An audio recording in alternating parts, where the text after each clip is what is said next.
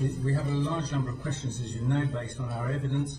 We wish to ask you. If the questions are not clear, I will try and make sure they are clear. Or if you're going off the point, try and bring you back, because we have a huge amount of evidence, if we may, questions to put to you. And I'd like to ask Michelle if she could to open our questions for us. Good morning, and thank you for attending our session this morning. As Frank says, the focus of today's session will be very detailed, but before we start, I'd like to get a sense of you, Sir Philip. You're recognised as a captain of industry. In your view, what is the one key value which has defined you as an individual during your long business career? Well, I think it's actually not the right way to mark your own essay. So I don't think that's probably a good way for me to start. But I think that I started from walking the street in terms of learning the industry. I used to, when I first started retailing, I used to visit 12 cities or towns on a Saturday, start at 6:30 in the morning. I used to go to Asia from 1974, once a month. I learned how to make the garments. So I've been intimately involved in virtually every aspect of this business over 40 years, 45 years. Taught myself, did never work with anybody in the industry. And hopefully over this next period of time we're here, you won't hear all the bad stuff everybody wants to keep writing about. Hopefully I'll give you a fair and balanced view. If I've done something wrong, I'm happy to say, hands up, I've done something wrong. And you can be your own judge as to, I don't tell lies. I'll tell you exactly as it is. Anything I tell you, I'm going to show you, or you can see. You can't, I've been across, I think, several thousand stores in this country. Up until we're still employing 28,000 people currently. Pre-BHS was nearly 40,000 people. So am I allowed to summarise then? Would it be a fair assessment to describe it as honesty and hard working in terms of your key values? I think so, and I think that in spite of everything that's occurred, I've been getting quite a lot of messages from BHS people. And if I may, right, just before we get started, just like to say a few words, if that's okay with the committee. Just that, contrary to everything that's getting written, I spent 15 years, nearly a third of my working career with BHS, and probably the thing that got me into trouble was actually having too strong an emotional tie with both the people and the business. And I think if you went to ask all the people I worked with and worked with me as opposed to for me at BHS, I think they would all testify that I was honest, hard-working, and nothing is more sad than how this has ended. And I hope during the morning you'll hear there's certainly no intent at all on my part for anything to be like this, and it didn't need to be like this. And I just want to apologise to all the BHS people who have been involved in this and are involved, and I hope that by the end of the morning they'll hear everything and we can find some sensible solutions to some of the issues. And your apology is noted. What word then is a key value do you think that the 11,000 employees and future pensioners would use to describe you? I'm sorry? I said, in terms of your key values of hard working and honesty, what word to describe your key values would the 11,000 employees and future pensioners use, do you think? Well, respectfully, I think I've just said what I've said. You can never make everybody. I can't make everybody happy. There's going to be obviously some unhappy people. I accept that. Right? As I said, hopefully by the end of the morning, when we've been through the things we have to be through, hopefully people will hear that's not the intent, and we can find some solutions. Okay, so moving forward, thank you for that. I wanted to ask some specific questions about the early days of you getting involved with BHS. Firstly, in terms of dividend, with hindsight, how do you view your dividend policy at BHS? Well, if we were here if we had to use hindsight, we wouldn't be here. So I think lots of us would be doing different things in life if we use hindsight, but we can't. I think, respectfully, if you look at how businesses were financed in those days, in the 2000s, early 2000s, the financing of the conservative. And if you go and look at, and I'm sure we could go and find many transactions where people used to borrow multiples of EBITDA and 4, 5, 6, 7, 8 times cash flow, were how businesses were financed by the venture capital people, private equity. These are how businesses were bought. If you actually look at this business, it did not have more than 1 times cash flow as debt. So actually it was very conservatively run. And I've obviously got a chart of the numbers, and we can go through the numbers. So I think that you've got to look at the dividends in the context of the cash flow the business was making, right? The context of the profit it was making. Do you regard your dividend policy as prudent then? Well, as I said, I think we did not exceed 1 times cash flow. Now, if you go and ask any independent banker or anybody in the venture capital or buyout business, they would have been saying, well, why are you being so conservative? So it was not an aggressive finance strategy. Given that dividends paid over the period 2000 to 2014 were at 19,738% of profit, as compared to M&S 84% of profit and Primark at 80% of profit. I'm sorry. Of course, the last dividend was paid in 2004. I'm simply using that as a marker. Well, with respect, we can pick any numbers if you want to make them look disconnected. Right? I think we've got to pick the numbers in line, and respectfully, you know, if we go to a public company that paid X in 2002 or 3 or 4, okay, you couldn't have a strategy knowing where you're going to be 11 years later. That's not realistic. Then, between 2002 and 2004, dividends were roughly double the after-tax profit, and there were excessive profits. Would you consider that prudent?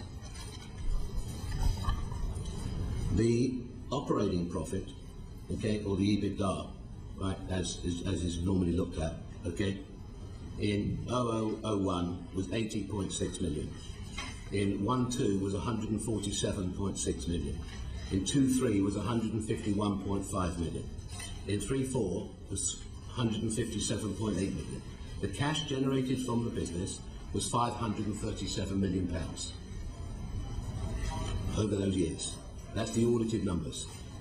You're giving me some sort of, and then we can move on from there, right? But in that period of time, there was £537 million generated.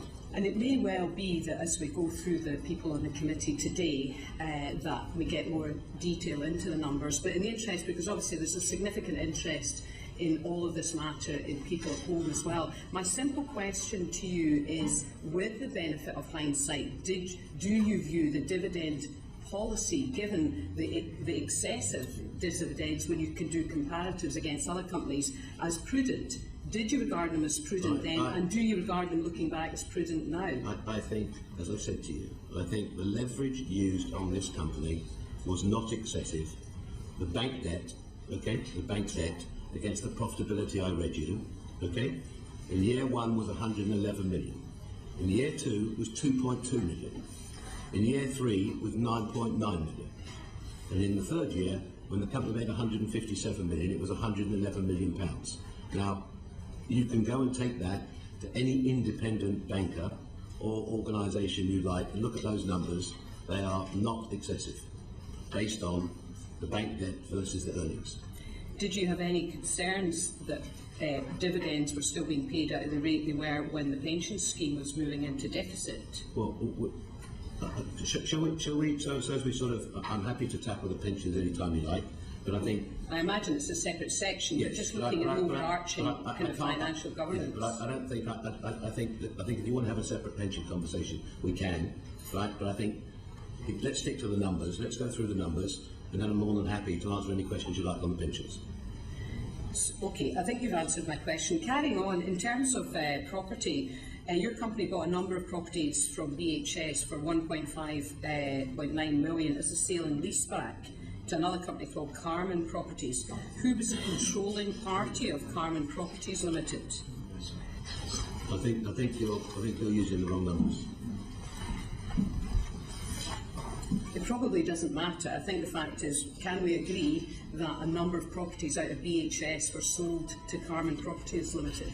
What we can agree is a number of properties were purchased on an external valuation, right, by a company called Carmen, which was a family company, paid for in cash, and the cash was injected into the company, and then they were rentalised on a normal rental basis like they would have been any other property.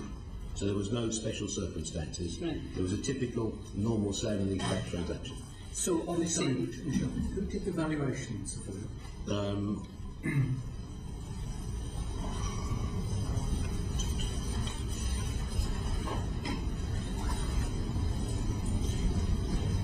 Savills. And you say the money came back to BHS? 100% of the funds were paid to BHS. Michelle? Okay. 106 million, yes. so what was the point of that? Well, again, in those days, right, these are not abnormal transactions. People used to sell and lease back real estate in the companies. Therefore, that's what's done. This is not something invented by me. These are transactions that are done. And I do recall that. Why was it done is the question I'm asking. Not you're suggesting it was very common, but what I'm asking is why was that done? For what purpose? With respect, you know, this is 14 years ago, right? I mean, at the time, somebody suggested it was a transaction that we should be doing, and we did it. But there must have been a reason. You say you can't recall what that reason I is. don't know. I think basically the company was trading well. It seemed like a sensible transaction at the time. It so happens, since that transaction, for all our other businesses, we've actually not done any other sale and lease back at all. And we still own all the real estate we started with. And so Carmen Properties Limited registered offshore. Does that mean, am I correct in assuming that the Green Empire, the wider family business, didn't pay any tax on the 152 million in rent extracted? Well, it doesn't quite work like that. So, and I don't think that's the sort of the way we should be going. Again, I think it's well known. How does it work, Sir Philip? Well, I think it's well known that I've not. I left here in 1998, okay, because of a heart scare, right? And for personal reasons, when I left here in 1998 with my family, we did not own any businesses at all. So we were basically business free. I went to have some time out, okay? And then when I came back here in 2000, my family, my children remained out of the country.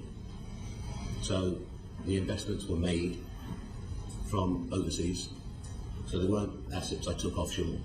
These are businesses that were bought whilst not being resident here. Your wife and family, you were all offshore at one time while you regained your health. Yes. You came back, but your wife and family remained offshore. Yes, and my children remained in school overseas for the next 12 years. And so that wasn't the only offshore property company. Milden Hall Holdings Limited, also a Jersey-based company, controlled by the wider Green family. Was that another BHS office that this company was created offshore to manage the funding through? I don't have any note on Milden Hall. Do you want me to refresh your memory? Excuse me a minute, I've got quite copious notes here. While you're doing that, might I just ask you, Sir Philip, why did you choose Monaco rather than other countries you could go to when you were getting your health back? To be honest with you, I don't know, somebody suggested it. I'd actually never spent a day there previously. Somebody suggested it, and we went there. Wanted to put my children in school somewhere. So two or three choices. We went there, had a look, met the people, and decided to stay there. When did you find out that it was had tax advantages on staying there? Well, I think it's known. I mean, I don't think that's a secret. Right. So you probably, are you saying you knew that when you went? I'm saying when I went there, I didn't ever know. I know. Let me answer you. When I went there, right, using the lady's words before, with hindsight before, I had no idea I was ever going to do any more business. I didn't go there with a plan to start coming back here and working like I worked. I didn't know how life would turn out. But when you started to make a huge amount of money, did you not feel maybe that was not the best base for you? After realising it was a tax-free zone? On what basis? Well, on the basis that when you went there, whether it was had tax advantage or not didn't matter. You didn't know what sort of life you were going to have. You came back to this country, become a very successful business person. Did it not occur to you that it wasn't a suitable base then? Why would it not be suitable? Well, in that you were making your money here, and maybe it might be paying your taxes. Well, with respect, I think if you look at our corporate structure, okay, and there's a lot of stuff written, and I don't want to talk about other companies, it's not my style. I think if you look at our corporate structure, it could have been very, very, very much more aggressive than it actually was. Every single penny the companies made in the United Kingdom have made in the United Kingdom, they paid tax. They haven't been routed through Ireland or the corporate structure. The corporate structure has been very see-through, right? And every penny that's got made here, all the tax got paid. But if we were looking to set these companies up in a different way, we could have taken all the brands offshore, we could have charged, there could have been many, many different routes if we were actually looking for a route to set up the companies to be aggressive non-taxpayers. And if you look at, over the period of time, how much tax the companies have paid, I think you'll find it's pretty substantial. We might come back to that a bit later if we may. Michelle, do you wish to finish off? Yes, I have. Just for your information, Mildenhall Holdings Limited is registered in Jersey. It was incorporated on the 16th of February 2005 and dissolved on 13th of November 2012. CS Green, I quote from the accounts, and her immediate family are the ultimate controlling party. The reason I'm asking about that is that it made 2.8 million in rent on top of the 152 million rent extracted through Carmen Properties. And obviously, I mean, we can see, looking at the accounts, you paid tax in your UK-based holdings, but in terms of the complexity of your corporate structure, how transparent would you consider it to be, the wider group, given the number of holdings in Jersey, in Monaco and so on? Was that something you regarded as common as well? Is it more complex than you've seen elsewhere? I don't think it's complex at all. I think everybody knows that the company is owned offshore. I mean, where's that complex? Yeah. It's not been hidden. And so, going back to the purpose then, my question is, it may well be entirely legitimate tax avoidance. Well, I'm sorry, I don't accept that at all. I think 30 or 40% of the FTSE is owned by non-UK corporations. If we go around the high street and other industries here, there are dozens and dozens and dozens of non-UK investors. And do you want to say every non-UK holder is a tax avoider? I'm sorry, there are people doing business in this country which are written about regularly, so I'm not going to name any names, right, who are competitors of ours, right, who compete against us and don't pay taxes in the normal course of business. I mean, this is the British Home Stores. Sorry? It is the British Home Stores we're talking about, and the company is the major player in this is your wife, Lady Green, isn't it? It's not as though it's some sort of foreign entity. Well, sure. There are a lot of other businesses owned here by non-UK people that do not live or reside in the UK. If you don't want non-UK investors, then so be it. But I'm sorry, I didn't. That's not what I designed or set up. That's the system. So I suppose coming from that, my question is that in terms of the lack of transparency of the offshore vehicles, it makes the job of tracking funds very difficult. It made the job of tracking funds for myself and supporting team difficult, but it also makes it difficult for people such as the pensions regulator when they don't have the transparency of where all funding is going. Is that something you accept? No, I don't. So are you prepared to make all the accounts available for the pensions regulator in order that they can do that? Make what accounts available? The ones that are currently lodged offshore, be it Jersey or Monaco? They're not my accounts. The Green family accounts? They're not my accounts. I don't have any control over them. So when it says in the accounts, P. Green and his immediate family are the ultimate controlling party, what does that refer to? I'm not the shareholder or beneficiary. I don't have any shares. This is your wife then? Yes. Yeah. She has the accounts, you don't. I've never had an overseas bank account. Right, thank you. Jeremy? Can I just finish off just with a couple of things? I just wanted to, a couple of last week questions because I'm mindful of time. In terms of restructuring the group, when you got around to doing that, back office functions were moved into Arcadia. What was the purpose of doing that? Well, hopefully to find some economies of scale. Right, okay. So that's a fairly common thing in my understanding. But then looking at the kind of P&L breakdown, between 2009, prior to that moving the combined back office functions, the expenditure on that was 36.3 million. After it was pulled into Arcadia, it went up to 57.7 million, which was an increase of 58%. What was the, if it was designed to save money, what was that about? Can you recall? I'm happy that if anybody wants to meet up with my team that run the back office, I'm not. That's not my job. But I think you'll find that all the charges, all of the businesses run off a central charge, all of the different brands, and they're all charged as if they're the centre is a provider.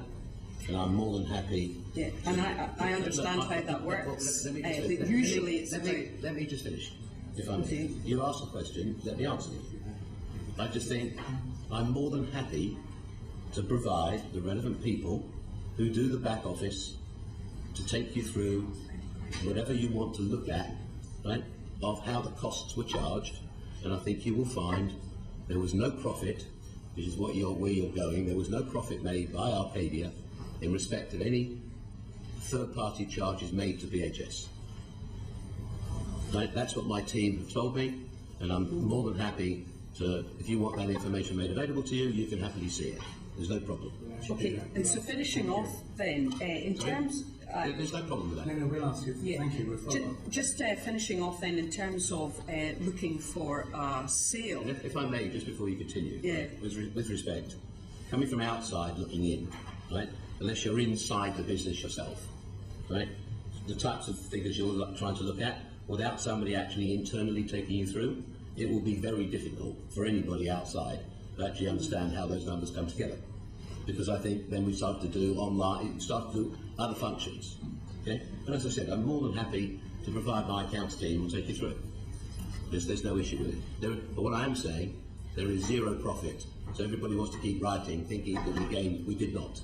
That service was provided, I am told by my team, that service actually provided below cost. Right, we'll come back to you. That's not what I'm saying, but we're happy to provide it. Yeah, thank you very much. Okay, just to finish off then, in terms of looking for a sale, what was the point you started to think about selling BHS? When did that first occur?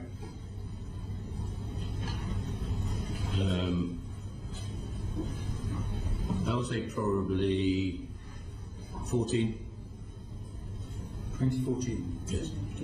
So the talks you had reported with Asda and Debenhams in 2005 and with the Icelandic, Asda and Debenhams, Icelandic retailer Bolger in 2007, talks you had about the sale of BHS. I think Bauer in business still then. Look, there's, from time to time, there can always be if somebody phones up, and there could be a brief conversation, but there was no thought process. There should have been maybe, which would have saved a lot of aggravation.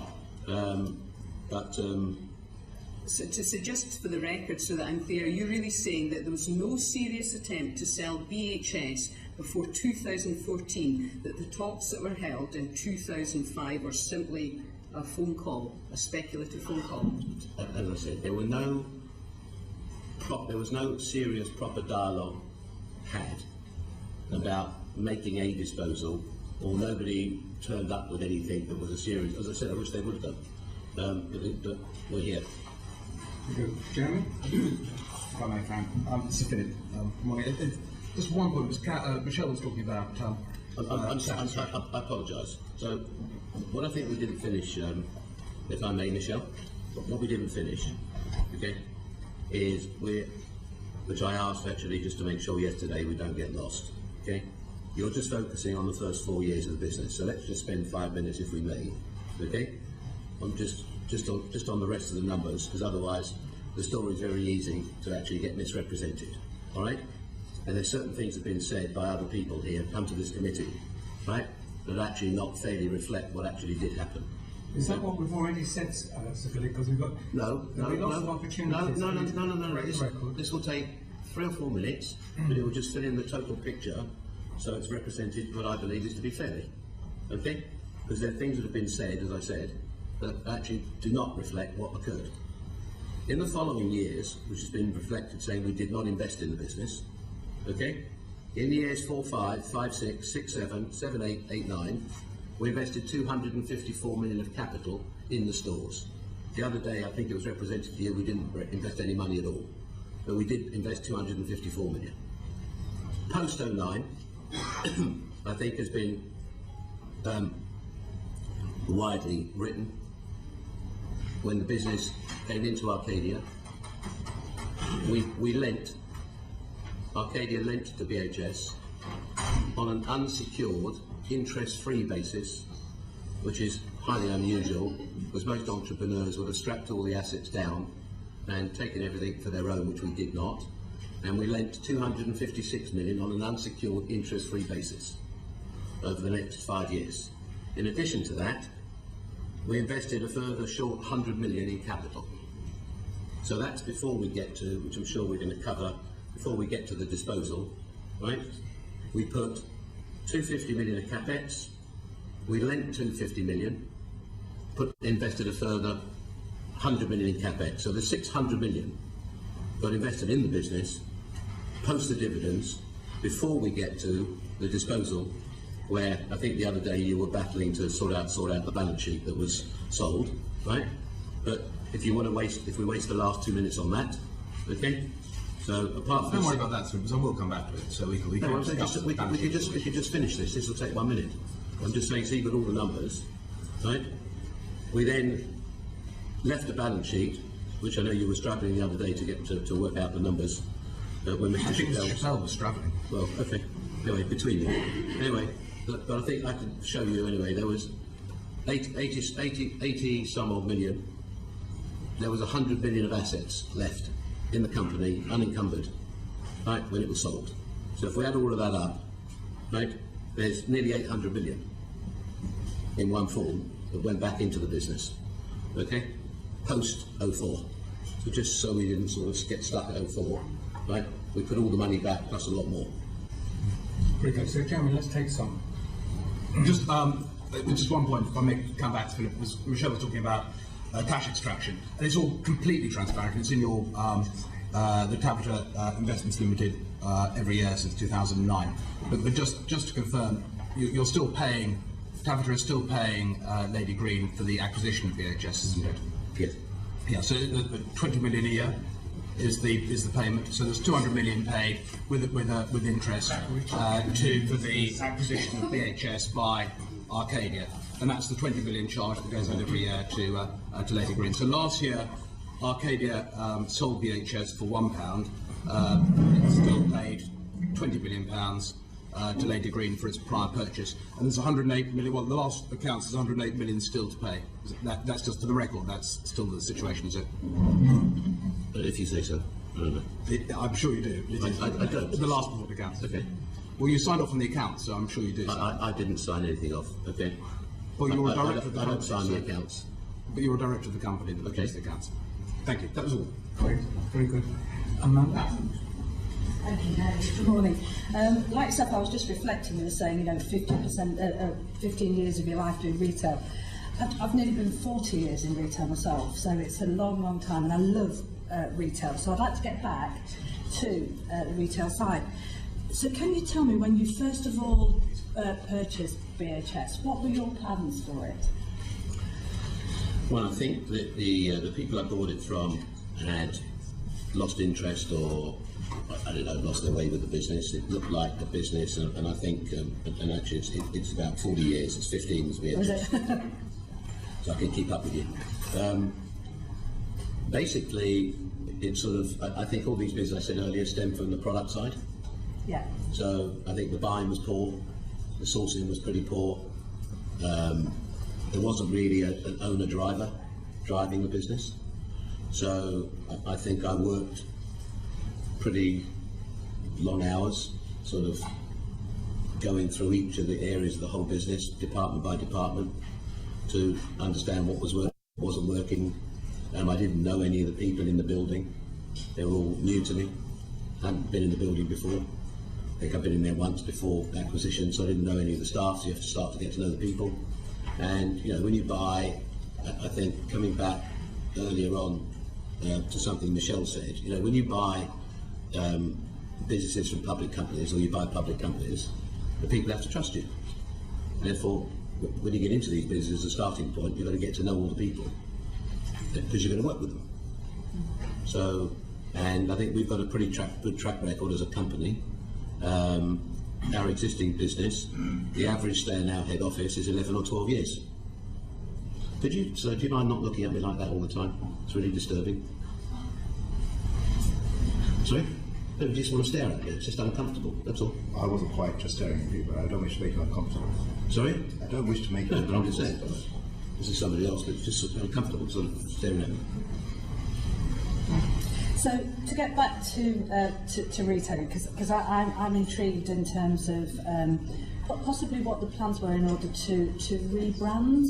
So did you have an idea, because you're talking about maybe relaunching it again? Did you have any plans in terms of how to take it to even greater profit? I don't think it's about. When you're starting out on the track of these things, I've never sort of sat down and worked a profit track and said, what have we got to do to make it work? If we make it work, we make money, right? I don't think I've ever sat down with any of the businesses that I've ever looked at, and I've looked at what happens if it goes wrong as opposed to what happens if it goes right. Right. So, and I think this looked like needed a lot of work doing. As I said, I've been experienced in going to Asia. Yeah. So able to reopen supply chain, sort the supply chain out, and really, I think, sort of looked at over the first quarter, looked at virtually every piece of product across every department in the business, start to familiarise myself. I go to all the product meetings, and start from the ground up, working on the business. So as an example, you mentioned the £800 million investment that you made over the, I guess it was, 12 years, possibly? 11 years. Yeah, 11 or 12 years. And also, I suppose, counter to that, there was other ways of streamlining, which we've talked about.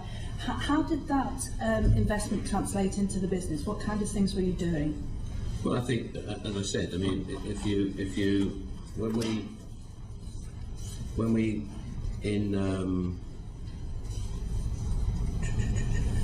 say 04-05, we spent 37 million on capex, so we were looking to improve the stores. Yeah. In the following year, we spent 84 million. So it's a long way back, but I mean, obviously we thought we had some things. We opened stores. We were increasing staff numbers. We didn't reduce staff numbers. Now, obviously the discounters were becoming more powerful. Online was very early days, but it was just starting. Maybe we weren't not quickly into that. So all of these things have eaten into the mainstream marketplace. as I'm sure if you're a retail lady, you'll know. Well, that's why I'm so fascinated by it. So that accounts say for 100,000. So the other 700,000. What kind of things were you investing in? I'm just because I used to go to BHS and I'm just trying to. Well, you're always all these businesses you're investing to improve. Yes. Right. I mean, for better or for worse. In 2002, then we acquired Arcadia, right? Which basically took our total portfolio, UK, to about 2,300, 2,400 stores. So there was quite a lot more to do. And basically my time got split. So where all my time prior was only in BHS. After this, my time got split. Maybe too big a bandwidth, right? Because all the businesses needed a similar piece of work doing. So there was a lot to do. Yeah. So I think we've heard earlier that you were quite hands-on in terms of a vision. So what you're saying really is that probably with the involvement in Arcadia, that took up more of your time. Well, just my time got split. Not an excuse, just a fact. I mean, it's not easy to find great people to run these businesses. Not easy to find world championship chief executives or people to operate the business. We tested a few people along the way, but there was a very, very, very loyal staff base, and everybody was trying hard. I said there was a long stay of people staying in the jobs. Yes. Maybe we didn't get the business. It didn't change. Yeah. Sort of, it got caught in that real mainstream. Yeah. And I guess it's that unique selling point I'm thinking of. But at what point then did it become clear to you, maybe, that it wasn't going to be the success that you'd hoped at the start? Well, I think after sort of the discussion 2009 when it came into Arcadia, and we injected into the space, started to inject in some of the Arcadia brands to trade inside the space, looked like possibly that could be a changing format for the business and help bring more people through the doors. We'd successfully done that in other department stores, so where we take space in other people's department stores with our brands, and possibly that could be a start of something fresh. In a much later stage, we introduced food. The business always had food user, and the way the food market was developing, and I'd had many conversations with different supermarkets, but they were all sort of running off with their own expansion to see if we could maybe take one of the food retailers in. Okay, so the sites, I suppose, is it fair to say, were often secondary sites? Well, I think sort of using your colleague's words, in hindsight, your colleague Michelle. Unfortunately, the underlying portfolio, even before we bought it, had some very poor property deals done over the years, and it had leases signed that were 40, 50 years, where they were too expensive. In the early days we made them work, and actually if you look at, if I just gallop forward, if I could, just to sort of what happened which we'll come to, I'm sure, when they did the CVA, right, and 45 landlords, I think, agreed to take a 75% drop in rent and voted for it, will give you some idea. And that 45 stores was represented 30-40 million of loss, and that was really, if you like, that block just started to erode the business. It was just too expensive, wrong location, too expensive. So, if I can interrupt, Michelle's point earlier on about the first moves made to you to sell, from what you've actually just told Amanda, your difficulty of actually moving BHS into a new territory after 2005, that would have been a good time to sell, wouldn't it, in retrospect? Well, as you said, if we're allowed to use hindsight, 2002 would have been a good time to sell it. Right, yes. Well, I'm not sure whether we might come back to that a bit later, so all the time with that. Amanda, yes, sorry. So, just for, it was following on from that really, just so that I'm really clear, because of following the acquisition of Arcadia, I think we've heard that some services were paid for. Just explain to me how BHS was linked to Arcadia. Was it? To be honest with you, so we don't have any accidents. Yeah. I am more than happy. Whoever wants to go sit, you can go see all the relationship between the back office. I don't want to discuss it because it's not my forte, right? In terms of, I don't have that detail here to be able to explain line by line. And I'd much rather get my back office team or my finance team to sit with you, and they're happily take whoever wants to go through it can see all the numbers line by line. There's no problem. But I can't get into that. Because I might give you some wrong information. I don't want to. I think it was just a flavour of whether the two were interlinked or not. But the answer is it was a service provider. Right, outside of taking space in the stores, which it paid for, right, it was a service provider. And like I said, I'm happy to provide you any detail you want in relation to those services and how they were charged. And that would be things like human resources, finance, Everything. You know, it ran the finance, ran back office, ran IT, ran online, ran everything, all the back office. And when it came to... It was like a third-party provider. Yeah. And when it came to finally sort of thinking this is no longer... In your mind, was it finally, it was no longer a viable retail operation? Is that what made you decide to... I think it was a combination of probably we'd let it run too long, right? We've put a lot of money into it already, and felt that our efforts in terms of, you know, we're operating a business with 27,000 people across 30 countries, and the 27,000 people are purely UK, right? We've got shops across 30 countries, so across the group there's probably 3,000 stores. It's a big day job. Yeah. So I think it was just decided that we'd invested enough money, and we try and find a solution. Right. Please. Thank you. Richard. Sir Philip, I think it's another parliamentary colleague who's known for his death stare. So I'm sorry if that unnerved you, but I learned in my previous career in business and also in politics that if you're doing something important, you should look someone straight in the eye. So let me maybe start with the first. Now we're talking. We can look at each other. Well, thank you for that. Why do we have companies? What's the goal? What's the aim of having companies? You tell me. I'll shoot the question. Sorry, the businessman. I don't really understand the question. Sorry. What is the purpose of having a company? To run a business. Is it to make money? Is it to employ people? Is it to do something creative? What, in your view, is the purpose? Well, I think it's a combination of many things. I don't think it's any one thing. Okay.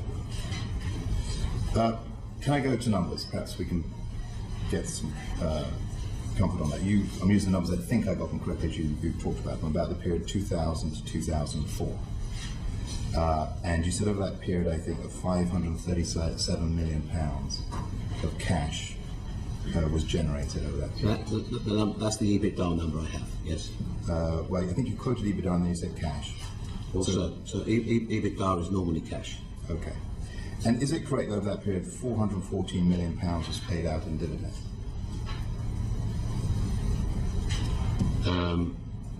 I have 423. I had 423. That was just a trick question then. Well, I tricked myself if that was a good question. If I was paying attention.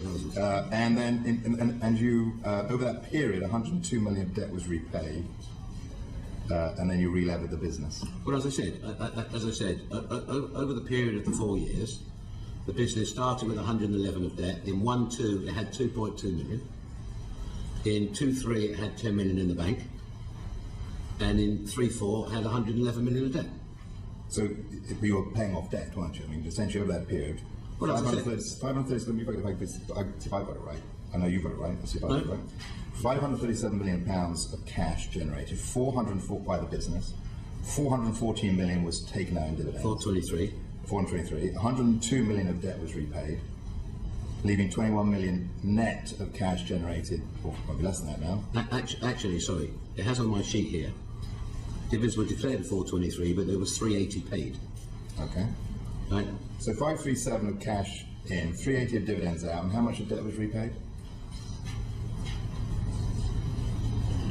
Over what period? Over that period, 2000, 2004? Sorry? Well, you re-levered the business subsequently. Yeah, well, I said I gave you the 4 years. 111, 2.2, 10 million in the bank, 111 deficit. Well, I just want to correct because the impression that may have been conveyed was that this was a very cash-generative business and that there was enough to leave cash in the business. But the truth is that most of that cash was taken out of the business. Well, no, that's not correct, because we spent 70 million of capex, right? We paid 80 million in corporation tax. Well, how much money then was left to reinvest in the business? Well, After corporation tax, it was 70 million. Well, I'm saying there was 70 million of capex, there was 80 million of tax paid, corporation tax paid, and everything else it cost to run business. Okay, and 380 million in dividends. Yes. Okay. So, Philip, could I just ask why the difference between 380 actual dividends and the 423? That's the number I have on my sheet.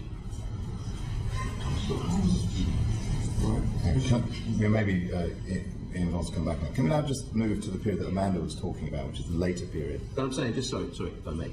Please. Is that right? No, please. Mr. Wright? No, I'm just saying, if any of the numbers need re-clarified, that's not a problem. I'm just saying, I'm just reading you the numbers they gave me. And it says here, these are the numbers it says here. Dividends declared, dividends paid. That's what I have on the sheet. These are the numbers they gave me. Who's My they? finance team. Your finance team, thank you. So we do have, I'd like you to come to, regardless of how we end, Yeah. okay, regardless of how we end, I think you should come and visit our building. We have 1,500 people, or 1,600 people working in central London. We have 27,000 people.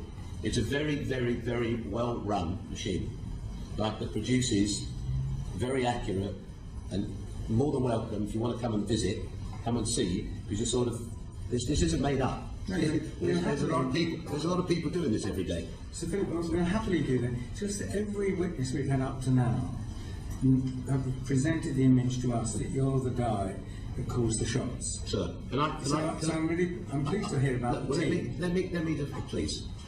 You know, you can't run 3,000 stores with one person. Let me just say this to you, right? And please, you can write this down. I have never moved. I have never made or moved 1 penny from any bank account of our company, and I wouldn't even know where to phone to actually get any money out of our bank.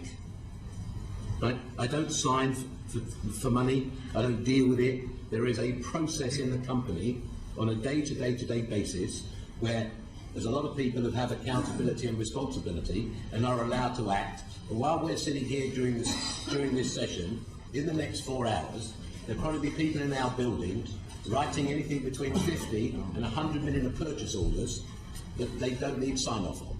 That's their job. That's the day job. So in these big businesses, you've actually got to allow people the freedom to operate, and that's what happens in our business. Right. We have a competent finance team. Each of the businesses has its own finance director, its own managing director, its own HR director, and they're run as independent businesses. They have to produce proper data, otherwise we couldn't survive. This is the obviously problem Mr. Chappelle came up against, isn't it, Sir Philip? What's that? Where you were saying that you wouldn't know how to take money out of the company. He actually wanted to do it all the time and was told that he shouldn't. I think that sort of. He seemed to try and destroy your system immediately and got into trouble for doing so. But Richard, your question. I think that's a different No, it is conversation. indeed. Yeah. Just on that second bit, the questions that my colleague Amanda was talking about. You talked about £254 million of capital invested over the period 2005-2009, 256 million lent, unsecured interest free, and another 100 million of capex. Didn't seem to do any good, did it? Well, unfortunately, no. But you're supposed to be the supremo of retail. Why were you not able to make any difference? Well, if it was easy, everybody would be doing it. But that's why you had this title, Sorry? wasn't it? But you did know, Sir Philip. People trusted you to know. Yeah. You were called the king of retail. Well, I don't know. It And wasn't, they were only the king because the others didn't know us. well, it was, as I said, I think if you look at the retail business across the high streets, Amanda here said she's been in the retail business a long time. You get good years and bad years. Businesses, you know, the market's changed. Sort of, you've got a market in 2002, 3, 4 in terms of online virtually didn't exist. Today it's billions of pounds. But other companies managed to modify and change their business model, even those that were more exposed to online retail than your own business. Okay. You mentioned, and maybe this will be my final question. Maybe without me wishing to be rude, maybe in your next career you should try retail. I don't think I'd be very good at it, to be honest. But then I know that. And on Arcadia Group, you mentioned again to answer my colleague Amanda about your time being split. On the Business Select Committee last week, we had Mike Ashley, who used the I'm not sure it's a metaphor or an analogy, I apologize, but that he started off in an inflatable dinghy and it suddenly became an oil tanker, and perhaps it was too big for him. Is that what happened with you? I just think that basically, I think there's two different pieces without making any excuses. I think structurally, as I said, BHS structurally was in the wrong shape in terms of the types of leases, the types of stores. Some of the space was just too big. They're very, very expensive to modernise. You're talking 40, 50,000 feet. So if you really want to go to town, it could be 3, 4, 5 million a building. So just the economics in this marketplace of doing that were not right. And if it would have been possible, if you said to me what would have been utopia, you wanted to downsize this a few years ago. Very quick one from Craig. Before you, it's really what Michelle started with. The early days when you first took over BHS, you said that the funding structure that it had was fairly conservative compared to other businesses. We then discussed the sale of a number of the properties to Karma, this offshore entity that was owned by your family. Now, that was a big transaction. You say you've got a big team that's sort of behind you and do all the nuts and bolts, but whose idea was that transaction? Was that your idea, or did that come from one of your professional advisors that a company of this size might have had? I honestly don't remember. I'm not avoiding it. I don't know. Well, it's a big transaction. I don't remember. Okay. I mean, in those days, the banks were fairly sort of active in this type of. This wasn't an abnormal trade. Now, would it have been that one of your bankers or one of your advisors would have gone, Sir Philip, you know, you really should be doing this? What do you think? The answer is it could have been. I don't know. I don't want to pass it to somebody else. I don't remember. It's too long ago. And obviously, that transaction, when these properties were sold, would have created a profit in the BHS accounts, and that profit would have been distributable. So some of that profit probably formed part of the dividends that you received thereafter. Well, I don't think that's the case. I think that the actual profit from I think the number I saw somewhere, I think the profit.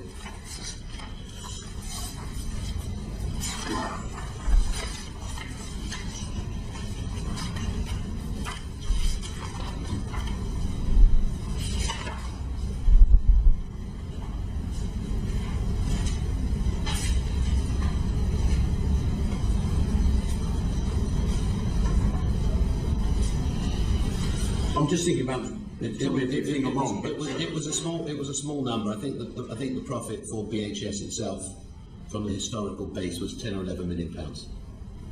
Right. From the. And then thereafter, of course, the rent paid by BHS would have gone to Carmen Offshore. That's just how it would have worked. It would have gone to the landlord. Yeah. Okay. Thank you. When we're looking at the profits generated and taken out, Sir Philip, our audit trail seems to suggest that your wife, quite a legitimate owner, is offshore. Does she share those accounts with you at all? Which accounts? The accounts for her company, into which quite a lot of these profits were paid. Do you ever look at them? No. You don't. All right. Thank you. Let's move to the pensions. We're going to ask you a number of fairly specific questions about the pension fund. I particularly like to concentrate on the earlier years. And I just wondered how you describe the course of the BHS pension fund under your stewardship.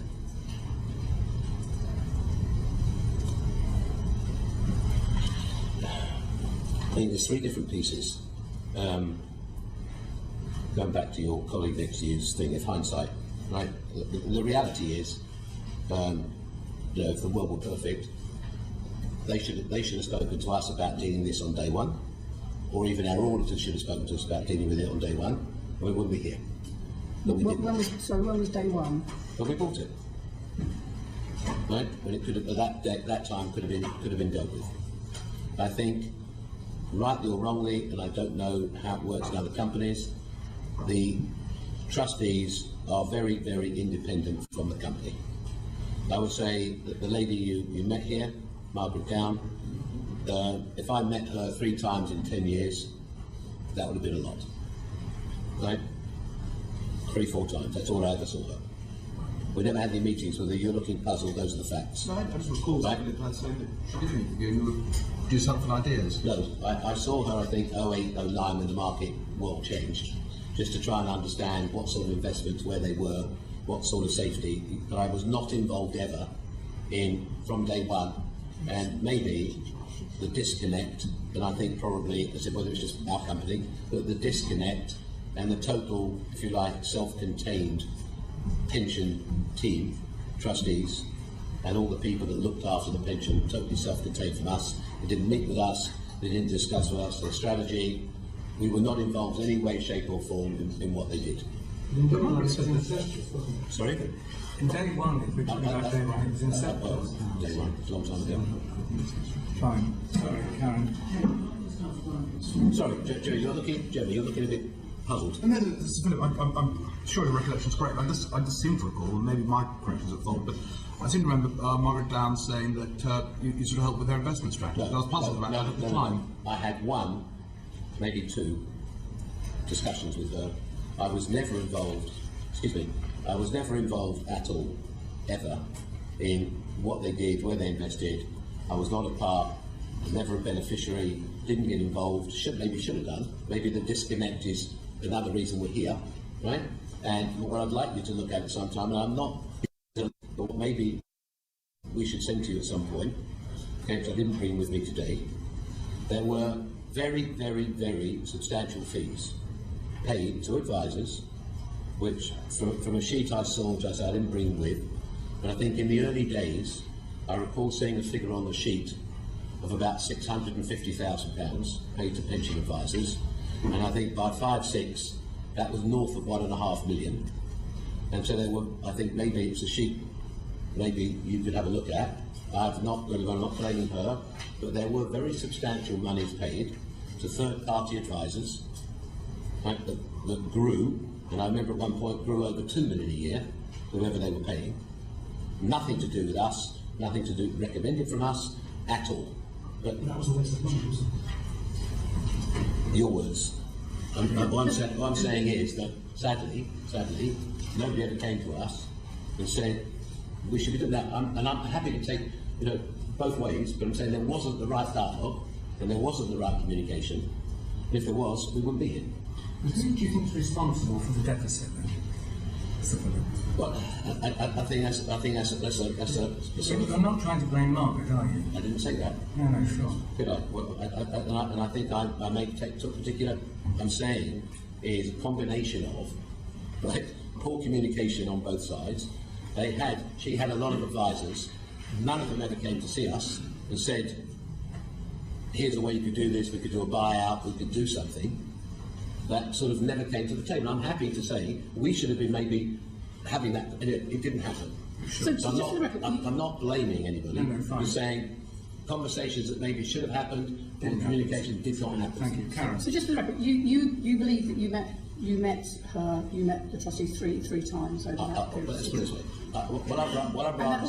What I'd rather say to you is, and then somebody will come back and say it was 5. I'm saying to you, there were very, very, very, very few conversations or discussions with any of the trustees. And that is speaking for you as an individual, also speaking for your chief operating officer, for you as you as a. I don't believe any of our operating. I don't think any. There were. So when Paul Coakley was writing, this is a little bit later, but in response to letters from Margaret Downs in 2006, and he says, and I quote, "The company keeps the pension arrangements under frequent review." What does that mean? Well, then, he was the finance director. I was, you know, whatever conversation he was having, I was not involved in. Not blaming him, but I wasn't involved in it. No, I'm just trying to kind of understand the distinction between you as an individual in the company and the chief operating officers who are acting presumably on your behalf within the company. I think everybody's sort of got this impression, but so let me try one more time. You can't run businesses of this size doing everything yourself. You have other people doing their job. Now, I can't tell you every single conversation I have with everybody. I'm just happy to look you in the eye and say to you, I was not actively involved in pension conversations. Maybe if I had been, like I said, we all wouldn't be sitting here. But I wasn't, and for however, whatever, right, we're here. I think let's try and, you know, we can spend all week if you like, but we can't trade backwards. We can trade forwards. We can't, but I think we also do need to understand what happened in the I'm just saying timeline. to you, So you were saying, you were explaining what happens to the pension fund under your stewardship, and you would say that poor two-way communication was one thing, and there were I would say others. so. Yes, yes. And there were others. Were there others? No, I just think. Okay, You know, so poor two-way communication. So do you recall what the situation was in the pension fund when you took over, when at the beginning in 2000? So I understand that there was a £43 million surplus okay. in 2000. Do you recall what the state of the pension fund was in 2006 after the years in which, as we've already heard, there were very substantial dividends taken from the company? I don't think that's very fair, right? I think, you know, with due respect, I've just told you, we put back 750 million. Everybody wants to ignore that, right? You know, you go and find anybody else. Please find somebody who lends 250 million, doesn't seize all the assets, and then lends it interest-free. Doesn't happen, right? We didn't try and, you know, having got it wrong, we tried to get it right by reinvesting. That didn't work. Okay, we didn't run away, and I think, you know, let's sort of. I think what I'd like to do, if I may, right? So we can maybe fast forward a little moment. Well, I have 2 letters with me, or 3 letters. Can we return? Do you mind very much if we return to that? Because I'd just be very I'm going to helpful. talk to you about the pension. Just to talk through the sequence of events that happened in the early years. So just to be clear, and you're not disputing this, that we went from a £43 million surplus to a £7 million deficit. Ma'am, can I just say to you, I was not in charge at any point of the pension fund. I was not a trustee. I was never in the room. And with respect, if I wanted to say to, let's get Margaret Downs here, why did she not come to see us when it was 43 million surplus and say, let's sell it to an insurance company, right? She had all these advisors, and then we wouldn't be here. She But didn't. you're not ultimately accountable. You But I'm may not- not be responsible on a day-to-day basis, but surely you are ultimately accountable for overseeing all of the businesses that you're the head of, and that included the pensions fund. Well, where's this conversation taking us? I'm just trying to point out the difference between accountability and responsibility. Responsibility is the day-to-day, the detail, but accountability, who ultimately is accountable? Well, I think we're sort of jumping, you know, we're at the Olympics. They've just put the bar up, and now you want to jump 12 feet. Do you want to go to the pension issue? I'm happy to debate it. Well, Sir, Mr. Field. What I'm saying is, I'm happy at whatever point you want to come to it, but I think it's unfair or unreasonable to attack me without letting me be able to respond. And I have letters, and I'm happy to debate the pension, and I'm not running away. I'm sitting here, okay? But I can't certainly you tell me I'm accountable. Let's come to debate the Well, if pension you're issue. not, who is? I'm sorry. You know. I'm sorry, Mr. Field. Am I able to respond? You are. Karen has the question. It's just slightly surprising for me and maybe others, Mr. Philip. Everybody that's come has said you're this great figure, a Napoleon figure, and I'm slightly shocked in that you're telling us you're not this figure. All these people got it wrong. You didn't really make all the big decisions. This terrible pension deficit stole up on you, and while you should have noticed it, you didn't. But we're just acclimatising ourselves to just a different image of you. Fine, but what I also want to make sure we leave here with, instead of me keep reading on a daily basis all this nonsense everybody wants to keep writing, okay? Yeah. I have not run away. No. I haven't tried to run away, and I think I'm going to hopefully be able to satisfy you, right, and all this press I'm reading every day that's just really outrageous, okay, and pretty rude, right? Because if we get to the facts, then we don't need to write about anymore. So it's over to Karen. Questions with you. So where I was, just to go back from it, so we agreed that the pension fund went from a 43 million surplus to a 7 million deficit. And at around the point that that deficit was emerging, and this was, as we've heard, around the same time that you were taking the dividends, and indeed there was an employer contribution holiday in the time of that pension fund, then the trustees were making representations to BHS to support the scheme, and that's in Margaret Downs' letter in late 2005. Do you recall what the response was? 2000. In 2005. No, so the time that I don't recall at all. I was not involved in that. Don't know. You were not involved? No. Do you know whether you, BHS, rejected requests for securities and proposed reductions in contributions during the time of that deficit, during the time that deficit was growing in the second part of the decade? So you had no knowledge of what was happening to the deficit or to the pension fund? I'm afraid to say no, other than when we got to the debate, I think in whenever it was, and we got to the 23-year conversation, I think in 12, and then at that point there was a conversation, and I'm happy to apologise. I should have been involved earlier, but I wasn't. Right? When I look at the numbers which I have in front of me, it was very easily resolvable much earlier. Anyway, for whatever reason, it wasn't resolved. But the only time I did get involved was in 12, when we had this conversation around the 10 million a year, which you'll be familiar with. Come on to that in a second. So, when the first recovery, the 2000... Ma'am, I wasn't involved in it. We could spend all... I can't answer you because I wasn't involved in it. You can ask me as many questions as you like. This was not on my table to deal with. I'm sorry. So there's no question that you can answer about any aspect of the pension fund between 2000 and 2012? I would say virtually no is the answer. When do things get onto your tables?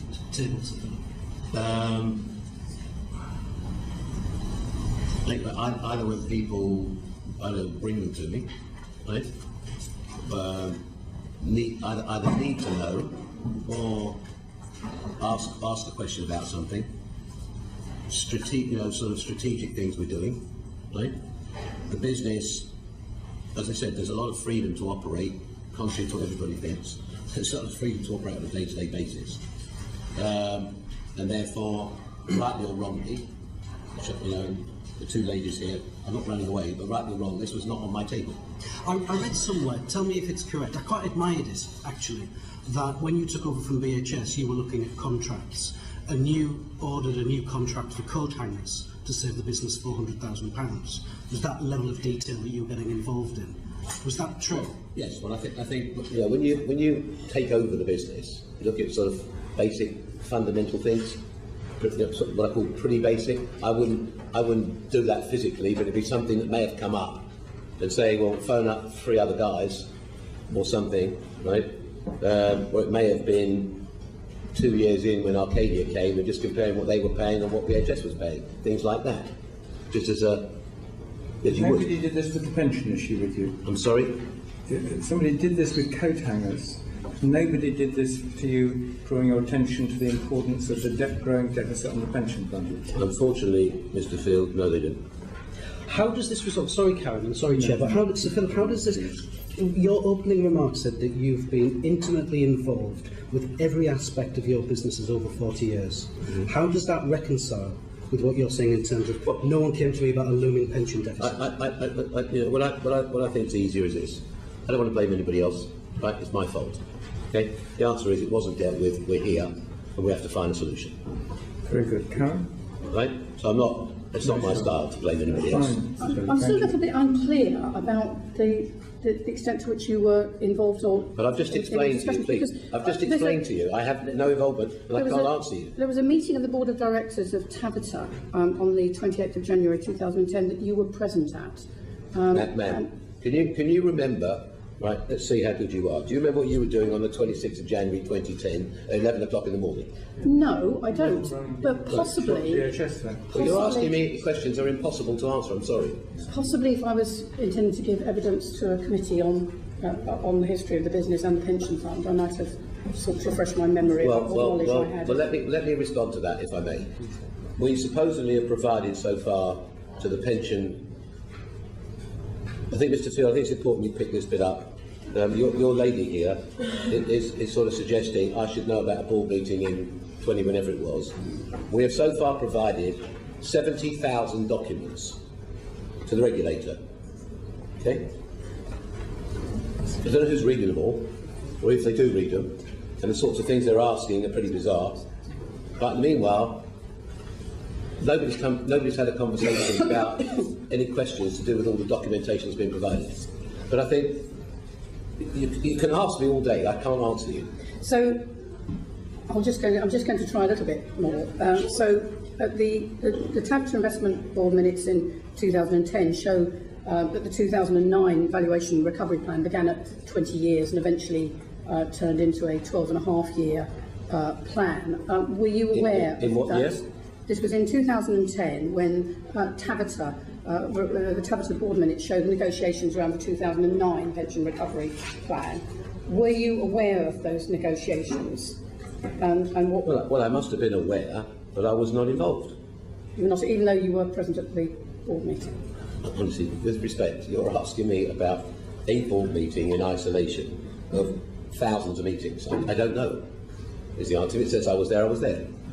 It's impossible for you to say to me, if you asked me a board meeting a year ago, a specific board meeting on a day, I'm not going to remember what got said unless somebody brings me the note. It might refresh my memory, but I can't remember 7 years ago. Sorry. Okay. Do you feel that, as a kind of sponsoring employer, that you should, in retrospect, have been more aware of and involved in the deficit recovery plans during those years? Listen, what I want to try and avoid this morning, okay, is I'm a big boy to blame anybody else. Okay? If I wanted to park the blame, I think I could spend the next 20 minutes blaming a lot of other people. Okay? So we look at all the information on these sheets of paper. I think there's a lot of other people who've got some questions to answer. I am here. I'm happy to be accountable.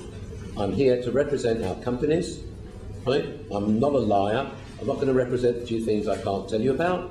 What I can tell you, which I want to be able to tell you, and I'm happy as soon as you'd like, Mr. Field, to discuss the pension, but with respect, you're pressing me for things I can't answer you, and I want to read. Probing the point. But you can probe them all you like. I'm not hiding. I can't answer you. Yeah, right? absolutely. But now, Karen, just Philip, it would help that. I mean, the core point on the pension is how much. The core point on the pension is how much is going in. And I can't believe you're indifferent as to whether or not 10 million was going out of the business or 30 million was going out of the business to support the pension fund. So you can't have been indifferent to it. You must have had a view.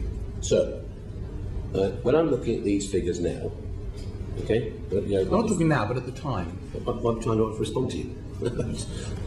No, I'm going to say, I'm looking at the sheet of paper in front of me, okay? Like I said, I'm not looking to blame anybody else. I'm here. Right? I haven't brought 20 people with me to share the blame, have I? I'm looking here at pension contributions made in 1, 2, 3, 4, 5, and saying, and I said, that's why I don't want to get into the debate, because it would be unfair. But somebody, whether it was the trustees or wherever, somebody was asleep at the wheel. Okay? Because if you look at the contributions the company was being asked for, now, in the early days, I think we had one auditor, then we had, and I said, I think it's unfair, and it's not where I want to go.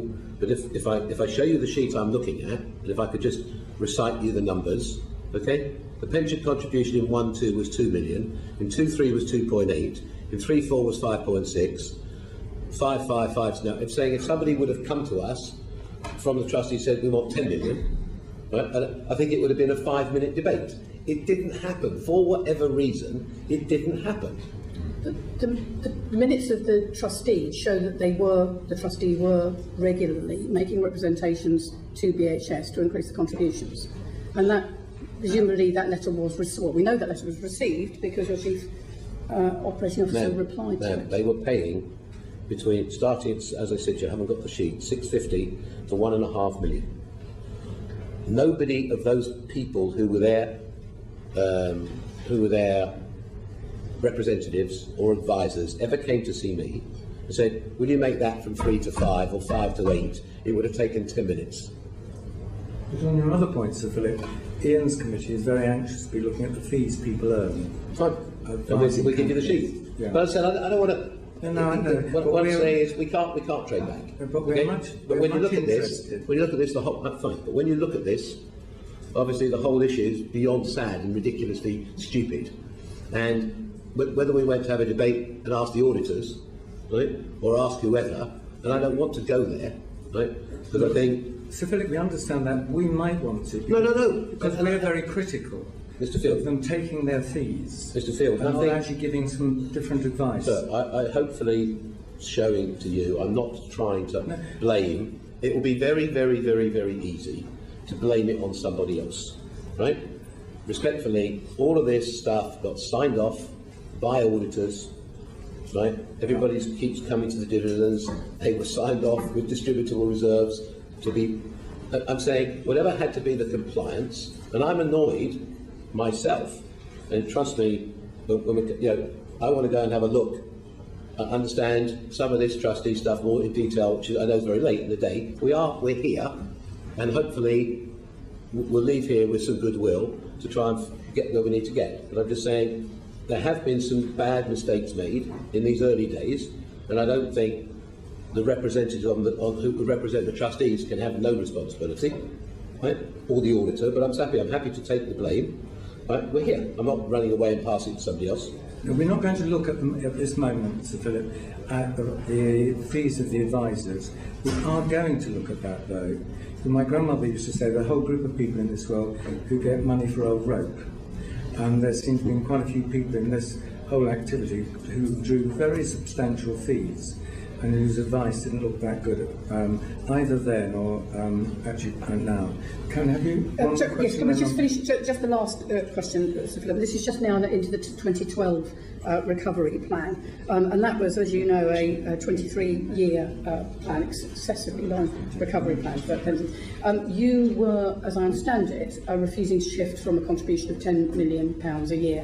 Could you just tell us what that £10 million contribution was based on? Well, I think at the time the company was not making any money. It was getting loans, right? And I think until we got the company to a better recovery position, it looked like basically of the funds the company was borrowing, 10 million was a number that wasn't affordable, but was a minimum number would be paid, right? From some information, I don't know whether it's accurate or not accurate, but on some research yesterday I was provided, I think in 2009 the Post Office succeeded in presenting a 38-year recovery plan. But 23 years, as we've heard, is excessive. But you're ignoring. May not be the only one. I've just said to you, I was presented yesterday in 09, whether it's accurate or not. I think Mr. Wright's just checking it, right? But also, Post Office had a tax base behind it. Did the £10 million contribution have was it calculated to reflect the pension deficit, or was it driven entirely by what you felt was affordable? Well, I don't think it's about what I felt. I think it was decided at the time, based on the funds that VHS had to borrow, right? 10 million of the year of that would be used to start to pay the contribution, right? But as we know, and again, so we don't sort of try and take you off track, right? But the whole basis of pension fund calculation, evaluation methodology, obviously is much dependent on gilts and what else is going on. If you go this morning, where currently the whole world's upside down, okay, and go and look at gilt yields this morning, in the last week, or the last 72 hours, 96 hours, gilt yields have materially changed again due to the uncertainty of what's going on. So, with respect, if they move half a point, no. It's a valid point, but a different point. No. If they move half a point, suddenly that could be 100 million or 150 million difference in the right way. So, just that the fluctuations are huge, and the methodology currently used to make the calculation. I'm just interested in the contribution that. Yeah, I'm saying, I think it was Did the deemed. trustees ask for more than 10 million? I don't know. You must have been a mind reader in your previous life. Were you? Might have been. Okay. She is in this life. She's in this life. She's a very successful politician. Well, that's good. I wasn't being How rude. she I'm holds her saying seats. you've got such a wonderful memory. What happened on the 11th of January 8 years ago is good. Well, as I say, Maybe come and work for us. if You I'm wouldn't a have missed this. responsible employer for a pension fund and appearing before a select committee to answer questions on that, I might have refreshed my memory on the topic. But can I just ask you? Well, I think respectfully, that's a little bit unreasonable. You know, I said I can't read thousands and thousands of bits of paper. Right? I'm saying you're focused on a specific thing, and you're looking at a board minute. Okay. I've got enough papers on my desk already. I want to try and get back to work after this. So I've been out of work for 4 My weeks. last question, Philip, was the size of the contribution in any way driven by the fact that according to the trustee minutes, the private company status of BHS Limited meant these payments were effectively being met by Sir Philip and his family? No, I think there was a conversation based on how the company was performing with the operating board, and I think it was deemed that at that moment in time, based on the losses and the funding, that 10 million a year, hoping the business would improve, would be the starting And that point. 10 million was coming from where? It was coming from a loan. Coming from where? Richard. Green, good morning. You said that you have really no responsibility for the pension scheme and so on. I haven't, with respect. Hold on. With respect, I've said quite the opposite to that. Thank you. Could you therefore clarify this? What do you think the responsibilities of the scheme sponsor are towards the pension scheme? I'm not following the question, sorry. Okay, so you controlled BHS. BHS was the sponsor for the BHS pension scheme. What do you believe the responsibilities of the sponsor towards the scheme are? So, am I missing something? Probably. Okay. But I'll ask it again. You took control of BHS. BHS had a pension scheme, which you, as the controller of the company, inherited.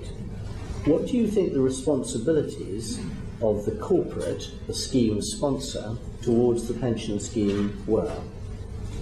To make the contributions.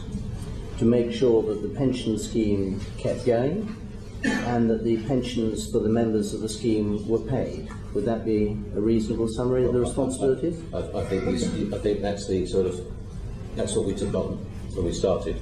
Right. So you accepted, when you bought BHS, the responsibility of the scheme sponsor for the pension scheme, correct? And you said earlier that it's incredibly important when you buy a company that the people there have to trust you. What was the average salary, roughly, during your time of an employee at BHS?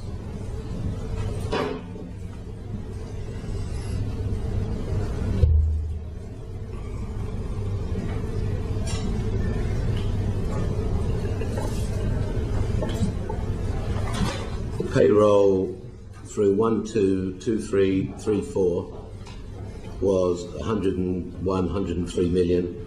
There were 13,600 people, so you could calculate that out. Then from there, the payroll rose to 110, 119, 122, 128, and the number of people employed went up to 14.5, 15,000. Your maths is famously good, and no doubt much better than mine. Is an average salary of around £17,000 roughly the figure? If you say so. Well, I'm asking you. I just gave you the payroll number, and I gave you the number of people. But let's say it was around there. Traditionally, in a defined benefit pension scheme, the basic deal is that the employee contributes about 5% of salary, the employer contributes about 10%, and on an accrual rate of a 60th, after 30 years service, a person who had been working with BHS for all their working life would have been able to retire with an occupational pension from the BHS pension scheme of half their salary. So if the average salary was around £17,000, they could expect in retirement to have a pension of about £8,500. That was broadly the responsibility which you inherited. Is that correct? If you say so. Yes. As Karen mentioned earlier, when you inherited the pension scheme, both the two schemes, the smaller one for the management and the much larger one for around 25,000 employees in 2000, were in surplus. That is to say, there was an additional amount in the pension scheme in the assets over and above the liabilities, and therefore the corporate, BHS, hadn't paid anything in for 3 years.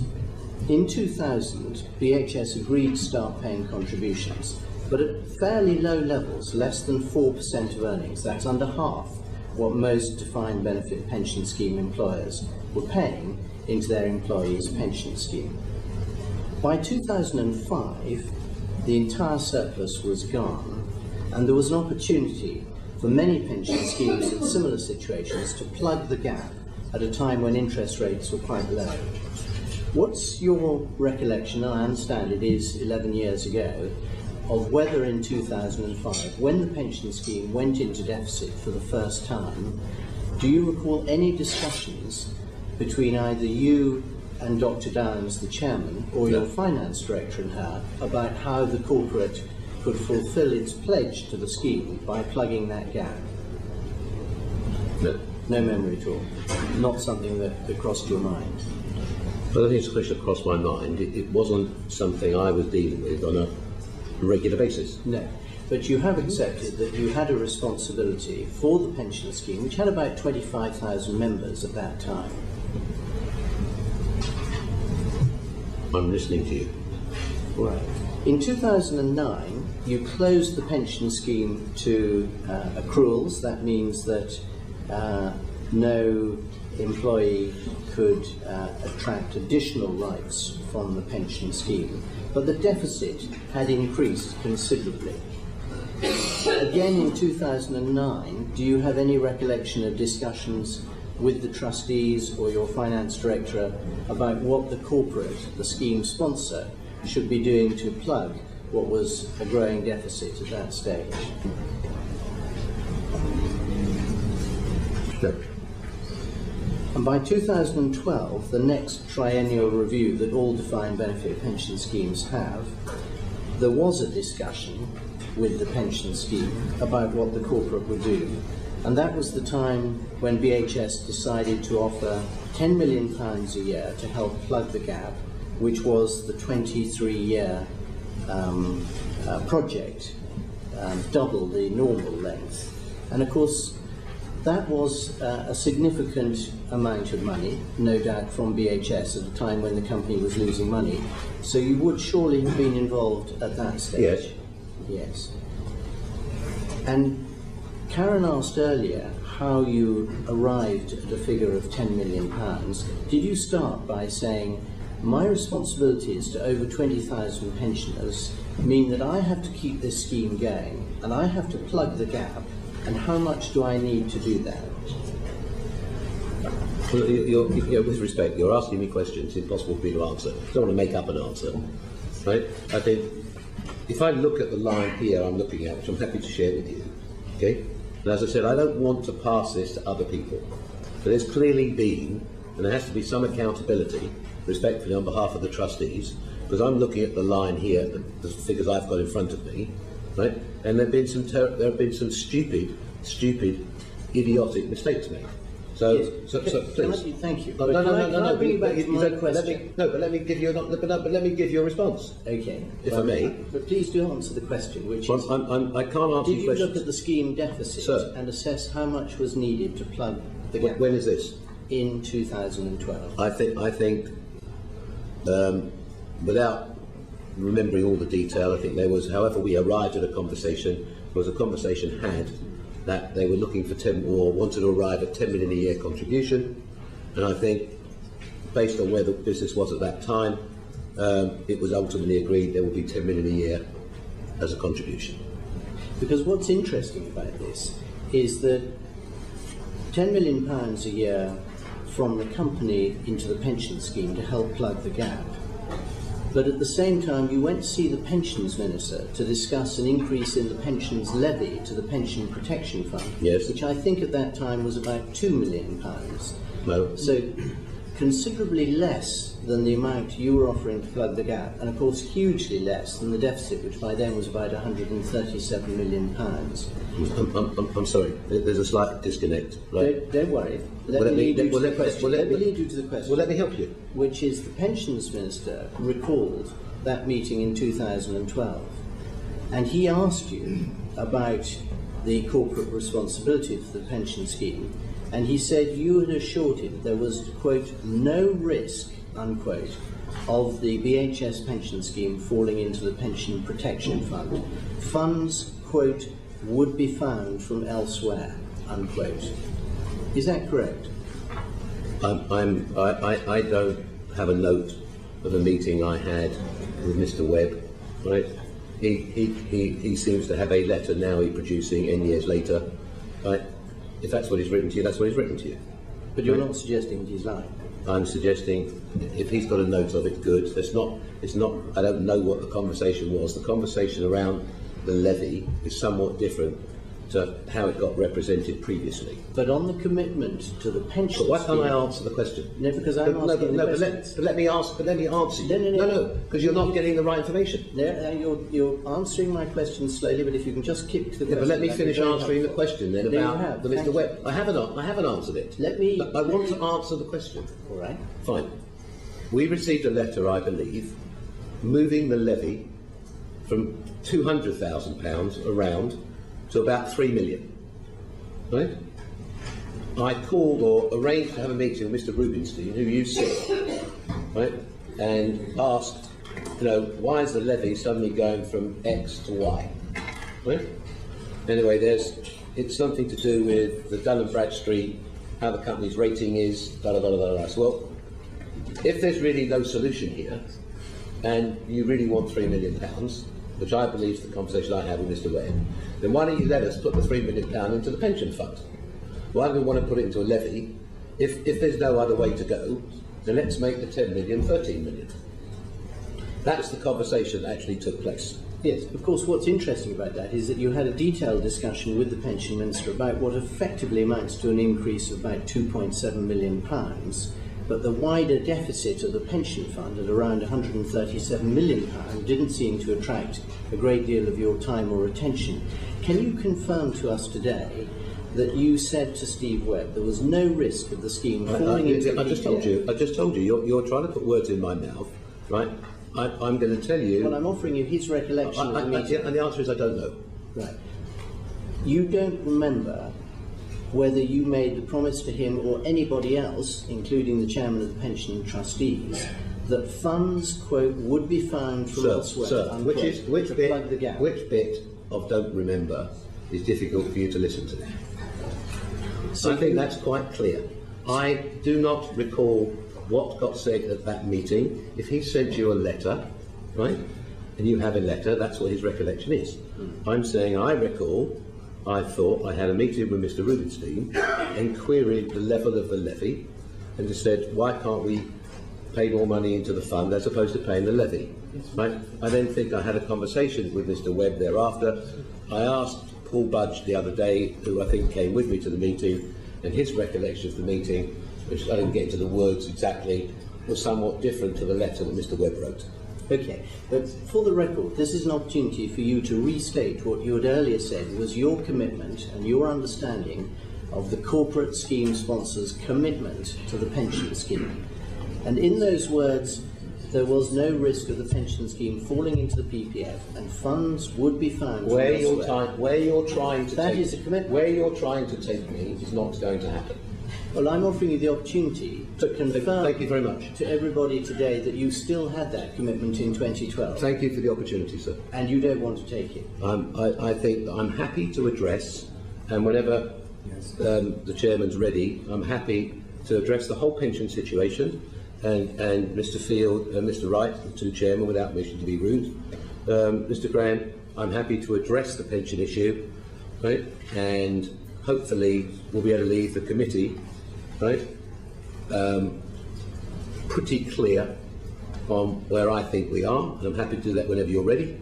Like I said, I have 1 or 2 letters, and I also can tell you about conversations that have been had, and hopefully that will then get everybody where they want to get to. Right. Well, let's finish Richard's questioning. Yeah, but he's trying to make me answer things I can't answer, or force me to give him the answer he wants, so I'm not going to. Fine, fair enough. So what I'm doing is I'm trying to lead through the history. So you're trying to lead me to say things I'm not going to say. With respect, allow me to finish the question. I'm Please. trying to lead through the history of the pension scheme so that everybody, including the 20,000 members of the pension scheme, can understand exactly what happened and where we are today. Yeah, but we've got Mr. Field, can I plead to you, sir? Can we go to the pension scheme and therefore, instead of this man beating me up, which is unnecessary, right? I'm here voluntarily, and I'm happy to address the pension issue. Okay, at whatever time you're ready during this meeting, and this can save this, because me being bullied into saying something I'm being asked to say I'm not going to say. I want to address it in terms of how we've been dealing with it, and I think it's very important you hear all the things that have been going on and not going on at the same time. Okay? And then I think it will give everybody a much clearer picture. Fine, I just want Richard to finish and then we'll actually open up for that statement, Sir Philip. So, Sir Philip Green, can we move to Project Thor, which was an attempt by BHS to resolve the pension problem? What was the key underlying motivation for Project Thor, from your point of view? I apologise. I'm happy to answer. I just want to understand. If we're going to address the pension issue, including Project Thor, I'm happy to address it. And I think I need to give you the total context of where we've been on pension. It incorporates Project Thor, so I'm not ignoring your question, but I want to answer it in the context of where we are and what's been going on, because I just think, in isolation, that's the wrong place, respectfully, to start. No, well, we started in 2000 and we moved forward to 2013. Project Thor came about in we shouldn't 2014. start, sir, please. We shouldn't start in isolation with Project Thor, because in isolation will not give you the response you want. If you let me just take you on it won't take very long, which will cover off Project Thor as well, I think will hopefully arrive us where you want to arrive in respect to the pension. Would you allow me to do that? Well, it would be helpful if it's relatively brief, so that we can focus on the questions that we and many other people want to know the answers But you won't to. let me, but I'm offering, and you won't let me, I'm offering to basically talk to you on the pension issue, right? If you could address the core issue of what was the motivation for Project Thor, that'd be very helpful. Is it the same as Philip? So Philip, do tell us now what you are now proposing. Fine. And Richard is presumably right. It's the same motives that you've had with Thor and so on, is about saving the pension scheme. Well, no, just if I could. Okay, so we engaged Deloitte at the end of 13, early 14. We have spent a substantial amount of money exploring. The conversation was sort of having got to where we didn't want to, a place we don't want to be, and obviously, as I said, in return for where guilt and all the other fundamentals have changed, obviously things have got worse short term. And so it was recommended to us that a project like Thor, right, which basically, quote unquote, was better than, would give a better solution than the PPF. Okay? I'm not a pension expert, so we were getting educated and said, okay, then go away and do whatever the work was. They went off and they met with Chris Martin, chairman of the trustees, who came after Margaret Downs, and this dialogue, I think, went on, and for several months while they were developing a plan. I think we could get the chronology of all of it, but I think mid-year, I think they, about June, July time, I think they presented something to the regulator in 14. That didn't get, from my memory, didn't get sort of rejected immediately, but the regulator does take rather a long time to respond to anything, which we could come to in a minute.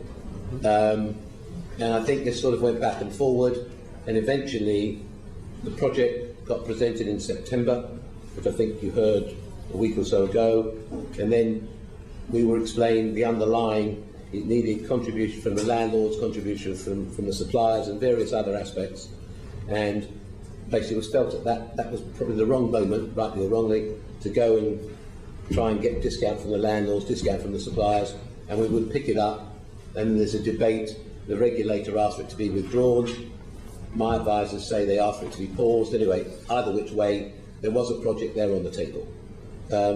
Come January 15, where we looked to pick up the project again and said, you know, how do we continue with it?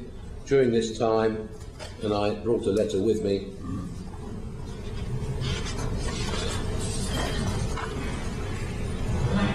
Richard, after this you'll come back to those key times. That's exactly what I'd like to ask Sir Philip right now when he's just finished this statement.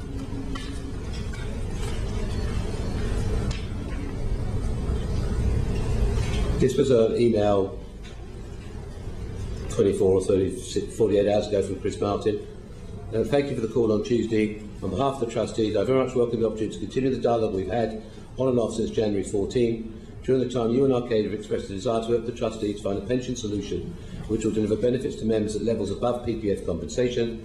The trustees remain committed to considering any such proposals and look forward to hearing from you in terms of proposals to deliver this outcome.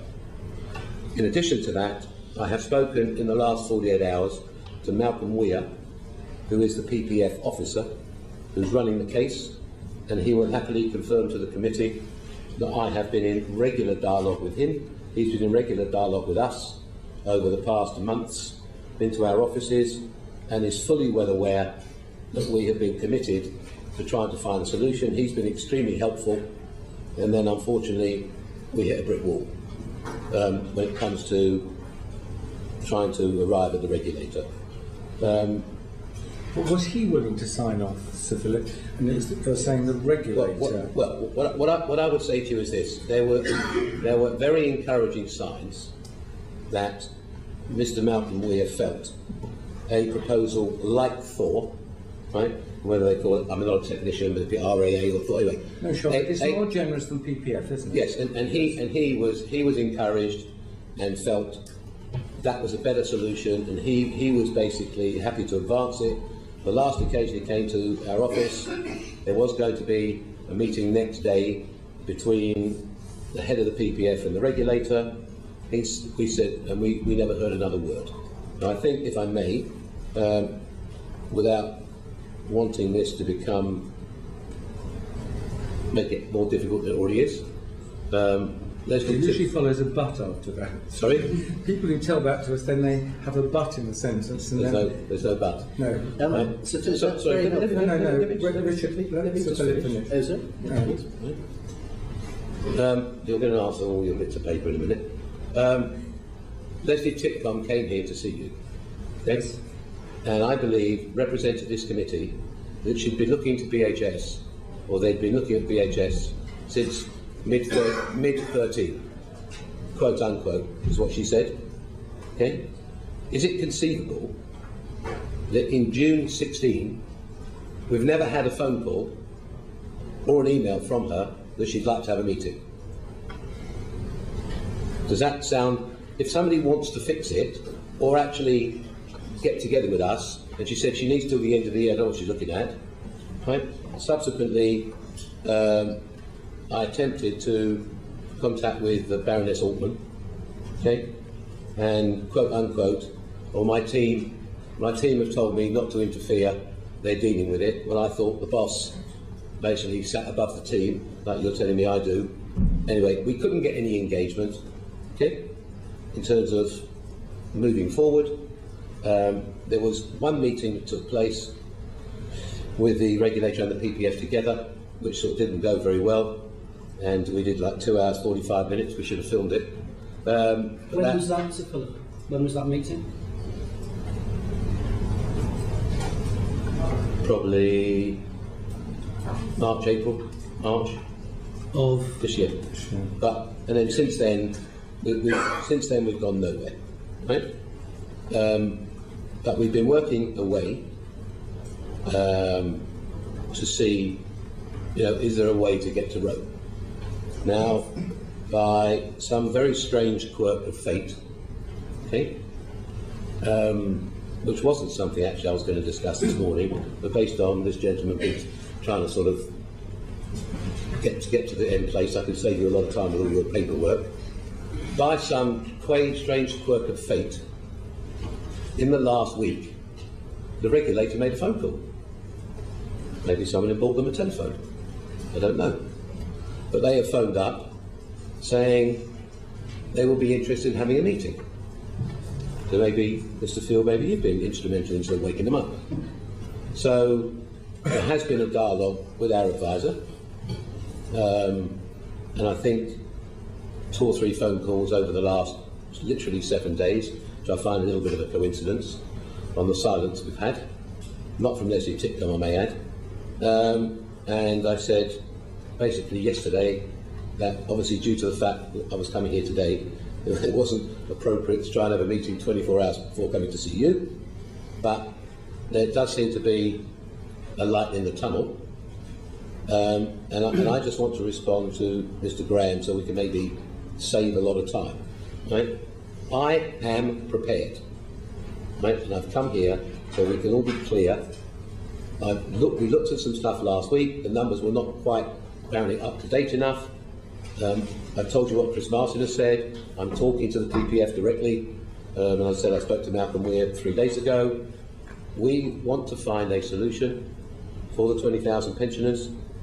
We still believe that money into the PPF does not resolve it. It's a complex, without getting into it, I don't want to get into the specifics, the schemes are quite complex, but from what I've seen, I would say it's resolvable, sortable, we will sort it, we will find a solution, and I want to give an assurance to the 20,000 pensioners, I'm there to sort this in the correct way. The PPF, and I'm happy separately away from this forum, there are certain people in the pension fund that would get very disadvantaged in the PPF, and certainly at the higher level they wouldn't come out with a good outcome. And some of these people actually I worked with myself who were there and in the last few years have retired. So we are working on it. As we speak, there is a team currently working through the latest Thor style, but because of all the things that are moving around, but it is in motion, current, and I brought another letter from Deloitte just to confirm what I'm telling you, which is basically, we refer to our letters, which is written as of 14 June, we refer to our Tavita letter of engagement 29 November 13, 28 January 14, and subsequent engagement with Tavita and Arcadia. We confirm our engagement at the beginning involved seeking to find a restructuring solution for the business of the pension schemes. Deloitte has worked with you and the Tavita Arcadia teams on to deliver the members of the BHS pension scheme options of better outcomes than the compensation available from the Pension Protection Fund. The instructions have been clear and consistent throughout. Before I bring other people in, and I welcome that statement, Sir Philip, thank you. Is your aim to actually offer people what they would have got under the old scheme had that not folded? I'm not. That's not. They're working up a plan. When they've got the plan together, they're going to present it. I haven't seen. It's not my. That's not. I'm basically going to get presented the plan, hopefully to find a way how we solve it. But as you, in a sense, are going to be footing the bill, I'm just wanting to see, as in a sense, lots of pensioners will be watching this hearing, so that we get clear what your aim is. Do I take it your aim is to try and come up with a scheme so that the pensions they expected to get would be the pension they will get? We will share with you when they turn up with whatever the plan is, okay? And it passes, hopefully, as I said, when we've spoken to the PPF, they don't want it. It doesn't achieve the result, okay? I think when Mr. Rubinstein was here, he said £275 million into the PPF. That doesn't solve the problem. And I said it doesn't satisfy, and a lot of the pensioners would not benefit, okay? And so if this was just a question of running away and getting on and doing something else, you might check to the PPF. We've been trying to avoid that. No, I know you have, Sir Philip. So what I'm saying to you is, I can give you the comfort saying, it is, the regulator's been in contact, we're working on it, and the plan will be, post this, is to ASAP get all the relevant people in the room for the first, as they're now willing to engage, and see if we find a solution. Great. Thank you. Ian, and Richard, and then Jeremy. So, Phil, just to clarify in my mind, you said a moment or two ago that you or your team were meeting the pensions regulator and the PPF in March or April of this year. Is that correct? Have I got that correct? I think there was there was a meeting on the 4th of March, as I think you've heard previously. They came to our office on the 4th of March prior to last year, actually. Sorry, 15, right?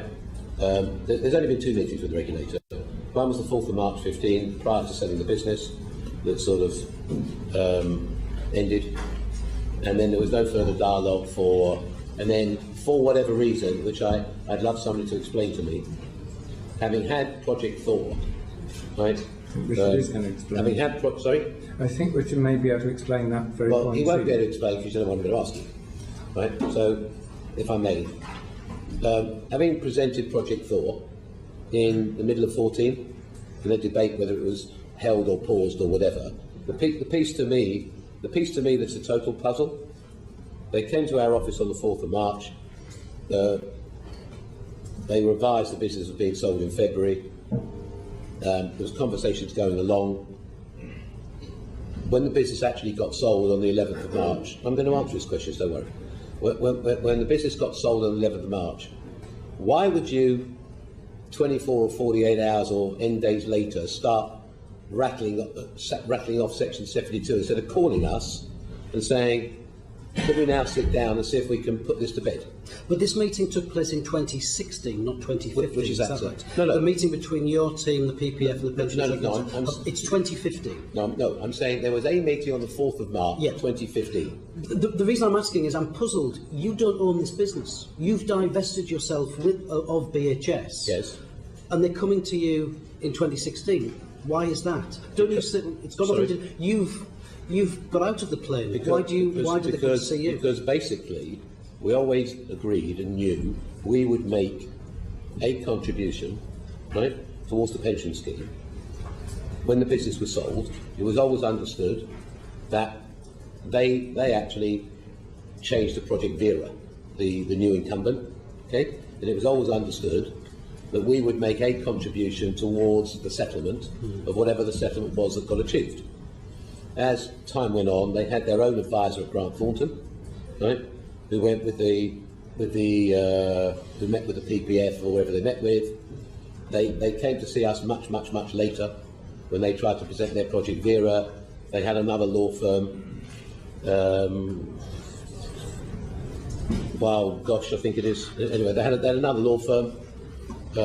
They went to have their own meeting, and then they came back to us and said they presented a Project Thor type deal that was X pounds, and they'd represented, I think, that they were going to put X pounds in and whatever they were going to do, and they're looking to us to pay the balance of the monies they were trying to negotiate with.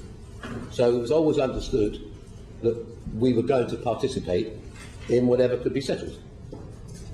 I think, as obviously, we're going to move into that later, I'm assuming, but obviously as time progressed, it was pretty clear that RAL didn't have any money to make any contribution. So I think their advisor and all the PPF can tell you that we always knew ultimately we would have to deal with it. Richard. Thank you very much, Chairman. So this is extremely interesting. Can we go back to Project Thor, which is important? And you rightly said that this started in the middle of 2014. On the 28th of August 2014, the pensions regulator spoke with Arcadia, BHS and advisors, saying insufficient information was available to assess its impact on the pension scheme. And they wrote to Chris Martin on the 4th of September, outlining what were the key points they wanted the trustees to pursue with BHS to give them that relevant information. The key points really were they were interested in the management charges, the sale and the leaseback arrangements, the property transactions and dividends going back as far as 2000. That was the 4th of September. Do you recall when you paused Project Thor, or as Mr. Budge put it, decided to freeze it? Yeah. It was on the 5th of September, Okay. the very next day. The reasons that were given for that in the trustees' meeting by Paul Budge were as follows. He advised that Sir Philip Green wants to pause or freeze Project Thor for 3 months until after the Christmas peak in order to consider his options, and the reasons cited were economic uncertainty, political uncertainty including Russia and Ukraine, and the Christmas and the peak trade period. Does that sound to you like the reasons why you decided to pause or freeze Project Thor? Well, as far as I was concerned, the principal reason was that the back quarter was the principal time VHS made money. And I felt it was the wrong moment to be going to the suppliers or the landlords to disrupt. I mean, as the business unfolded over the period of time, you carried the business for all the months, and then you hoped to make back quite a bit of the cash in that peak period. And I thought if we disturbed the business in that period, it would not be the right time of year to do that. You weren't influenced at all by the fact that the pensions regulator had raised the questions about potential moral hazard, and the fact that that was the day before was entirely coincidental. The answer is, if I can look you straight in the eye, I don't think I've ever seen that letter. So the letter you're reading to me, I've never seen. But you would have been told about it. So I'm just telling you my record. I'm not avoiding it. I don't know. No. The answer, as far as I'm concerned, Yeah. I was not involved in the day-to-day. I got presented the situation on Project Thor and felt the timing of the trading situation was wrong. So you're asking us to believe that political uncertainty in Ukraine was the reason why Project Thor was paused, not the I'm pensions not asking you. regulator. I'm not asking you to believe anything. I'm just saying was I at that meeting? No, that was a meeting between Paul Budge, your finance director, and the pension trustees. Fine. Was I present? No, Okay. but he was quoting you. He Well, said that I you said- wanted to what- pause I said, or was I freeze present? Project Thor. Right. So, in your view, the fact that the pensions regulator was raising potential moral hazard had nothing to do with your pausing of Project Thor.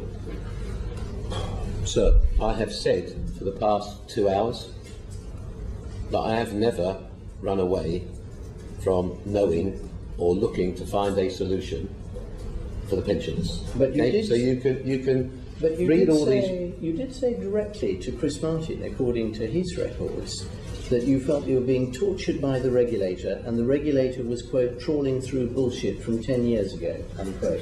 That Okay. suggests you weren't very comfortable with the regulator looking at moral hazard. let me sort of give you one flavour, okay? You get a section 72 from the regulator, right? That happened after the sale. 1 second. You get sections. You're making a reference. I'm allowed to respond to you, aren't I? Good. You get a section 72 from the regulator, each time reminding you it's a criminal offence if you don't remind. They can't write nice letters. And just to give you a recent idea of the stuff they're asking for, they asked for the bank movements on the £256 million that's been lent to BHS. Now, if somebody could please help me and tell me, it's probably 250,000 bank movements of miles of computer tapes. What relevance could this possibly have? Write to our auditor, I'm just giving you an instance of the stuff we're asked for, write to the auditor and say, could you give a certificate and confirm that Arcadia lent 256 million? It's one piece of paper. Can we just focus? There we are in September 2014. And once Project Thor was paused, there was no solution on the table for the pension scheme. But of course the pension scheme was critical because without a solution for it, it was always going to be very difficult for you to sell BHS, wasn't it? Well, but as I think I've continually keep saying, we wouldn't have, with respect, and I think I'll base it so quick, we've spent in excess of £1 million putting Project Thor together. Let me try and ask you a question. Why would we do that? Why would we be doing? Well, sorry, you're happy to ask. Why would we do that if there's not an intent to find a solution? Yes. So what No, was the you say solution? yes. Why would we do it? What was the solution once you'd frozen Project Thor? No, we paused Project Thor. Right. Okay? We paused Project Thor between, I think, September and January. And this is really important because Dominic Chappell's memory is that the original deal you offered him for the sale of the company was that it would be pension-free. Mm-hmm. Presumably that meant you were expecting Project Thor to go ahead. I'm listening. Is that correct? Is that what the pensioners should hear? Hear what? That your solution for the pension scheme so you could sell it pension-free was Project Thor. I'm sorry, are we in the same room? Yes. I'm not sure we are. Maybe we should come and sit here. Shall I ask the question to you again? No, because you keep asking me the same question. Mr. Field, I apologise, sir. This is really I can't deal with this. This is really sorry. It's not reasonable. This is really simple, and I'm happy to get a phone in the room now. We are currently working on, as we speak, an updated Project Thor. Right? They have been working on it for the past 2 or 3 weeks. They had some outdated information. I'm more than happy for anybody here who'd like to go outside and call Chris Martin. He was called a week ago to make sure everybody had the updated, latest information, because the information Deloitte had was somewhat outdated. So I called Chris Martin to ensure ASAP all the current information to enable the current numbers to be updated would be available. The call I had a couple of days ago, they are probably a week away from making a presentation of what the latest numbers are. Okay? So I'm happy to tell you, yes, we are still on a project that will hopefully deliver a better outcome. I spoke, as I said, to Malcolm Weir on the last 48 hours. I've spoken to Chris Martin. Deloitte are confirming the same. We are working on it. As I said, literally the last 4, 5, 6 days is the first communication we've ever had from the regulator in months and months and months, right? And hopefully some common sense will prevail, and we sit down and see if we can find a solution. So I'm grateful. I'm sure the pensioners are immensely grateful for that. One of the reasons we're asking you this question is a lot of other people have given us other evidence. Some of it doesn't reflect well on you. Mr. So Field. that we can actually present the record in the round. Well, sir, Richard is putting some of those points back to you now. Well, he's not. What evidence have you heard from the stuff I've heard, right? Because the only person that can confirm to you, okay, and in terms of the pension, right, is myself, right? Or I think Mr. Budge could have confirmed to you, okay? In terms of anything else you've heard, respectfully, from anybody else, Raoul did have a pension man from Grant Thornton, right, who did, I think, have 1 or 2 meetings with the regulator stroke PPF, but, like I said, various things were offered, promised, whatever, but I think most people knew would not come to fruition. But outside of that, I think, as I said to you at the start of this session, right, all the people I'm referencing, I can't reference these people unless I'm saying I'm more than happy for you or whoever you want, go call them. Sure. I'm not going to tell you things that aren't true. Why am I going to do that? No, I'm grateful to you for that, Sir Philip. But Dominic Chappell, for example, asserted that you had promised the company would be debt-free and pension-free. Now, this is the guy that you sold the company to, and there's therefore Richard, I know he's bringing his piece of evidence session to a conclusion now, but it is actually important because we're writing a report on our evidence, and I'm wishing for that report to be as comprehensive as possible, and for your side of the story to feature properly in that. Thank Richard, you. will you now Sir, in the due diligence pack, I believe, that was performed, which I want to get to, by Grant Thornton, there is detailed, and we need to get to that, so Mr. Fuller's smiling, we need to spend a little bit of time on a couple of things you missed. Right? We have a break first. So, can we just finish the pension question? 1 second. Chairman has asked me to ask you questions. Now, I'm just saying that we will get to that, Sir Philip, but we'll probably have a break first. Philip, Richard, will you Thank you very much. Yes, to a conclusion? A few questions that will just help clarify for us exactly what happened after Project Thor was frozen. At that time, I Dominic think Chappell... I've told you. Almost, but perhaps you can just let me ask a few questions. Dominic Chappell believed he was going to get a pension stream. That wasn't on the table, and you said that Mr. Budge was an important man in this process. In an email to Anthony Goodman of Goldman Sachs on the 20th of January 2015, Paul Budge said he did not enlighten, quote unquote, Dominic Chappell about the declining health of the pension fund. Dominic Chappell thought that the gap was 50 million. Quote, said Paul Budge, of course it has moved on since then, unquote. Now, if we put that together with the fact that Dominic Chappell told Frank Field in one of these sessions that you stopped him seeing the regulator, Dominic Chappell said, if you see the regulator, said Sir Philip, I will call the deal off. Some people might conclude that the pension scheme was a real challenge for you because it was preventing you from selling BHS. And the only way out of this would have been Project Thor, but because the regulator had raised moral hazard and you didn't want them digging around in this bullshit of the last 10 years, you decided to pause it. That meant there was no pension deal, and that meant you had to effectively offlay the pension scheme onto Mr. Chappell's bid for the company. What would you say to that hypothesis? I would say, if you look out the window, is the sky light or dark? It varies, doesn't it? So ask Mr. Chappell, is it light or dark outside? I mean, no, please. Do you think it's? And I'd like you in the break, please, if you want, and I'll give you his phone number. Go and phone Grant Thornton, please, and speak to the pension man there. It is inconceivable, more importantly, impossible, that I could stop anybody going to the regulator. That's nonsense. We ourselves couldn't get the meeting with the regulator. So, respectfully, if you think, right, and like I said, in the maybe you should call for it, in the due diligence pack. So he was lying.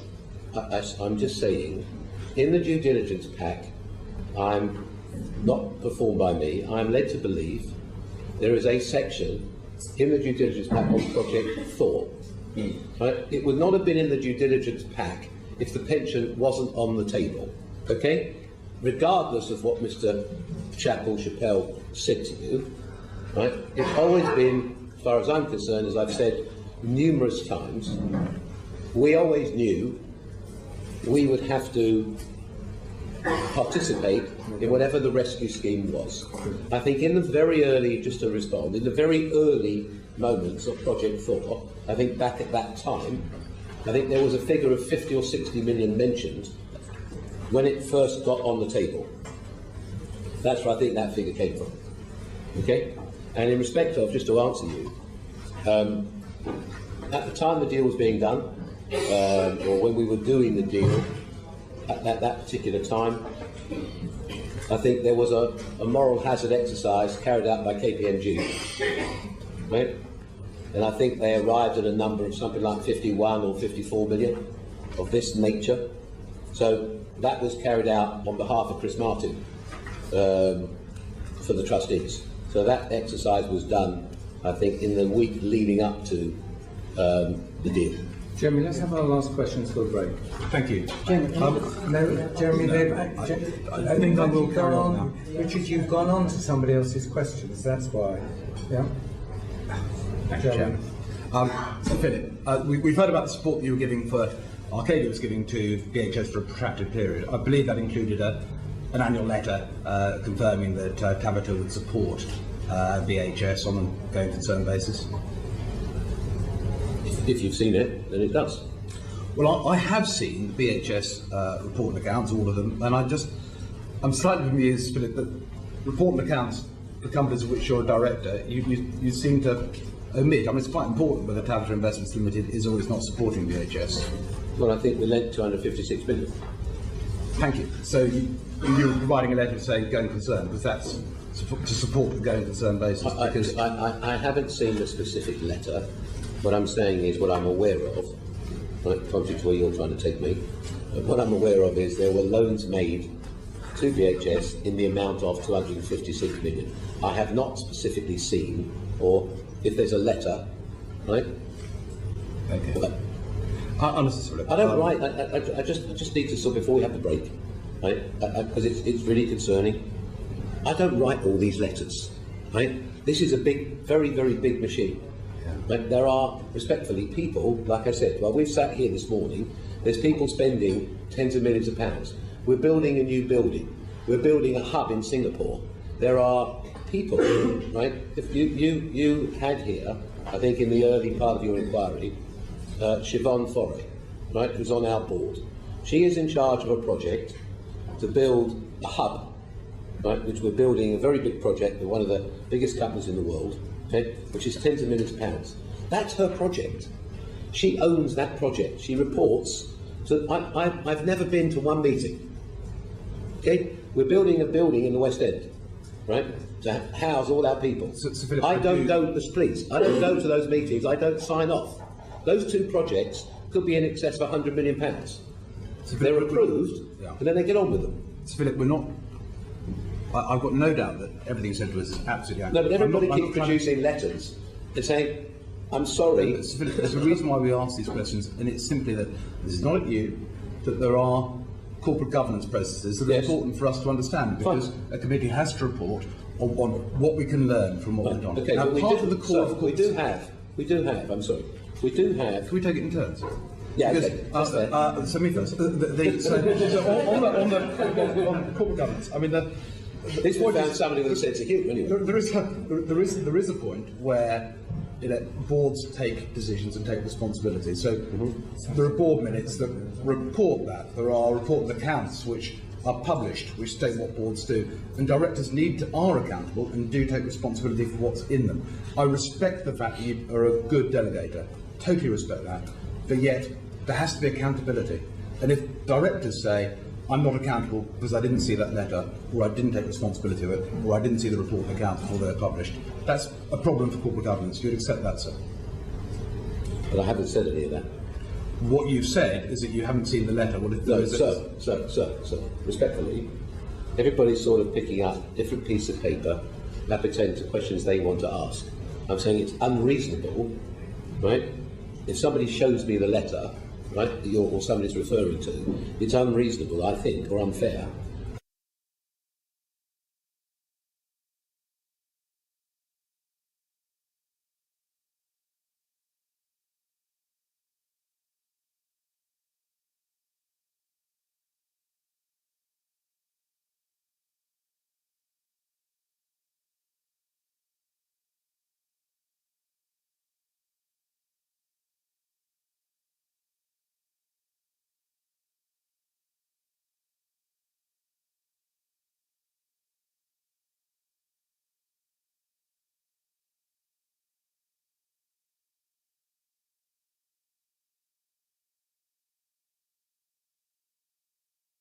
The corporate governance, we've got a few, then we'll have a break. And to be honest with that first question, there's one or two that might be controversial. I didn't think that was.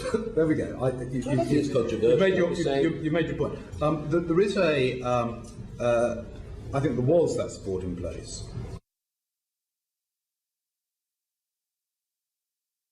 So if I've told you I spoke to... If you want to finish, I think I want to repeat so we could leave. If we're going to have a 10-minute, there we go. No, that's for prayers. Well, we might. Well, Mr. Field, is that for you or for me? I think probably, hopefully, for both of us. Oh, there you go. Well, let's go together and say the prayers. Right. Jeremy? No, what I just want to say to you is this. This is for me. Is it okay? I came here this morning, in spite of being, we could agree to disagree of sort of how we got. Anyway, we're here, right? Not running away, and I just, however we go round and round and round and round and round. I want to try, and it will get my best shot, and some way or other, to find a solution for the pension. Okay?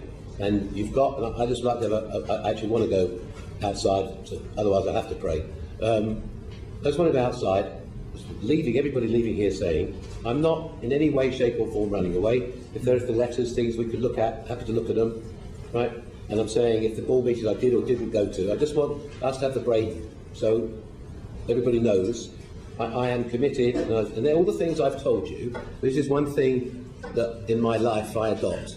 Okay? There's nothing I'm going to tell you that you can't go and check up. So if I've told you I spoke to X guy, or there's that you can go and check all the things I'm telling. No, but it's important for me, right? So I'm not going to tell you lies. There's no purpose to it. So I just want to have a break and just reiterate, I'm committed to helping find the solution. I haven't been running away from it. The regulator hasn't been easy, just to put it mildly, hasn't run towards us to try and help find a solution for whatever reason. Let's maybe just have a break on that. Can we just finish the corporate governance? We've got a few, then we'll have a break. And to be honest, that first question, there's one or two that might be controversial. I didn't think that was. There we go. You made your point. There is I think there was that support in place. Would you concur with your chairman, with Lord Grabiner, that if a solution hadn't been found for BHS in January 2015, that either it had to be sold or it had to go into administration? Did you agree with that? Well, what I'd rather do is, so we don't sort of go off into a whole new area, I'm happy to pick up, I think if we start that question in isolation, I'm happy to answer. It's on the pension side of this. Well, look, the answer is this, okay? That there's two different answers, if I may. Give me either. Okay, no, I'm going to give you both, please. Okay.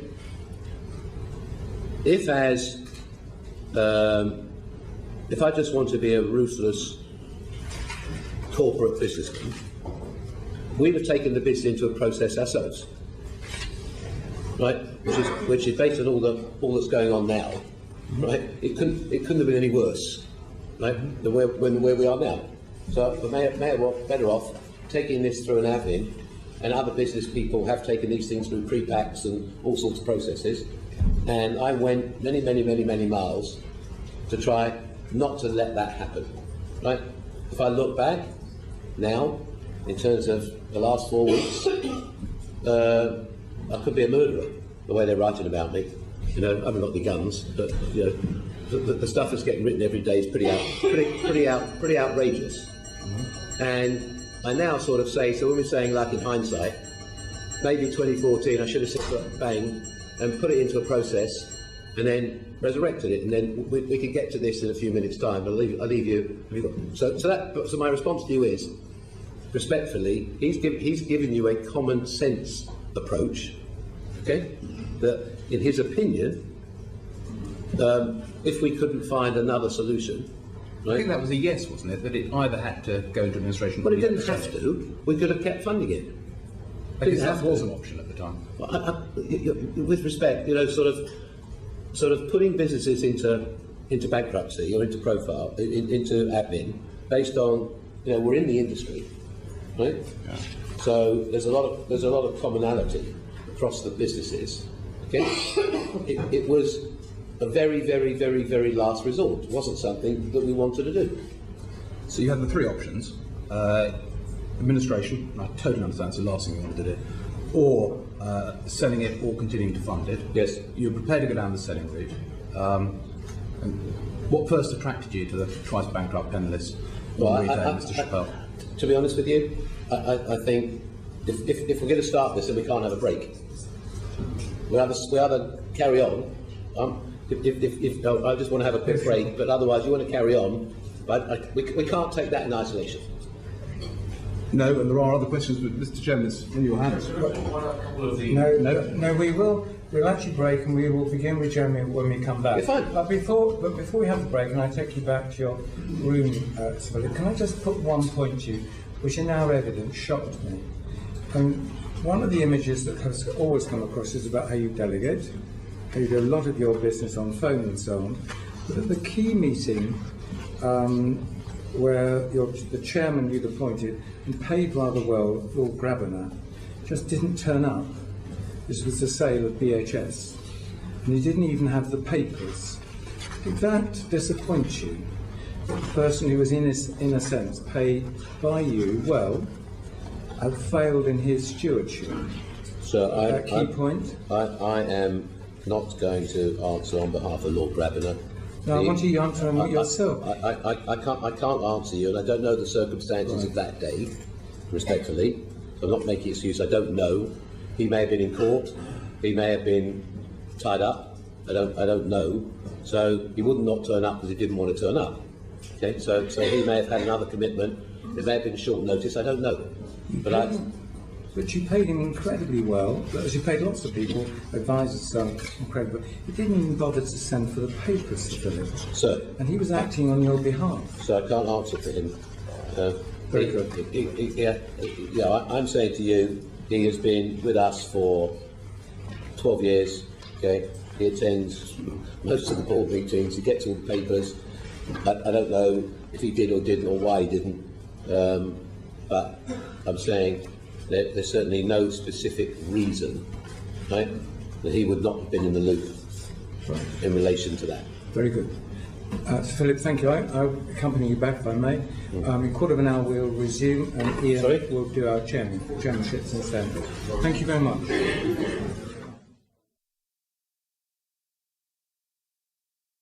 The need to find a buyer. But before we go on to that detail, I'd just like to bring Jeremy back in terms of the corporate governance elements of the pensions. Jeremy? Thank you. We just touched on Mr. Chappell at the end of the last session. Was he the only person you spoke to about the sale of the VHS? No. So there were others? Yeah. And you ended up with Mr. Chappell? Lucky man, eh? Well, unlucky you in some ways. I think having him as a counterparty must have been quite difficult. But you thought that he was a credible buyer, clearly. Don't worry, we'll get back onto that. We'll get to this. I think I'm erring astray myself, so we'll get back onto that, I can assure you. But just in terms of the pensions specifically, you told Mr. Chappell throughout. Sorry, I'll correct myself.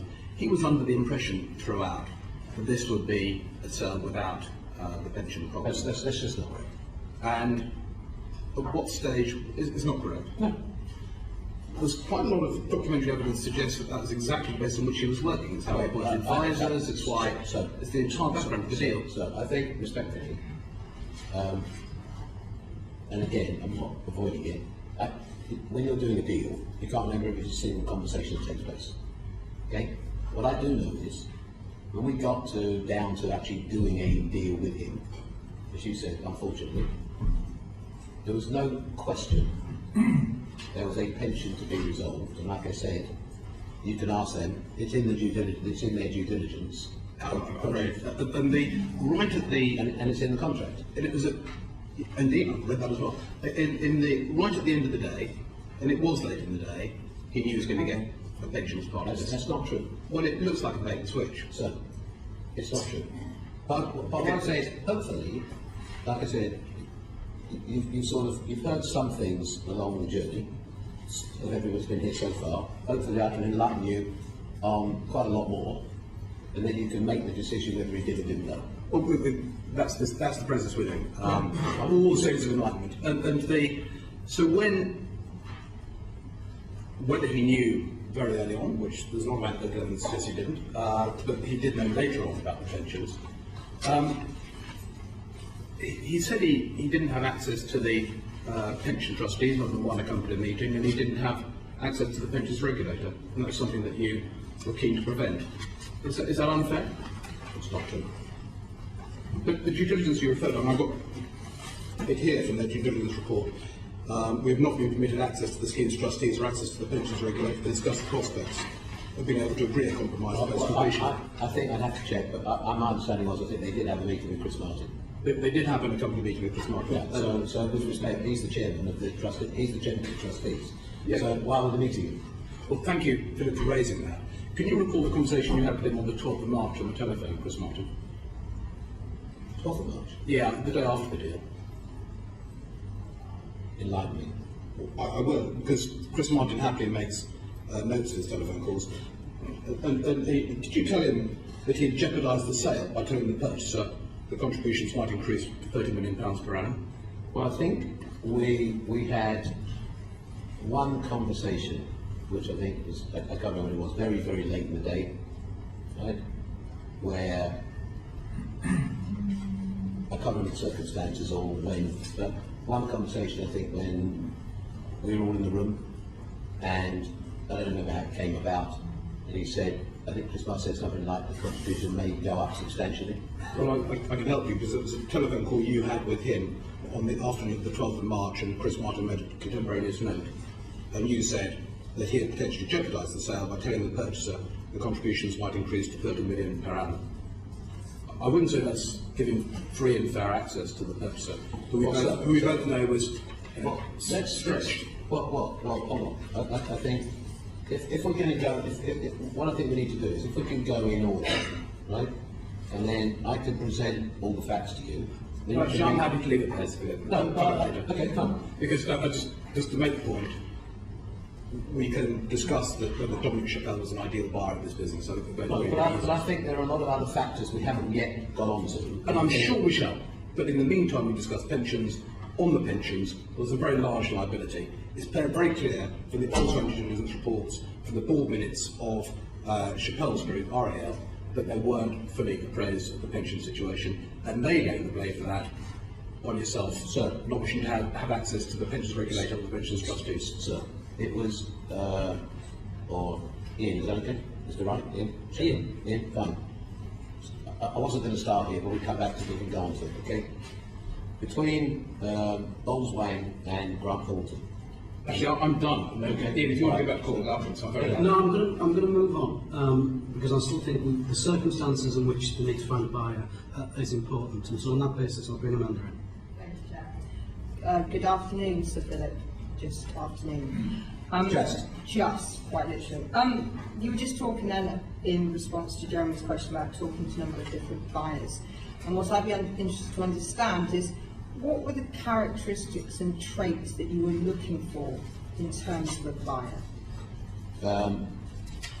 Obviously, somebody to take the business forward. Most of the people that turned up wanted to do a process. Virtually everybody wanted to put it through a process. Okay, and what was different about the buyers that you went on to have discussions with? And we will talk about them in a bit more detail. Well, I think most of the people that came along were talking about pre-pack, talking about admin, talking immediately, just taking the business through a bankruptcy. Right? That was effectively where we landed with virtually everybody that turned up. And just before we get into some more details, how important is recommendation from your kind of contacts, the people you do business with? I apologise, what's the question? How important is recommendations and guidance from contacts that you do business with and you have kind of, you know well? Where are we going? That would be for us to decide as we go on. Well, you tried to lead me to how we were appraising the buying? Is this the question? I'm just interested to understand the importance of other people, third parties, and your contacts, people you do business with, in terms of recommendations. Amanda, let's save time. Is this a conversation about Goldman Sachs? It's not actually a conversation about Goldman Sachs, although that can be one of the conversations. No, but I'm not understanding the question, I'm sorry. I mean, at the end of the day, sort of, people, once people knew the business potentially was for sale, you get calls from all sorts of different places. There's very few secrets. So, as they say, like, it's only a secret if only you know. And then after that, it's not a secret anymore. So, the bottom line is, it was known, right, that we might sell the business. When was it known? I would say a couple of months, probably before. So, Before we actually did a deal. I think it was only in January, December or January. So then, can you explain to me the conversation that you had with Robin Saunders in 2013? Well, actually, I didn't have I didn't go to look for. I mean, I've obviously known Robin Saunders, you heard from the beginning, and she just mentioned en passant that she'd met somebody who was apparently well funded, was looking to do deals, And Bashir Wright said, could be interested in buying BHS. I mentioned BHS, could be interested in buying it. I speak to her, as she told you, on occasion. It's not a regular flow. Yeah. So she called me up, or I pumped it, I don't remember. Said, I'll introduce you to this guy, been well recommended. He could be interested in buying BHS. Okay, do you want to confirm to the committee who this guy was? It was Paul Sutton. You know, I think you know who it is. Were you aware of Paul Sutton before Robin Saunders made that contact with you? Never seen or spoken to him in my life. And after the kind of initial introduction, this initial conversation, what contact did you have with Mr. Saunders? Mr. Sutton, sorry. We started, I don't remember how the conversation started. I can't, to be honest, I don't remember how the conversation started. He said, I'm interested in, he said he bought something, I can't remember what it was called. I don't remember the name of the company, and he was financing, he was interested to buy something. And he started, so he said, you know, I understand you could be interested in selling it. I've got a team. And I think we started a conversation with him. And this went on for a bit. And then, and I can't tell you the exact dates, but I mean, it went on for, I don't know, 6 weeks, however long it went on for. And Dominic Chappelle was on the scene at that point? He was not. He was not. Just for clarity, so we could jump forward a little bit. The first time I ever met Dominic Chappelle was the 3rd of February 15, just for clarity. Those are the facts. We were looking puzzled. Right? No, I'm just trying to put all the pieces I'm together. going to try and help you. Okay? So we started, there was a conversation with Paul Sutton, he brought along some people, and then, I don't know, maybe N weeks after talking to him, I don't remember specifically when, a file arrived, anonymously, with a whole load of stuff about Paul Sutton. And I sort of read it through and just saying, you shouldn't be dealing with this guy. I sort of read the file through. I called Paul Budge and I said, I don't think this is a guy we should be doing business with, and disengaged with him. Called him up and said, we don't deal with him. Can you just clarify a few of these dates for me on this? So this file, when did this file materialise? I don't know, when did Paul Sutton appear? And so Paul Sutton appeared in your conversations with him, give me a second, was early in 2013, and you had continued to have conversations over some period. The conversation went on and off, but I want to say if I was guessing,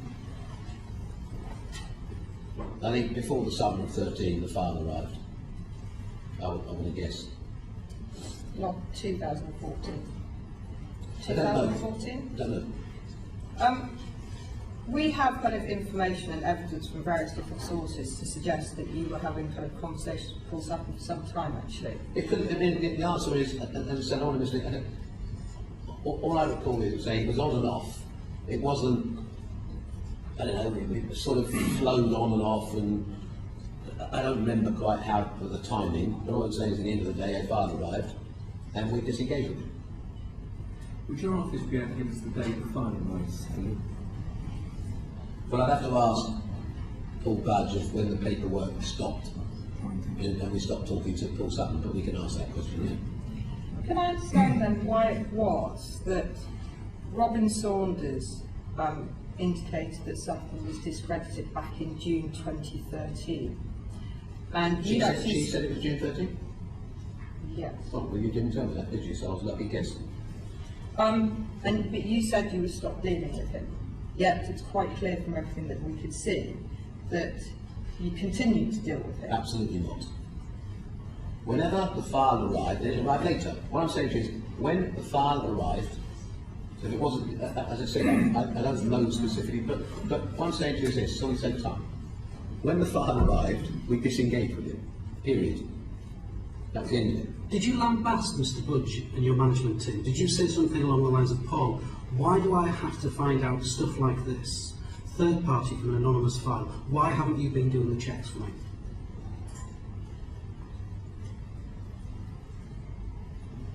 You're going to tell me there's a note saying that. I'm not. Okay, Just no, genuinely. the answer is this: he's doing his job. Okay. If somebody sends somebody in that says they've got several £100 million, right, and that's been confirmed by a banker, not by Robin Saunders.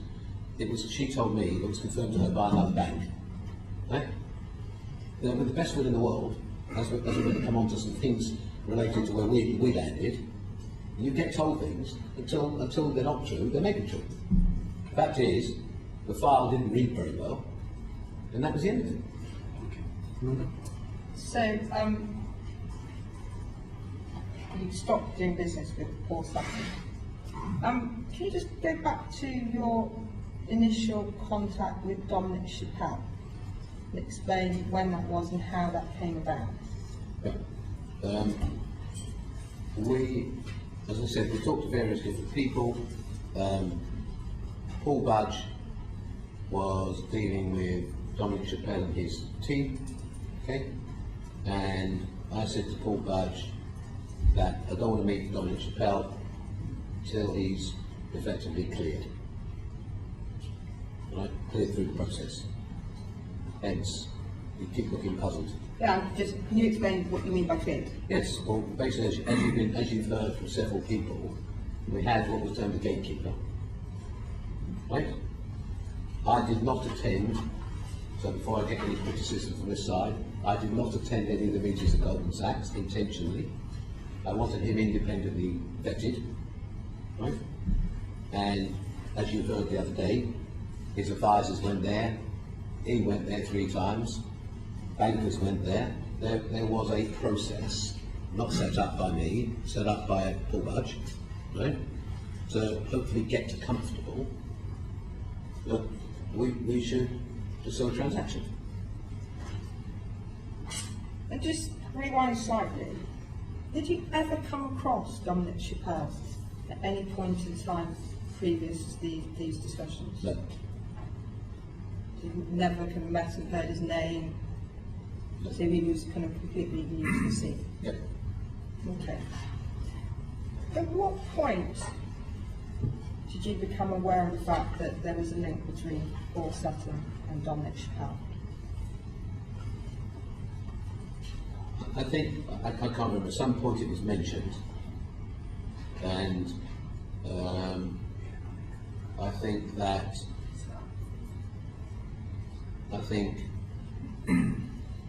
Paul Budge asked for an affidavit or a document that there was no connection, I believe, was what was requested. I think when it was told, I think there was a document asked for to be Chappelle to give an undertaking or whatever, there was no connection with that. Why would he feel that he needed that? What was it that triggered that? Because I think that's what was asked for.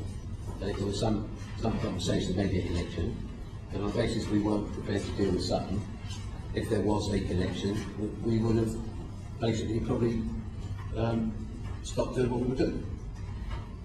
So you had concerns that there were connections? To be perfectly honest with you, I don't know how it came about, but when it did come about, there were some actions taken to try and confirm that wasn't the case. Can I ask one?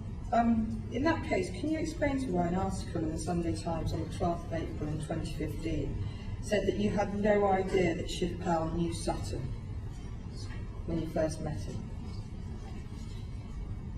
Well, I just told you I didn't. So what's the issue?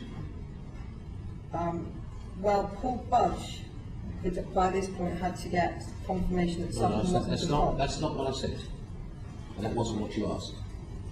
Okay? And you go, you've got the benefit of having different dates and bits of paper in front of you, I don't. I'm saying to you, there was a moment, and I don't know the date, right? Okay? Whereby there was somehow or other discussed, mentioned, how it came about, there was a connection, right? There could be a connection or something.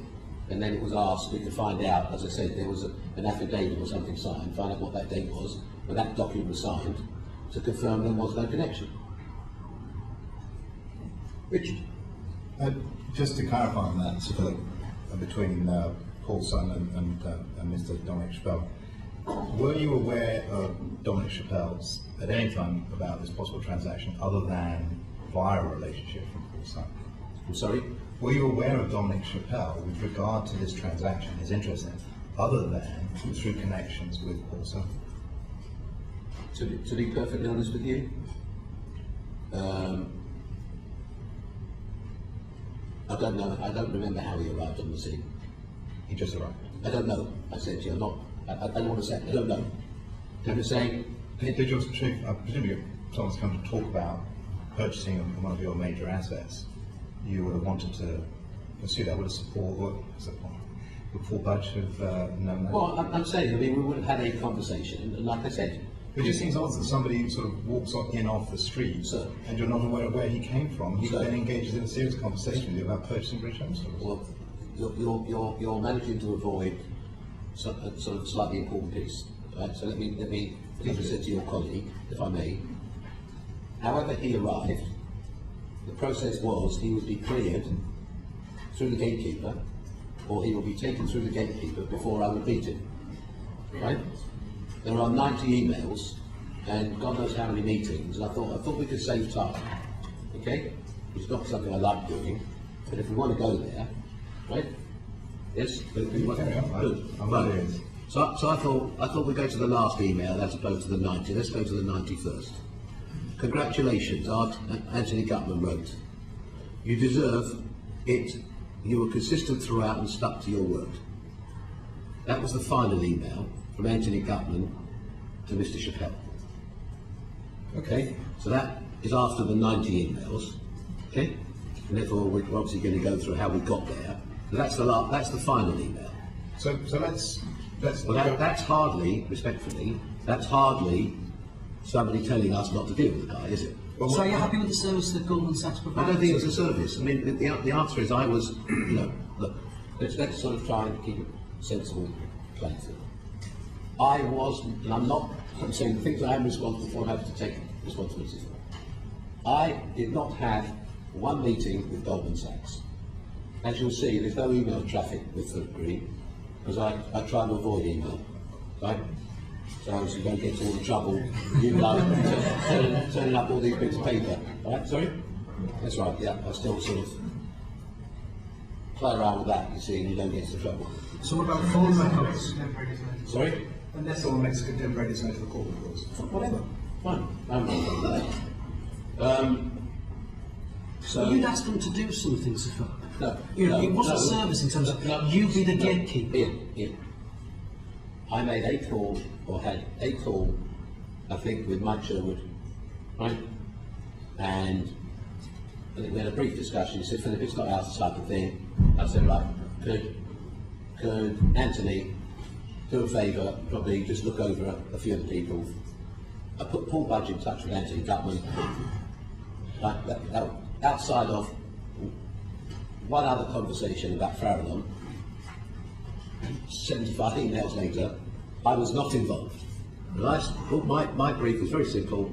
I'm happy to see the guy when he's cleared, when he's got there's enough evidence he could perform or bring some money or do something.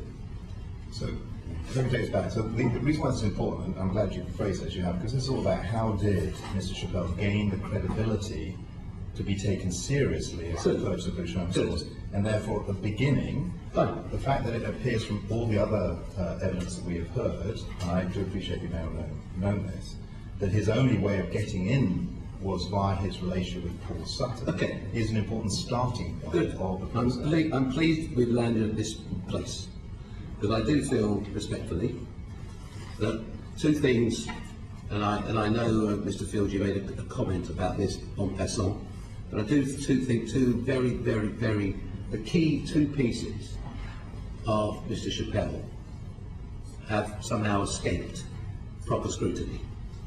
So I think this is a good moment. Okay. When you had your, and I'm not being critical or rude in any way. He's coming back again, sir. What's that? He's coming back, Mr. Chappelle. So No, this will be very helpful. No. It's not Mr. to do with Mr. Chappelle. That's fine. Okay. You yourself made a commentary. When you had the representatives here, Grant Thornton and Oldsway, I think your own words were I think afterwards when you realised, we don't want the substitutes from the bench. Okay? David Roberts of Oldsmane was knee-deep in this transaction from day 1 to day 301 till 4 days before this company went into administration, and in fact was still knee-deep in it the weekend where he tried to sell it, which I'm sure we're going to come to, pre the admin. Okay?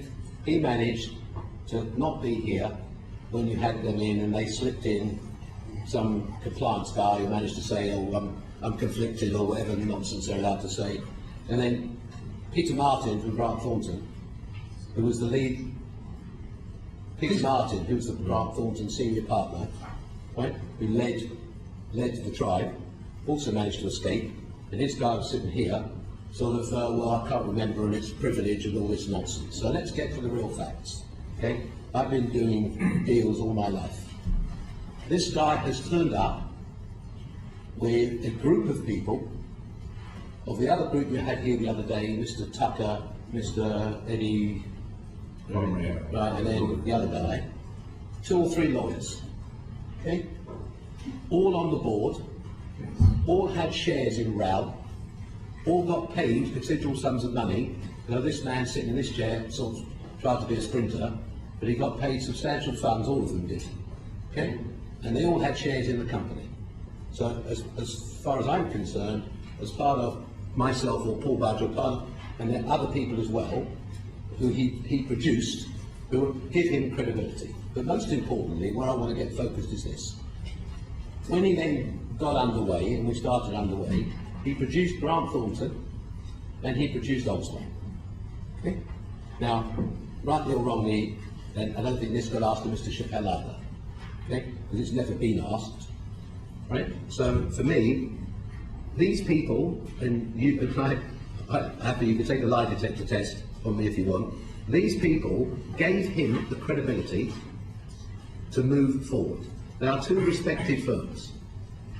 I've done a lot of deals in 40 years. I have never, ever put 14 auditors in a building for 3.5 weeks to live there, interview every single member, right, of the senior management, go through the business in minute detail, which they did. Now, nobody's ever asked, well, Mr. Chappell, where did you know these 2 firms from? Had they acted for you before? But the way they worked for him, you think they'd be working for him forever. They were on it, they were very aggressive in the detail, they were all over it, and... When you say aggressive in the detail, what do you mean? They were underneath every single, you're saying they were looking at everything possible, and Peter Martin said to me, at the end, he said, this has been a very, very good job, all the work is in apple pie order, it's all very clean. What I'm saying to you, if you have these people living in your office, which they did, for 3.5, nearly 4 weeks, doing this sort of due diligence, just cost a lot of money. Right? This doesn't come for free. Nobody's ever asked, had Oldsmane or Grant Thornton, had they worked with this guy before? Nobody seems to know. So can I just interrupt? With regards to respect, let me just say, because I'm happy to stay here all day. I should imagine the committee is too, but in order to be... Well, I don't want to be here all day. I didn't think you would be, to be honest. I thought you'd want to make this as short as possible. So just all I'm saying is, in terms of answering the questions as succinctly as you can, if you can move on as quickly as possible. So I was going to bring Richard Fuller back in, if that's okay. That's exciting. Right. So, Richard. No. Wait a second. Hang on. I think it's, with the greatest respect again, this is 1 more minute. Asking the question. This is 1 more minute. It's important for you to hear. I'll do you a deal. I'll give you 30 seconds. 45. Still 30. Right, anyway, just to finish up, these 2 guys ended up, or these 2 companies ended up getting £8-point-something million. Who paid him? Sorry? The Chappell paid. Well, BHS is paid. But just to finish my last 15 seconds, okay? From my inquiry, and you have to make your own inquiry, I believe both of these firms were on contingency. I don't think either of these 2 firms knew him from a hole in the wall, right? And what got told to me, quote unquote, which I've never heard of, in my business career, maybe Jeremy, have you ever heard of this? Supposedly, one of the firms, and you have to do your own inquiry, they bid for the business blind. They didn't know the guy from a hole in the wall. So what I'm saying to you is, I took, rightly or wrongly, I took comfort from those two firms representing him, their respective firms, being present, doing the sort of work they were doing, gave us some comfort. Whether that rightly or wrongly. There are obviously other things, but those two firms gave us a great deal of comfort. Back to Richard Fuller. Okay. So, thank you for that. I think that was very, very helpful. There's a lot of this inquiry about the role of advisors in giving credibility, and that stretches in this instance from the initial introduction. Well, if they didn't know it from a hole in the wall previously, do they have any responsibility? Well, for example, I will touch on that lightly at the end, but I just want to go back to the buyers, because there were buyers. Paul Budge said earlier to us that there were 6 buyers who came forward. And in the press, and you may not want to mention who 6 were, but maybe you can advise us if this press reports were. One was Altieri, which is a turnaround specialist. Was they one of the 6? Could be. Sun Capital. They were not interested. I beg your pardon? They were not interested. So they weren't one of the 6? There was a brief conversation, but they were not interested. So could you enlighten us about who some of the 6 were? Or I don't think that's appropriate. Okay. But there were legitimate firms. We thought the buyer was legitimate. I mean, the answer is that people came forward, they didn't fit where what we thought. Well, but with respect, there are gradations of legitimacy, aren't there? Someone who is a 3-time bankrupt and manages to get a set of consultancy firms to... So we know that now, okay? We know that now. At the time, we knew he'd been once bankrupt, okay? And I apologise using another 30 seconds. Mr. Field, very interestingly, I think very early on, said that anybody could have Googled and found out this guy had been bankrupt. So I took your advice, Mr. Field, and asked someone to go on Google for me. Right? Walt Disney was bankrupt. H.J. Hines was bankrupt. They did okay.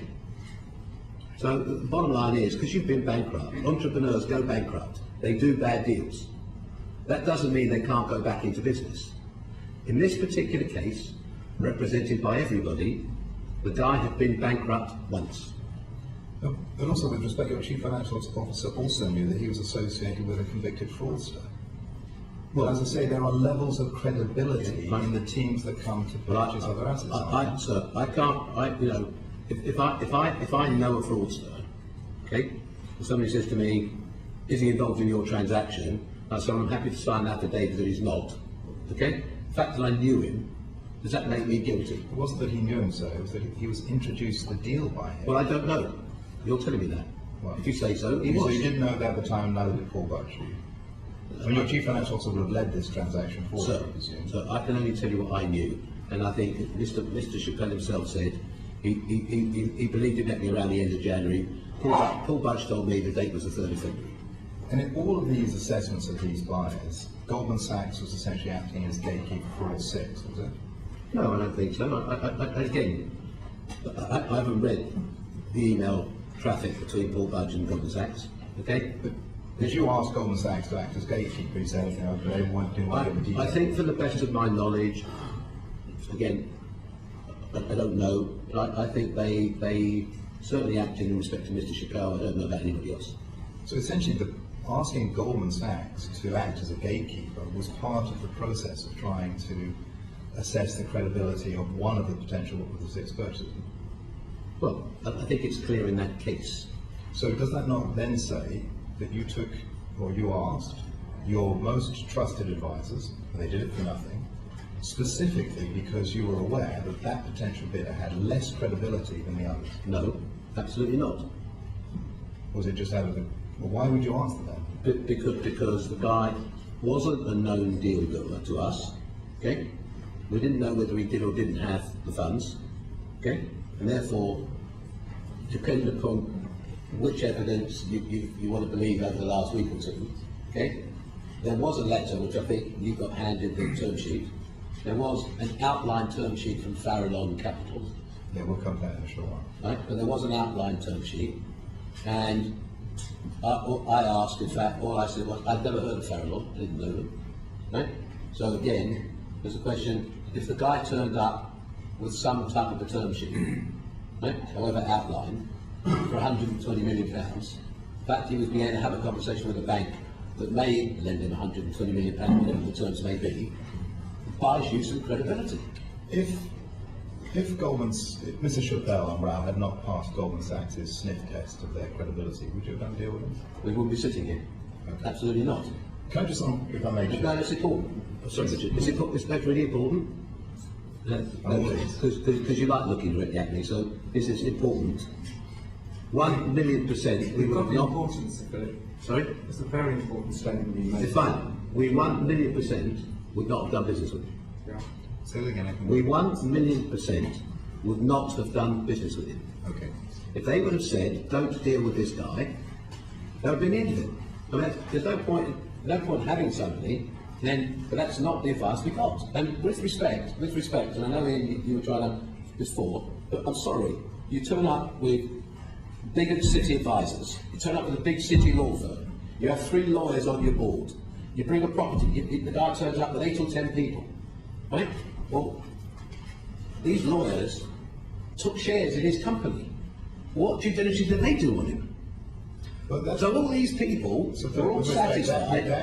That's up to them to make that decision. But the key question I was asking now was that specifically your most trusted advisor was set by you only to look at one of the 6 potential buyers, and that indicates. I'm saying to you that indicates. Sorry, I think that's the case. Okay, you think that it was the I'd have to check. No, I have to check. I mean, maybe if you could confirm that would be helpful, because if it was the case as you initially thought it might be, then, and if you were 1,000,000% not going to do the deal unless Goldman Sachs approved it, that indicates that you had significant and serious concerns about one of the potential purchasers and not about the others. And I have a question. Well, you're respectfully, you're slightly twisting it. Okay? I don't know you from a hole in the wall. If you turn up and knock on my door, I want to buy something from you, I want to check out who you are, I'm going to send you to somebody if I don't know you or don't know who you are. As it unfolded, respectfully, as his advisors unfolded, different people unfolded, okay? And I don't want to lay the blame at Goldman Sachs door because it isn't, right? Isn't it? Well, I don't think so, no. But you wouldn't be sat there before us if it were not for Goldman Sachs. Sir, hindsight before sight. Would you be sitting there? But you pay for them to have foresight for you. Here. Would you be sitting there? Well, if I'd asked them to do a job, and my reputation was now going absolutely through the mud, and you're having to be put before a select committee inquiry, I'll never do a deal with you again. Sir. What the hell have you made me do? My reputation is finished because you didn't act as an effective gatekeeper. Sir, we know that now. Okay? But in the future, will you do a deal with Goldman Sachs again? I'm not getting into, but as far as I'm concerned, it's not we're here, okay? I'm not placing the blame. The answer is the guy represented, he was bankrupt. He said, Farallon didn't exist. Okay? Richard, you'll get your moment, relax. Right? All those bits of paper, we don't want to leave you going under them. Right? The answer is this. Rightly or wrongly, there was a process. Okay? Good, bad or indifferent, we're here. There was no suggestion along the road from anybody that we shouldn't do business with the guy. So just another aspect from your chief manager. He said that 4 of them wanted to go through a process, and you earlier on talked about going through a process. Can you just explain to me what you mean by going through a process in that respect? I'm sorry. So Paul, I keep giving. I met the different people that approached us. Right? We had meetings. Yes. Okay, we met with the people who were that came in. Listened to the conversation. We may have had a couple of conversations with different people. It ended up with everybody wanting to put the business through a pre-pack or a process, and I did not want to go through that. So could you? So that helps. So going through a pre-pack is essentially the process that you didn't want to go through. Great. Could you explain to the committee your reasons for not wanting to go through that? Because I didn't want the company bankrupted. I didn't think that's the way it needed to go. I mean, what's so annoying about all of this? I wish if 1% had got written about me was true, because I'd have bankrupted it myself, right? I didn't, right? Because I wanted to see, and I believe, and I still believe today, if the path would have been followed that was laid down, this company would not have gone out of business. Could you just repeat? If the business plan that was laid down would have been followed, it would not have gone out of business. It wouldn't be in liquidation. And the plan would have been pursued by Rao and Mr. Chappelle. Yes. And that. Sorry? Everybody said that. Well, Chappelle said that. Michael, the finance director, said that. Everybody says if any had been done that way, we wouldn't be where we are today. Okay, let's move on. Jeremy, sorry. Sir Philip, hold on. With his greatest respect, Sir Philip, can I just mention, as I said, I'm more than happy to be here all day. I'd like to get you off dispatch as quickly as possible. So let's move on. Yes. Craig. Right, now, let's just go back to where your thoughts crystallised. We're losing 50-60 million pounds a year. I've got one of three choices. I can either keep funding it through Arcadia, I can go for an admin, or try and sell it. Now, we had Darren Top here and Richard Price. They seem, competent individuals. You'd worked with them for a number of years. You must have been involved with a turnaround plan internally and come to a conclusion that you couldn't keep financing these losses. You couldn't see a way forward in actually, getting above the new threats of Primark and TK Maxx and all the rest of them that are on the high street. So, who did you discuss this potential, I want to sell this to? Was this through the TAFTA board? Was it through the BHS board? Where did this crystallisation of I want to sell this come from? Well, we had a conversation internally. So I think it culminated in a board minute. We're back in 2013-ish now. I don't know. There is a board minute, I think in early 14, is it? There's a board minute that basically we discussed that we do not want to continue to fund the losses. Therefore, we need to now find a solution. Now, where did sort of the marketplace, such as it is, I mean, you move in some circles, you know the players, you know people in the city, far more than any of us here do. Was Robin Saunders very important in sort of just putting the feelers out? Zero. She was not involved. But she found Paul Sutton through a route. She didn't find Paul Sutton. I think by chance conversation or meeting or phone or whatever, she mentioned the guy in passing. She was not involved at all in any conversation about the disposal of BHS. Where did these 6 other potential investors, Sol Capital and whatever, Sun Capital and whatever else, where did they even get a sniff in the air that you may be up for sale? I don't know. There's sort of, the networks. Sort of most people know what, I don't know, maybe written in a news, I don't know, they may have been written somewhere, I don't recall. But was that a leaky board? Was it yourself sort of putting... I don't know. Because it was obviously out there and all these people came forward at a similar time, getting on the phone to you, expressing some sort of interest. You might have put them through Goldman and said, can you see what they're talking about? I think we spoke to a few people quietly to see, if anybody thought there might be some interest. Okay, and the only sort of interest that came out of any of that passed the initial thought test with yourself was Sutton. No, that's not true at all. Sutton was long gone. Okay, because you'd already had this... Sutton came by accident. Sutton came by a convoluted route, nothing to do with us, selling the business. He had to come way before that, and it was gone way before that. How do you think Mr. Chappelle heard that you might be up for sale? Well, apparently through Mr. Sutton. Right, so you're happy that that is an established link? It appears to be. Right, yes. Okay.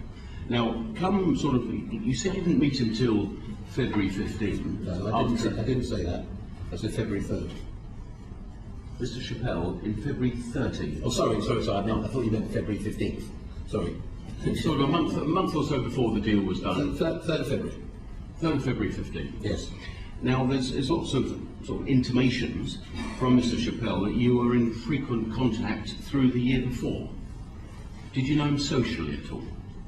No. Because just to us, he seems that sort of, larger-than-life playboy fellow that you might have come across in some social interaction. Let me save you time. Never met him in my life. So why was he sort of talking to his pals and others come late 14 that this was a done deal, that he was going to be buying BHS? Is this ask him. Fantasy land or? Well, he lives in that land, but ask him. Okay. So you're saying very clearly, not met him before February 15. No. He had no reason to be telling the world that this was a done deal and he was going to be buying you come late 14. Not that I'm aware of. But apparently he was saying that to his prospective advisors, that this was all going to march ahead How can you? Which prospective advisors are these? Well, I assume it'd be Grant Thornton and others. I don't know. I said he was in conversation, wasn't he, in 14, right? The email trail from Goldman Sachs starts in 14, so he may have felt sufficiently confident to make that statement. But you know, if you're looking at something at 14, you think you're on the journey, right? I don't know when he hired Bowles-Wayne or Grant Thornton, what date he hired them, when they started their job, but maybe they started working for him in 14, I don't know. Where do you think that this new chap pitched up, never seen him before, didn't know anything about him, your own radar and networks had never come across him before, but you were impressed that he had this team of advisors around him and lawyers, and he passed through the Goldman Sachs sniff test, as we've called it.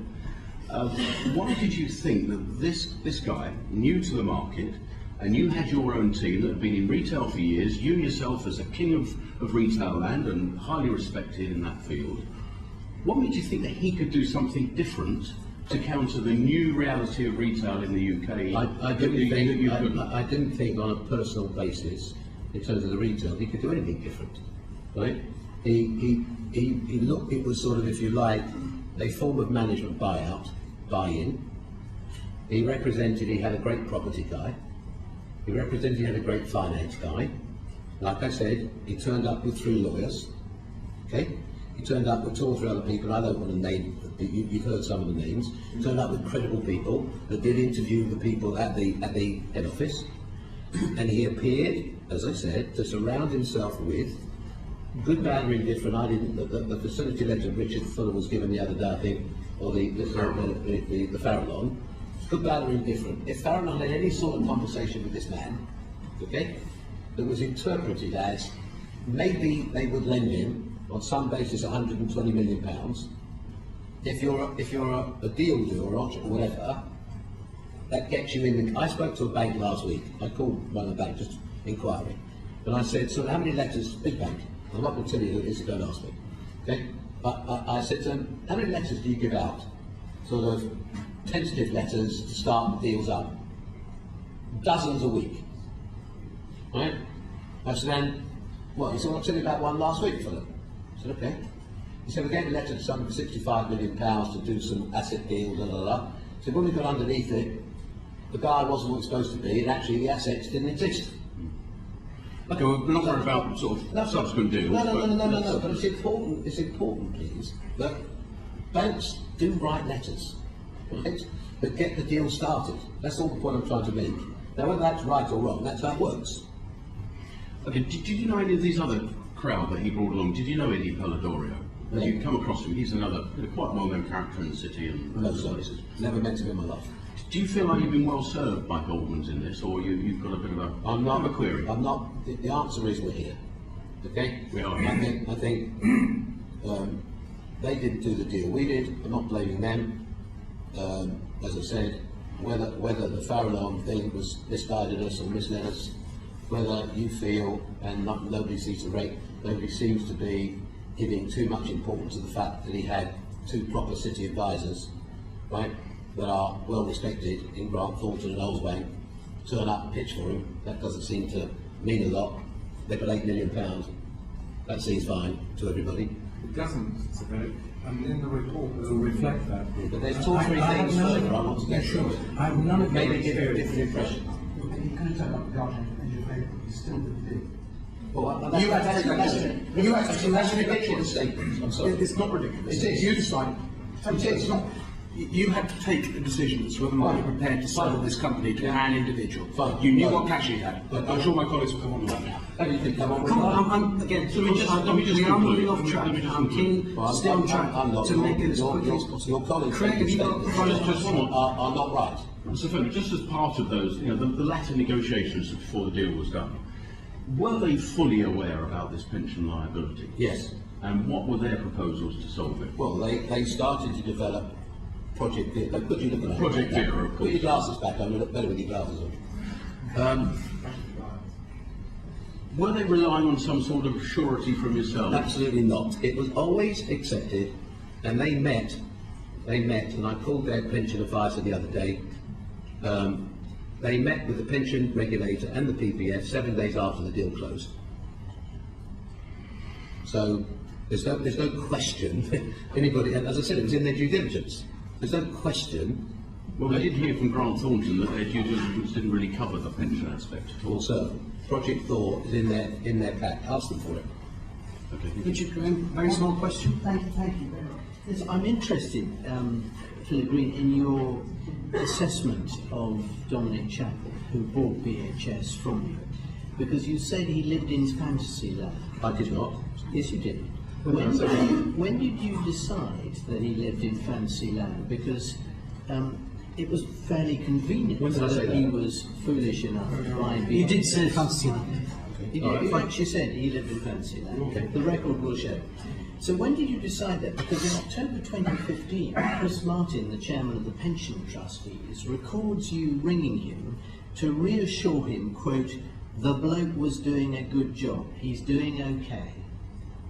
So at that stage, had you still not decided that Mr. Chappell was not the bloke you thought it was? I mean, is this a case of you either being a spectacular misjudge of character, or actually finding it convenient to get rid of a huge pension scheme, selling BHS to... I think up until now we've been doing pretty good.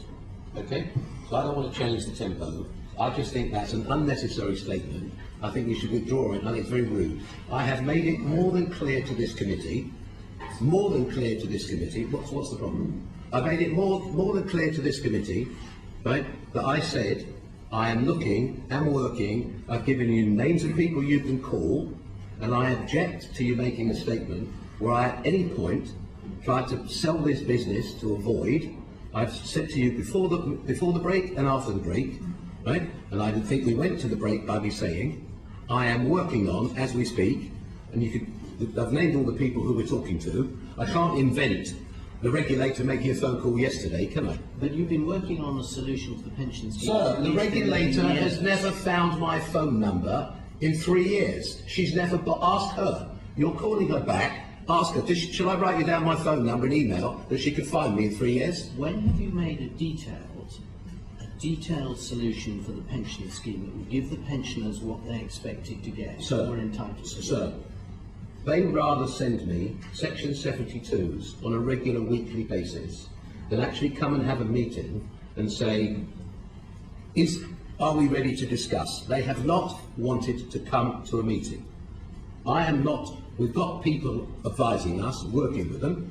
Please call Chris Martin, right? Please call him and ask him, was he even locked out of having meetings with the regulator? Ask him. Can I tell you the facts? Could I change tack and talk about corporate governance? Is good corporate governance a priority for you in your business? Absolutely. Why?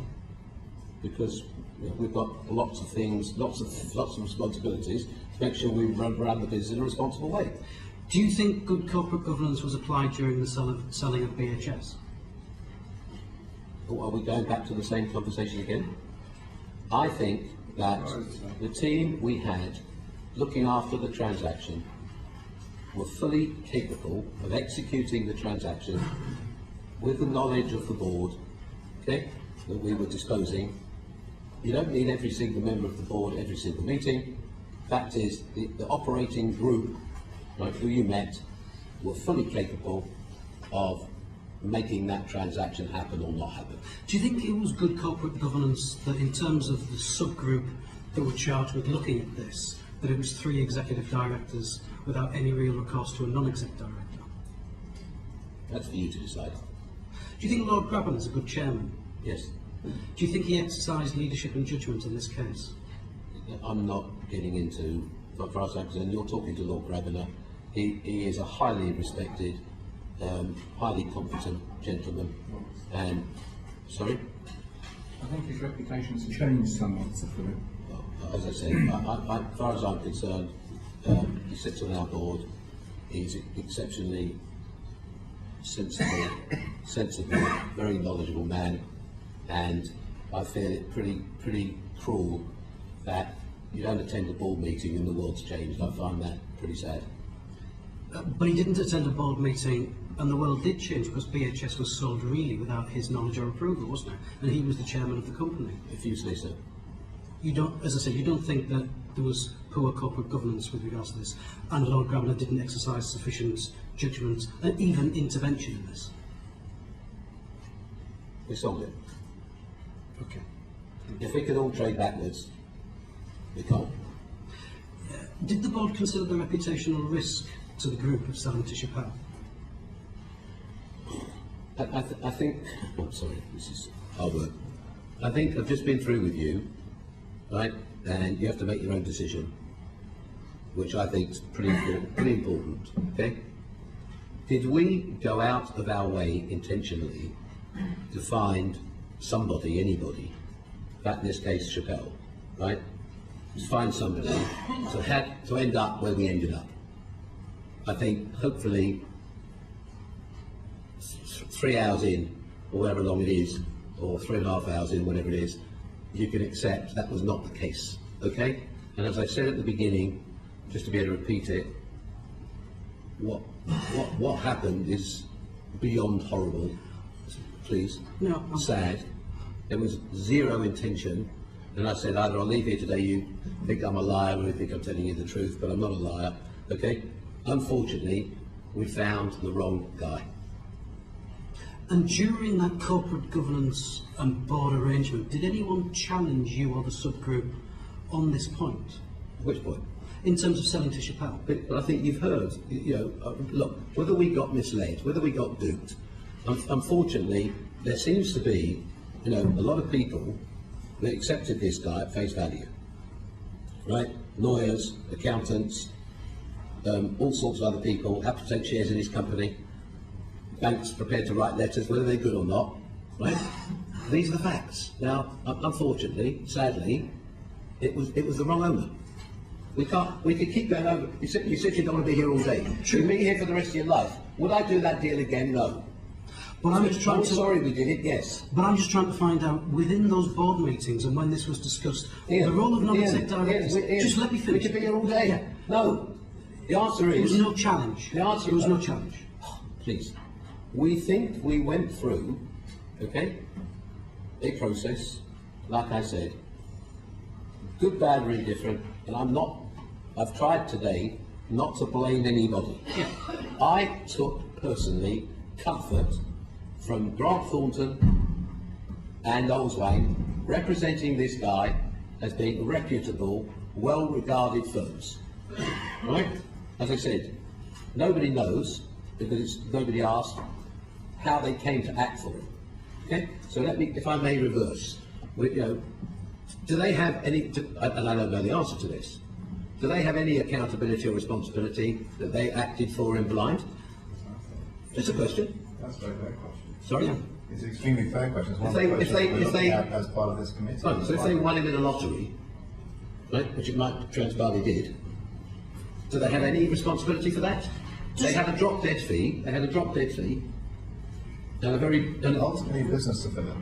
Although advisors' role is to advise, you were, in some way, responsible for the sale of the asset. It was your asset. Okay. And therefore, it was your misjudgment that led that transfer to occur. Sir, have you ever bought something you wish you had not a £600 million business with 20,000 employees? No, sir, I haven't. And I wouldn't rely on advisors only. I would take responsibility and accountability myself. But I don't get this.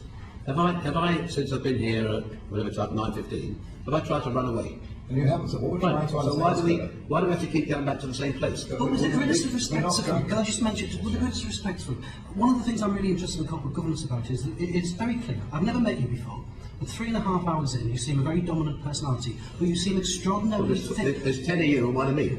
Yeah. And you're holding your own, believe me, Sir Philip, you're holding your own. But you seem extraordinarily thin-skinned to quite courteous questions, as if you don't want to be challenged in any way, shape or form. All I'm saying is, let me finish. So in terms of that wider corporate governance point, in respect of the selling of BHS, did anybody, particularly a non-exec director, say, Phil, I'm not entirely certain this is correct, can we challenge you on this? That doesn't seem to be the culture of the organisation. That's your opinion. Thank you. Richard. I don't want to go too far off advisors because it's important. And earlier on we were discussing Goldman Sachs' role in assessing the credibility of Mr. Chappelle and his background. And your Chief Financial Officer, Paul Weich, and also in his evidence talked about Goldman Sachs' other observations and instruments regarding their funding from Farallon. And if I may just quote you what your Chief Financial Officer said. He gave us observations, that's Mr. Goodman, he gave us observations. For clarity, as far as we were concerned, the observations were that they had ability proof that they, meaning RAL, had lines of funding for 120 million through Farallon. That was very important. And in the points of principle, which you signed on the 16th of February, that was actually the number one point of principle.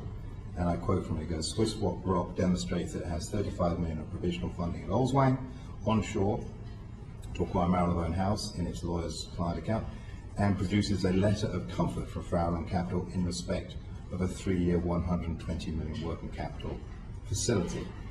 Did you see that letter of comfort? Which one? From Farallon Capital, the number one point. Is that the one he showed you the other day?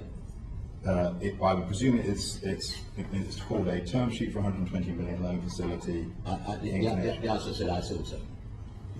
After, did you see it, sir? I said I assume if it was presented, you would have seen it. Okay. And it says that it's a 120 million working capital facility for 3 years. Why were those specific conditions important in terms of point of principle? 3 years and 120 million. I mean, you want to have comfort that there's sufficient funds available, right, to run the business. You don't want a facility for 6 months or 12 months, then trip up and you've got to pay it back. So I felt that there was a plan in place that, if implemented, I think, from my memory, I haven't looked at it. I think it sort of was going to take a year, probably 18 months, to get the business into the shape necessary, and it should have come profitable probably 18 months in. Okay. And therefore, I think that the plan was to make sure you've got firm facility, which you would always want to have, obviously, not make sure a year's time you get a phone call. So I think, based on the things that were in the plan, the idea was, I said, 18 months. Working capital and other changes. Yes. And you assessed that at about 120 million. Well, I think that was the I think from my memory at the time, I think the key working capital number, plus or minus, needed at the peak was around £90 million. Okay. Right? Which is sort of when you get to, say, September, October time, when you're going to your peak Christmas trading. Because trading, cash flows. Well, because of bringing in the stock, and I think plus or minus, that would have been to do with the peak requirement. And correct me if I'm wrong, but at the time, British Petroleum was trading at a loss, was it, or was it making a surplus? When it was sold? No, it was losing money. That's what I'm saying. The requirement, I think, was that sort of number. Okay. If you look at the Farallon term sheet for 120 million, it appears in 3 tranches of 40 million. And there are conditions that apply to accessing each of the tranches. The first is related to the sale of a property. For the second, tranche 2, the first point under tranche 2 is point 1. The tranche 1 is repaid in full. And then for tranche 3, the first condition is that tranches 1 and 2 have been repaid in full. That sounds to me like a term sheet for a 40 million revolving line of credit, not a 120 million working capital loan. With respect, you're reading it. I don't have it in front of me. I don't recall. No, I don't need to read it. I don't recall what it says at the time. But I think your cart's a little bit too far ahead of the horse, if I may. I think if you looked at the balance sheet we gave REL on day 1, possibly in terms of the tranches he's talking about and potential asset disposals that were there, the money would only have been required in tranches. If you look at his opening balance sheet, I know Jeremy was trying to do this the other day. If you look at his opening balance sheet that he was given, yeah, what I'm saying. So Well, Jeremy will come to that in a minute. But No, but it's relevant, sir. You're asking something, right? Let me respond. I'm saying, if you look at the opening balance sheet he had, if you look at the facilities that were in place initially, and without me going through that in detail, okay, maybe the facility he negotiated would have worked in 3 tranches. Well, the reason I'm asking, Philip, is, you know, if you lend me £40 million, and then I give it back to you, and then you lend it to me again, and I give it back to you, and then you lend it to me again, that sounds to me like you're giving me £40 million sounds like it. over a period of time, not 120. And my concern is that Farallon and Mr. Chappell were making these observations to your gatekeeper, Goldman Sachs, that they had £120 million. And as you don't have, but it appeared that British Home Source was losing significant money. And I'm wondering whether they were perhaps misrepresenting the resources they had to draw on. I don't know is the answer. But I think... Yeah, please do. It's only that, as you'll notice, Philip, you then remove the necessity from the Farallon facility because you procured HSBC to provide a facility which is cheaper than the Farallon loan.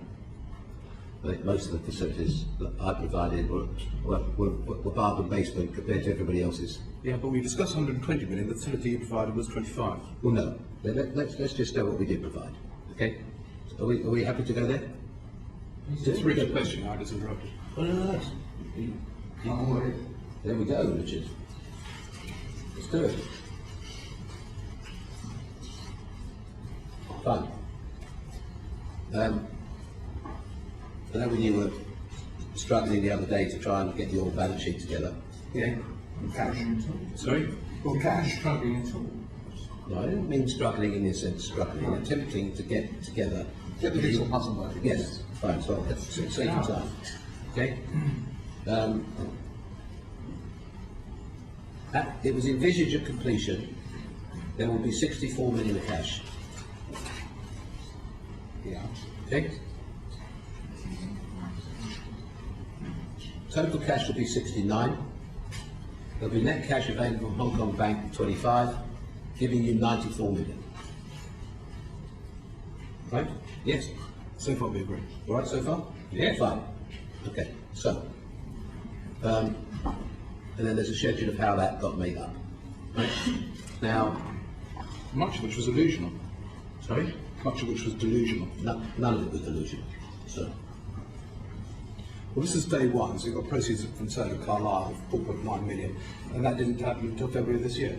So that's not really day one, is it? That's delusional. So. Just before we go on to that, can I just finish my section off, because I know you're getting deeper issues on cash flow. Would that be all right? Oh, sorry? I know you're going to go into some details with Jeremy on lots of numbers, but the point I was trying to get about the Farallon representation, sorry, the representation of Farallon capital, a term sheet that you may have seen, that appears, I think, for a layperson as they... I think I've got the point.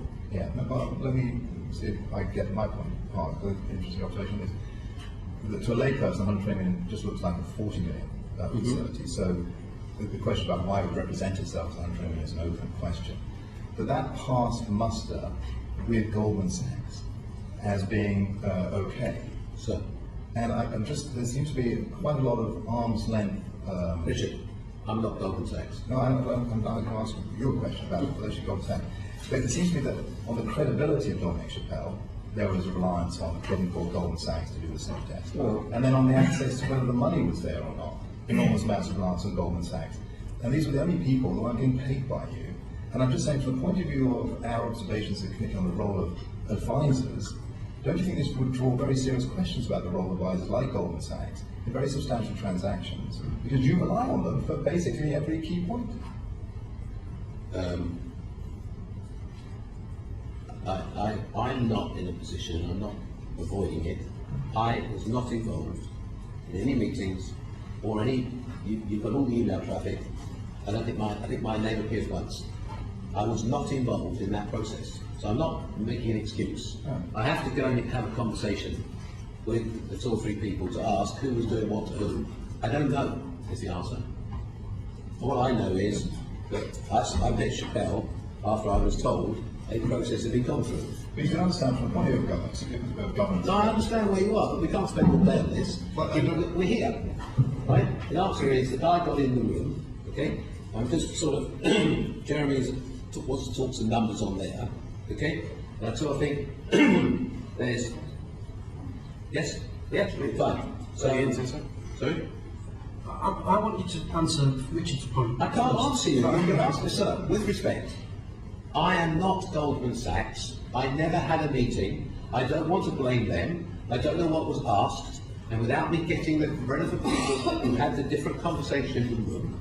But you can't, with regards to, I'm not asking that question. My question is about governance. So, and where you are the face of British Home Stores and Canadian. Fine. And what we have is that you have placed, I think, a lot of reliance on Goldman Sachs, who are an unpaid advisor to pass the sniff test. We have a term sheet that looks like it was masquerading as 120, but actually was 40, which Goldman Sachs said was okay, which everyone thought was okay. We have a chairman of the board of your company who wasn't at the meeting this asset got transferred. We have an offshore shareholder in the business. The question has to be that there didn't seem to be any breaks on this process that anyone is owning up to say, hold on a minute, this doesn't seem right. But the systems that are available for yourself and others in the city to work through these transactions, so some are wrong and making their way through, didn't work. Is that a fair observation? That's your observation.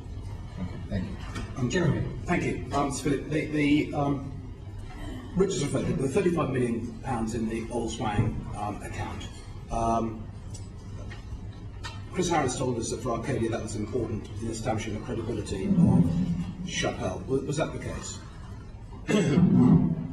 My recollection is there was a conversation about doing a piece of business for 35 million, and I think he was asked, well, can you pay for it?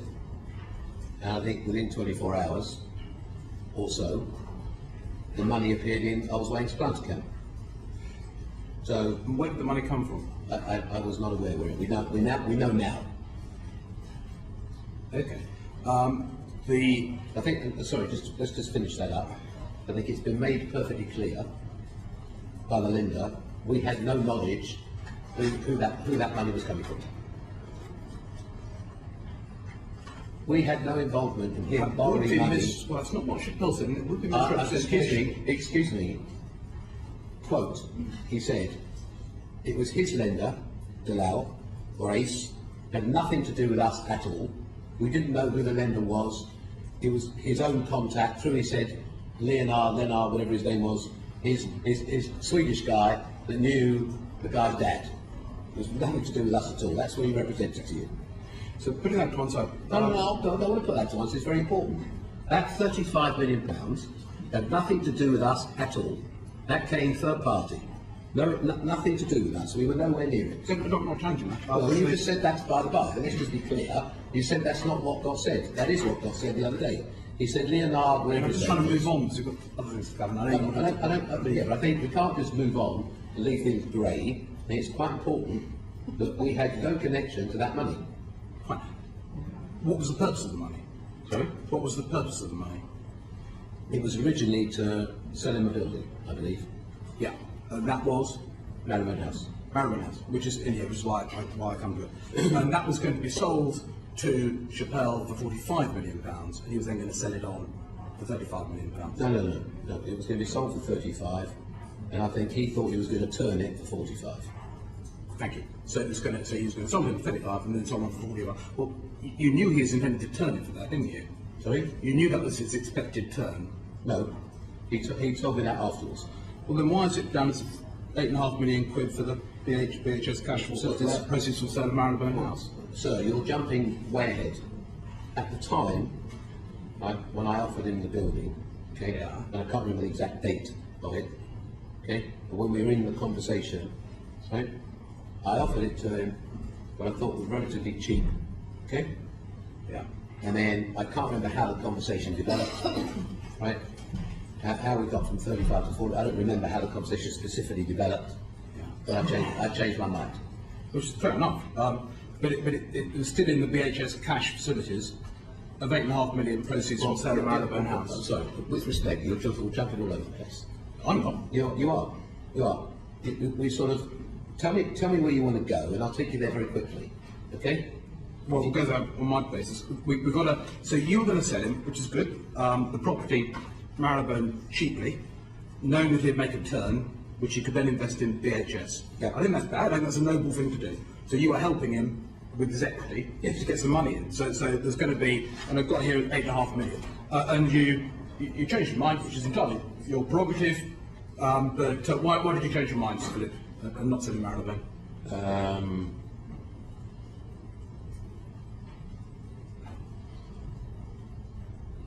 Nothing out of the sky. To be honest with you, first of all, we never marketed the building. We never tried to sell the building, either building for that matter, because we come on to the building next door as well. Neither building had been on the market. We hadn't tried to sell them. And then once again, the property market, probably the least secretive marketplace. And from there, all sorts of offers started to turn up, and lots of people turned up were interested in buying the building. Okay, so you took it off the market. You took it out of the deal. We never had it on the market. Sorry, but you took it out of the deal. Yes, yes. At a fairly late stage, but you took it off. I don't, as I said, I don't remember the days, but yeah, but you took it off. That's perfectly understandable. In the board minute of the ratification of the sale, the Tabitha Investments Limited board minute on the 25th of March 2015, the reports that Sir Philip said that BHS's rent bill for Marylebone House had been reduced from 10.2 million to 1.4 million by transferring Cullen Properties Limited, the freeholder, and a company ultimately controlled by the Green family, into the BHS group as part of the sale transaction. That wasn't quite right, was it? It was 100% right. Well, that was on the 25th of March, and on the before that, under the SPA between the Nautilus, the head lease had actually been transferred to Wilton rather than to BHS. Can I try and help you? Please. Good. Sorry? What's right? To help with the dates, it's on the 13th of March. So, the Cullen Properties surrendered the head lease of Marylebone House to the company called Wilton Equity Limited. Fine. So, Marylebone House was owned by a company called Wilton. Yep. Right. There was a lease in place between, historically there'd been a lease between BHS and Cullen, I think it was, and there was, historically there was a, because the freehold was originally owned by Prudential, way back, so before when it got bought, there was still a lease in place, I believe. I could get you the exact detail, but you're right so far. Okay, that's good. Making progress. When the Carmen deal got done, and the Carmen properties, Carmen was sold back to BHS for 70 million. As part of that deal, the lease on Marylebone House was broken. But to give them 2 years rent free. So the lease was voided. Yeah, well, the actual phrase of the SPA was surrendered to. Okay, fine. Voided, surrendered. Anyway, the lease was surrendered, so there was basically no lease. There was a peppercorn introduced, and therefore it was effectively rent free. Okay. So it was surrendered to Wilton, which is fine. Who's the beneficiary of Wilton? So, who's the beneficiary of Wilton? It's a family company. The beneficiary is Lady Green. Okay. Where's it registered? I don't know. BVI. On the 16th of July, Wilton Equity was sold, including Marylebone House, and you'll recall the acquirer of that. Sorry? You will recall the acquirer of Wilton Equity when it was sold on the 16th of July. 16th of July. We sort of jumped away from where we were, but anyway. I'm not sure whether this is relevant. I do. So, where's this relevant to BHS? You do recall who the acquirer was? Well, where's this relevant to the BHS conversation we were having? So, let me try and take you back, and I'll answer your question. No, can we keep on track? This has got nothing to do with BHS. No, but can we just keep on track to make sure that we finish as quickly as possible? It's not relevant. I can't give you the answer. It was bought by. Yes. It was bought by Tabitha Investments Limited, as I'm sure you will record as you're on the board of it. And that it was bought by Arcadia for £53 million. The board, it doesn't have any reference to third party, but they've been bought off the Prim, as you mentioned, for 32 million in 2015. It's then bought by Arcadia through TIL for 53 million. The board minute doesn't have any reference to a third party valuation. Was it a third party valuation? It was. Was that hidden from the board? Because it doesn't appear in the board minute. You have to ask Mr. Harris. The answer is there is a third party. There were several bids. In fact, bids above that number, right? When the deal was done. Okay. I asked for the valuation document, and we haven't been able to see the valuation document. Okay, fine. There was no valuation document associated with the board minute. Fine. I'm sure there has to be a valuation because in your report and accounts it states that there was a third party valuation. Fine. So there'll be I just can't find any record of it in the board minute. But then there'll be one. We've asked for it and we haven't get it. Sir, there's 40 million documents. If we say we've got it, you'll get it. What's the drama? You said you hadn't got it, but now you said you had. Excuse me. This is 1, 2, 3, 4, 5. I haven't got every piece of paper, every date, every document you've got. If you want a valuation on that building, there will be one, but I will ask my property director to provide it to you. Yes, sir, and it's not because it says in the report and accounts it's a third party value, so I'm sure there was. I'm just interested, as Ian is, in the corporate governance, because the board meeting to determine that acquisition of Wilton into Arcadia, which is you said, it's a family company of yours going into Arcadia. That was a decision taken by 3 executive directors. It was pretty scanty, the board minute associated with it. They do say they had other bids. There's no reference to a valuation at all. And I was just curious, for the board would normally want to say, where's the valuation so that we know that this is a fair value? We'll get it. I'm surprised that the board didn't ask for that. But as for the record, Ian, I'm just surprised, you mentioned it earlier, that there was no non-executives present for that board meeting. There was no telephone presence, there's nothing. When that was, that's £53 million, it's quite a lot of money. But in any case, that's I just wanted to get some background there. The reason why I asked Philip is not because I've got no particular interest in Marylebone. As you say, there are thousands of documents to go through. I had a lot of sympathy with you about the pensions regulator. I thought, why on earth can they get into a room and just do a deal? But they've got concerns about moral hazard. I just want to see whether those concerns are well founded or not. And I just find that there is a lot of complexity. I can understand why the pensions regulator would wish to go into details on some of the background in order to get a better understanding of the history. So basically, on your just coming back to that briefly, on the basis that the regulator said to you, they've been looking at the scheme since 13, do you think it's reasonable that she shouldn't have telephoned us or emailed us or had any contact with us in 3 years? It's difficult to do here until you've got all the facts, and I assume the facts are stated in this room. They started looking at it in mid-13. It's now June 16. There's never been a meeting with her at all. Not one. Does that sound remotely reasonable? Go back to the cash. Sorry, don't hear the answer. Sorry? Mr. Chairman. And Sir Philip, we're asking the questions, not you. Well, I'm just asking you. I mean, if somebody doesn't come and see you for 3 years, maybe Mr. Field could help me. No. He's a pension man. No. We're asking the questions. Jeremy's doing a first-class job. Jeremy, continue. Thank you. So Marylebone didn't get sold. Perfectly understandable. If you had a better offer, you'd get better money for it. Totally get that. But did you promised them £8.5 million from the proceeds of the sale of Marylebone House? Did you manage to get that to them through some other means? I don't understand the question. Well, in the note that was appended to your... I don't like the way you're asking me the question.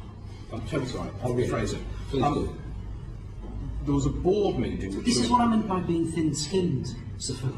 I think Jeremy, with the greatest respect, is asking detailed, pertinent questions with courtesy.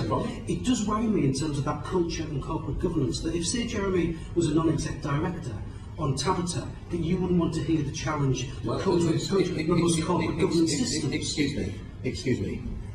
That's your opinion, which I don't have to agree with. Okay? One thing in here, opinions are free. Is that right? Absolutely. Good. If somebody says to you, quote unquote, Was that money received by other means? Okay, I don't find that, excuse me, I find it very, very simply. Was that money paid to BHS or RAL, right? As far as I'm concerned, I can hear that question, and I can give you a very simple answer. Well, let's pursue that. So by other means, was there some other way, it was based on where we are, based on, well, the way I'm framing it to you like that is, because all the stuff I have to read every day, which I'm not reading anymore anyway, right? All the stuff keeps getting written. I want it to be very clear. There's nothing here not being conducted properly. Yes, the £8.5 million got paid into a BHS bank account at HSBC. Great, thank you. And that was in June. Actually, I think it was 10 million you paid. Yeah, it was £8.5 million in respect of Marylebone, and there was £1.5 million which was a sweep up of some other items in the SPA. I think it was actually £6.5 million cash, and then a facility, you lent them £3.5 million. No, sir. So we paid £10 million into HSBC to help pay off an overdraft that they've now got as part of the £25 million facility we originally provided them. I half agree with you. That's a half agree. Those are the facts. It was in the framework agreement, which I've got here, that it was £6.5 million in cash. And there was a lending agreement. There's a loan of 3.5 million in addition to 6.5 million cash. Just musing on the point that Ian Wright, okay, you've complained about Mr. Quinn putting his glasses on and off. You've complained about staring at you, and you've complained about the way in which questions are put to you. And I just wonder, is that your usual pattern of behaviour, particularly with your directors? Shall we carry on? You don't want to answer Mr. Fuller? I'm choosing to carry on with your colleague over here. Okay. That is a very significant answer. What's that? That you didn't choose to answer. No, I chose to ignore it. That's different. I'm not so sure.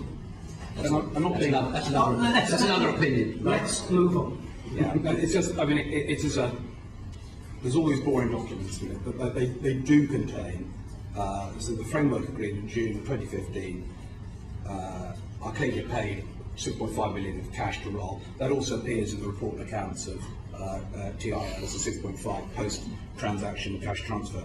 And there was a lending agreement of 3.5 million, along with that from Arcadia to BHS. There's also actually, there was a deed of rectification, doesn't sound, a deed of rectification in February 2016, in case you were confused by that. And the BHS loan agreement was replaced throughout the SPA with a RAL loan agreement, so perhaps the funds were lent to RAL rather than being lent to BHS.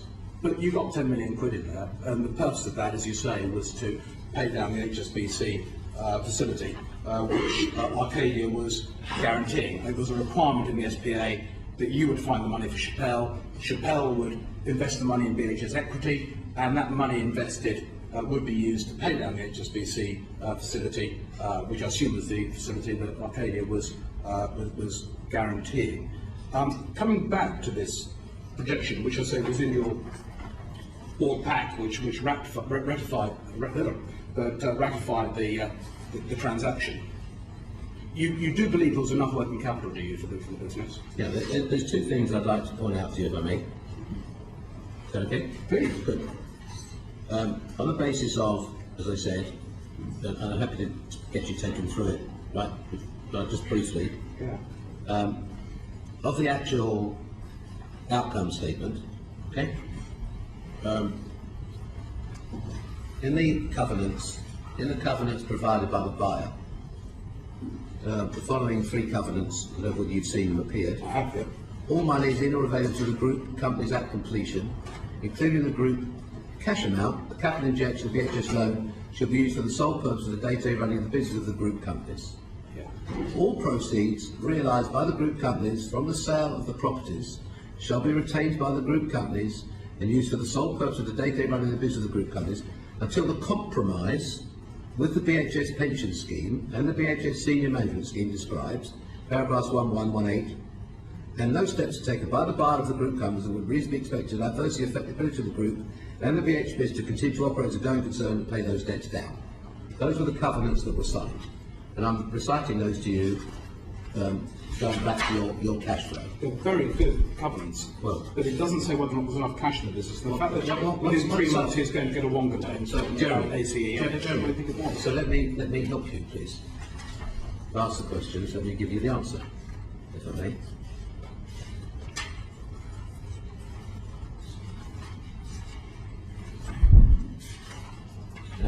Sorry. Gentleman behind.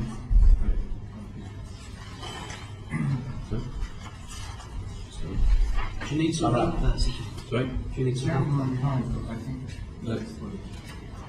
Got it. Got it.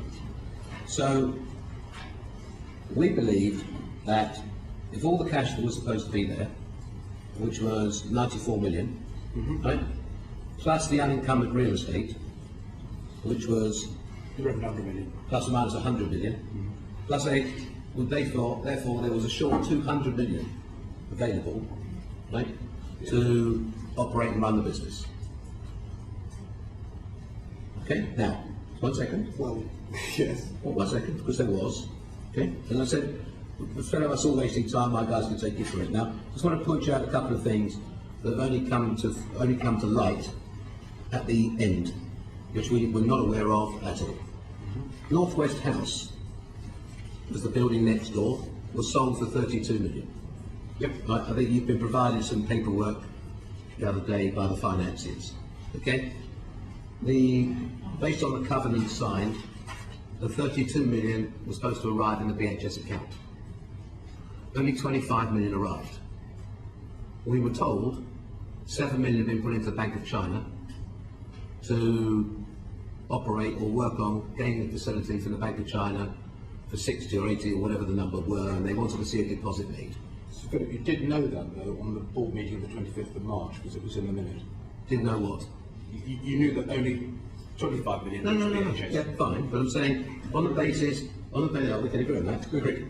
Right, on the basis, Arcadia were running all the back office, okay, because it was still joined.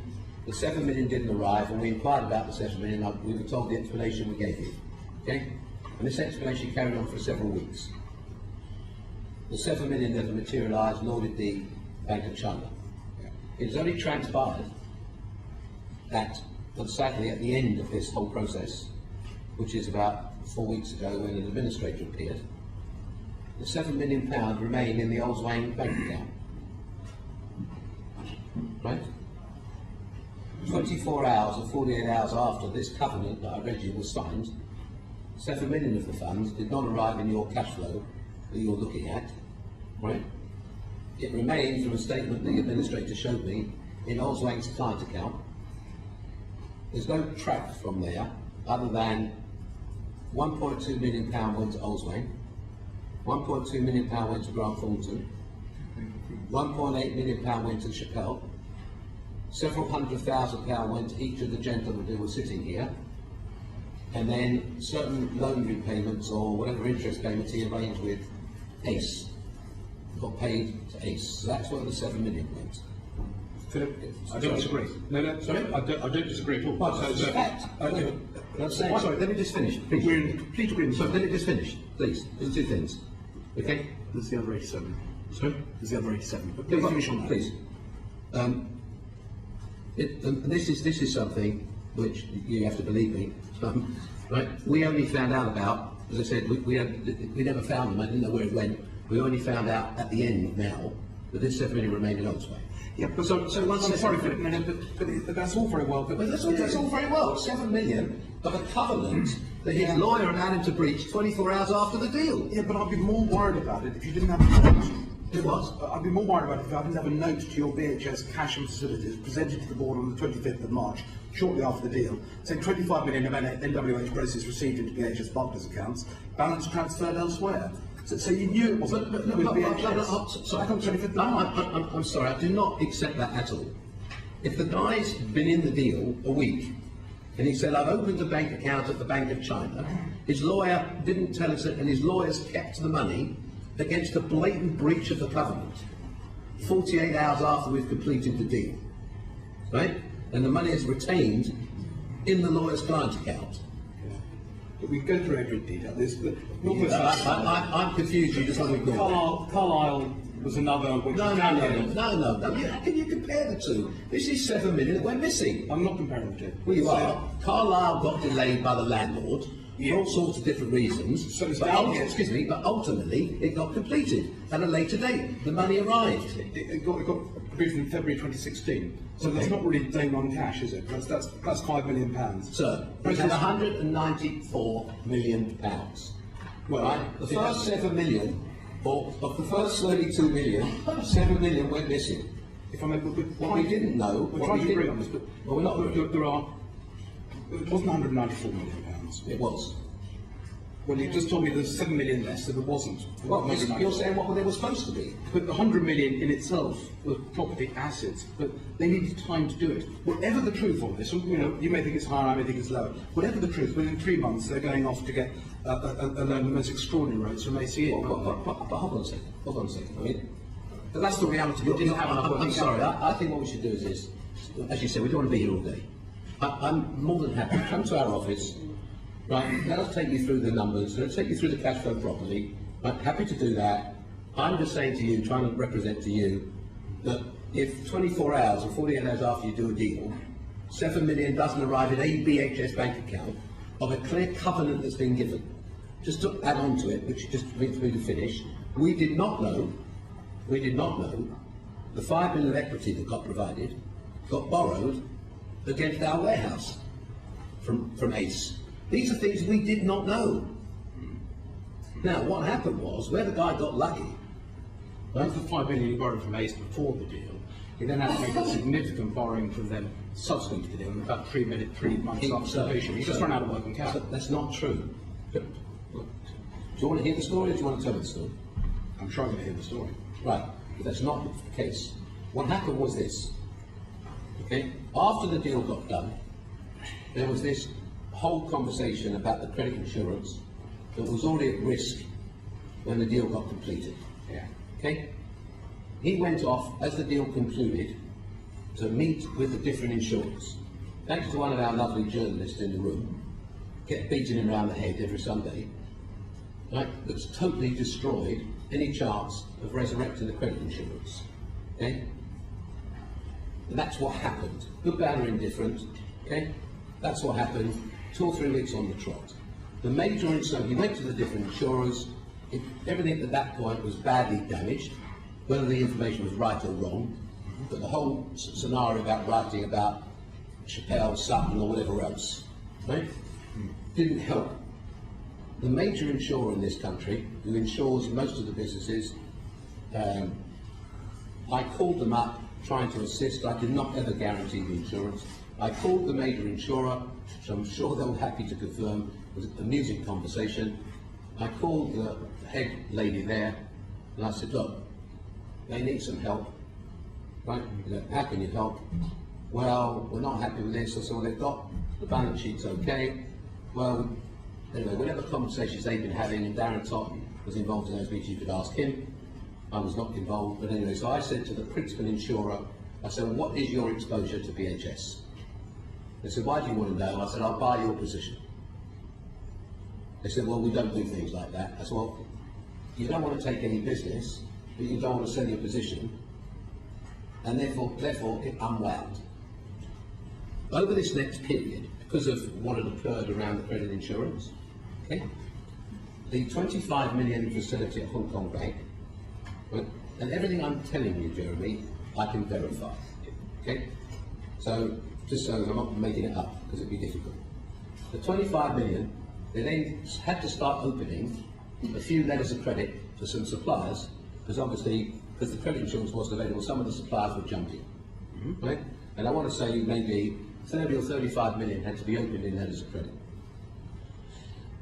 Of the 25 million facility in Hong Kong Bank, they asked if they could use 11 million or 10 or 11 million of that to open a letter of credit, which wasn't excited about, because that wasn't the purpose of it, to get locked up and not turned, okay? But under the circumstances of where they were, we let them use 11 million of that 25 million to open the first letters of credit, okay? Right so far? Yeah, good. Then, when the June time came along, and the 10 million we discussed earlier, Yeah. I insisted that this 10 million would go back to HSBC to make sure that didn't get a blocked facility and the money got sent there to pay it back. Right. I said to him, there was another maybe $1 million or $1.5 million owing. I said, you pay the other $1.5 million, and then the assets securing that 25 million, you can use to fund elsewhere. Right so far? Yep. Fine. In that account, I can't tell you specifically, but there were several properties, okay, that had a big value, right, including Oxford Street, including Oxford Street, there were some other properties in there. And then they use it, Oxford Street, got that out, they use that to refinance for those. Look, so what happened, anyway, supposedly what happened, he was then going to raise 60 million instead of 25. He then got into a conversation with Ace, right, of which you've seen the details, and it appears he only ever got to 25 million with Ace, paid several £1 million for the privilege, right? And then, sorry? Horrific terms. Yeah, sorry? Horrific terms. Yeah, they were not generous.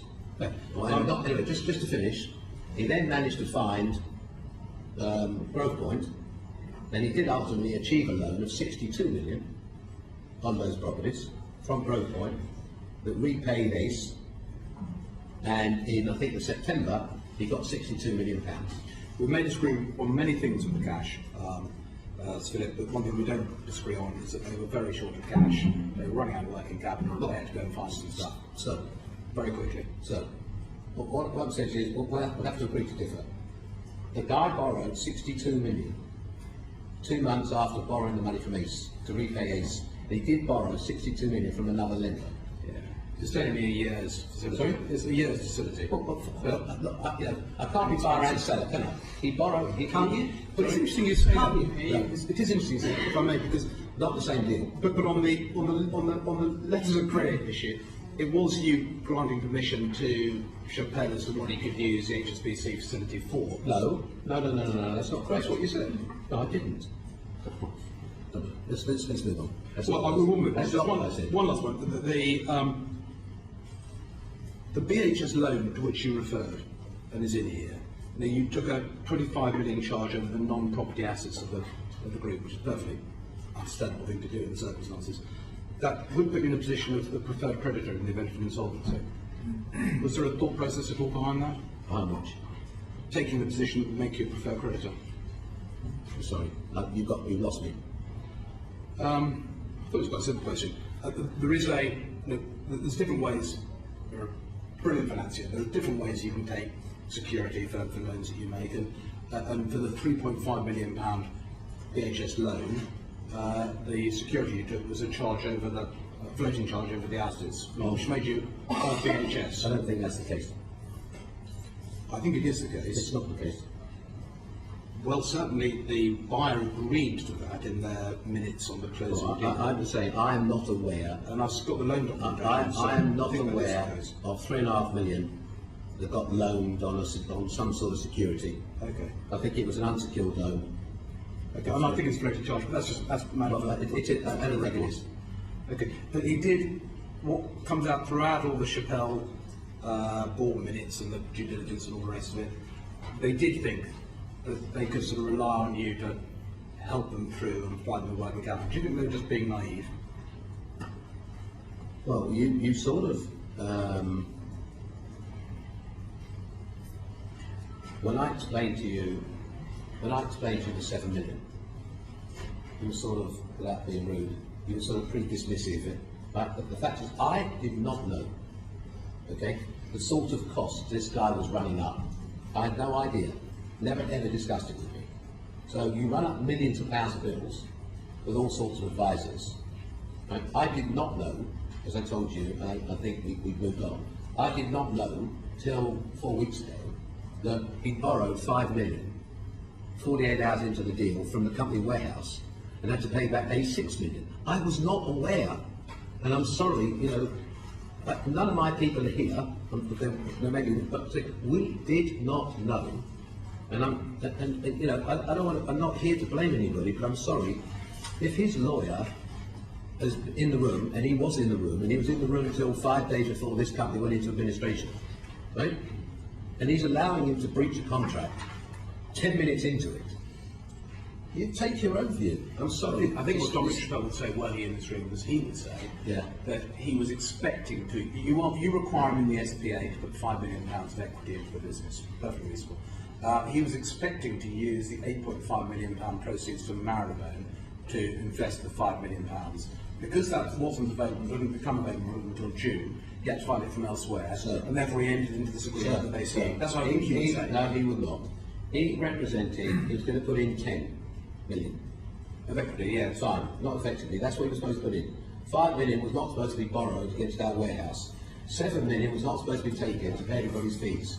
I do agree with you, Phil. I'm sure that's your understanding is correct. But not my understanding, those are the facts. So your board minute says 5 million of equity. Sorry? Your board minute says 5 million of equity. If he didn't put any in. Well, fair enough. Your presumption was 5 million. So when I say 5 million, it's not because I've plucked a number out of the air. It's because I'm not saying it transpired, it wasn't his money. He borrowed it, right? No, I had it against the VHS asset. I don't know if that's legal or not, but that's what's transpired. So when the VHS building got sold and leased back, right, later on, only 9 million arrived instead of 15. Yeah. So you keep taking these pieces of money. So, Jeremy, can I just ask, so that Chris Martin, Philip Green, that the bloke was doing okay because you were completely unaware of any of this, and at that stage in October 2015, you still thought he was the right man to bought the business, and 6 months in he was doing things that you thought... I think once the initial crisis of the insurance passed, and these letters of credit did get opened, right, and all the suppliers were supplying, and everybody was, because obviously the flow from when we sold the business in March, and the company runs on 60-day terms, there was not a phone call from any supplier saying they weren't getting paid. So it appeared, business as usual, right? Once the summer came, the suppliers appeared, I didn't hear from anybody, everybody was delivering, everybody was getting paid. If they weren't getting paid, they'd be paused. So I'm saying it appeared to be business as usual. Except, Richard, can I just say, Richard, I'm going to have to stop. I'm trying to help the government here, so, you know, which is frightening. So Philip, forgive me for that. So Philip, forgive me for this. We're going to have to pause proceedings to allow people to vote in a deferred division. So what I propose to do is to halt for 15 minutes and then come back and start swiftly at 13:56 in order to try and make sure that we can do the final element as quickly as possible. Is that okay? What is that reference to do? What happens in the period 21st of April onwards. So is that our last piece? Yeah, it is. That should be fun. Okay, it certainly should. So order back at 13. And then it's the chair of Mandrup then.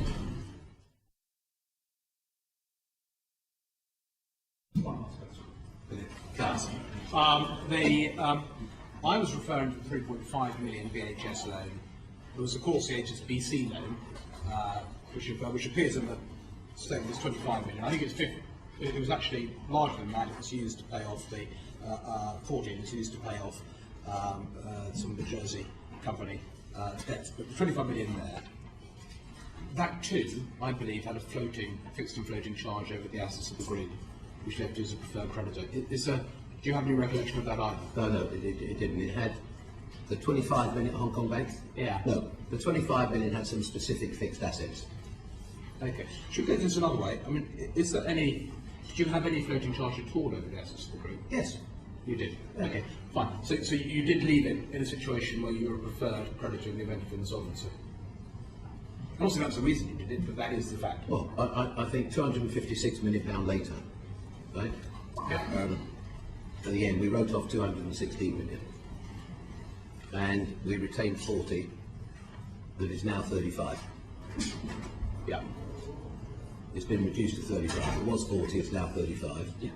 We additionally had security, and again, I could provide you the detail, I don't know, to hand, but we had security also over a property in Bristol. Yeah, Causeway, what it was. Sorry? Yeah. Yeah, and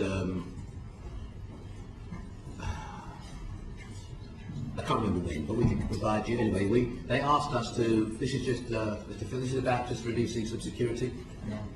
Anyway, they asked us if we would release the fixed charge at some point, The only reason I'm getting it is No. Let me curious just, about the please. ongoing. Let me just finish with you. That we had a fixed. No, it's important. We had a fixed charge on that property, which we gave up, and they managed to borrow 10 million from a company called Gordon Brothers. So we actually released the fixed charge to enable them to fund another 10 million. Yeah. Which is helpful. I'm just exploring. I know Richard was going to take it on from here, but it's just the umbilical linkage between you and them, which is unsurprising. I'm sorry. Somebody comes to you. I just can't accept that statement at all. We had security, fixed and floating. The guys come to us and said, look, we're a bit stuck. Would you consider releasing the fixed charge? That's not right. So we had a look at it. I personally felt we were comfortable in the security we had on the floater. Okay? And if it would be helpful, we would release the fixed charge. So we released, I don't call that up, we released the fixed charge. Philip, I wasn't being offensive. I mean, Well, it's not a critical call. We had a charge, we released it. Yeah, but it's just not specifically in relation to the Causeway property. It's the whole property. It's the relationship between the Arcadia Group and VHS. And it's not offensive. It was a mother. It was a parent company. Well, it's not. Relationship. You mean after the deal? Yeah. No, that's not correct.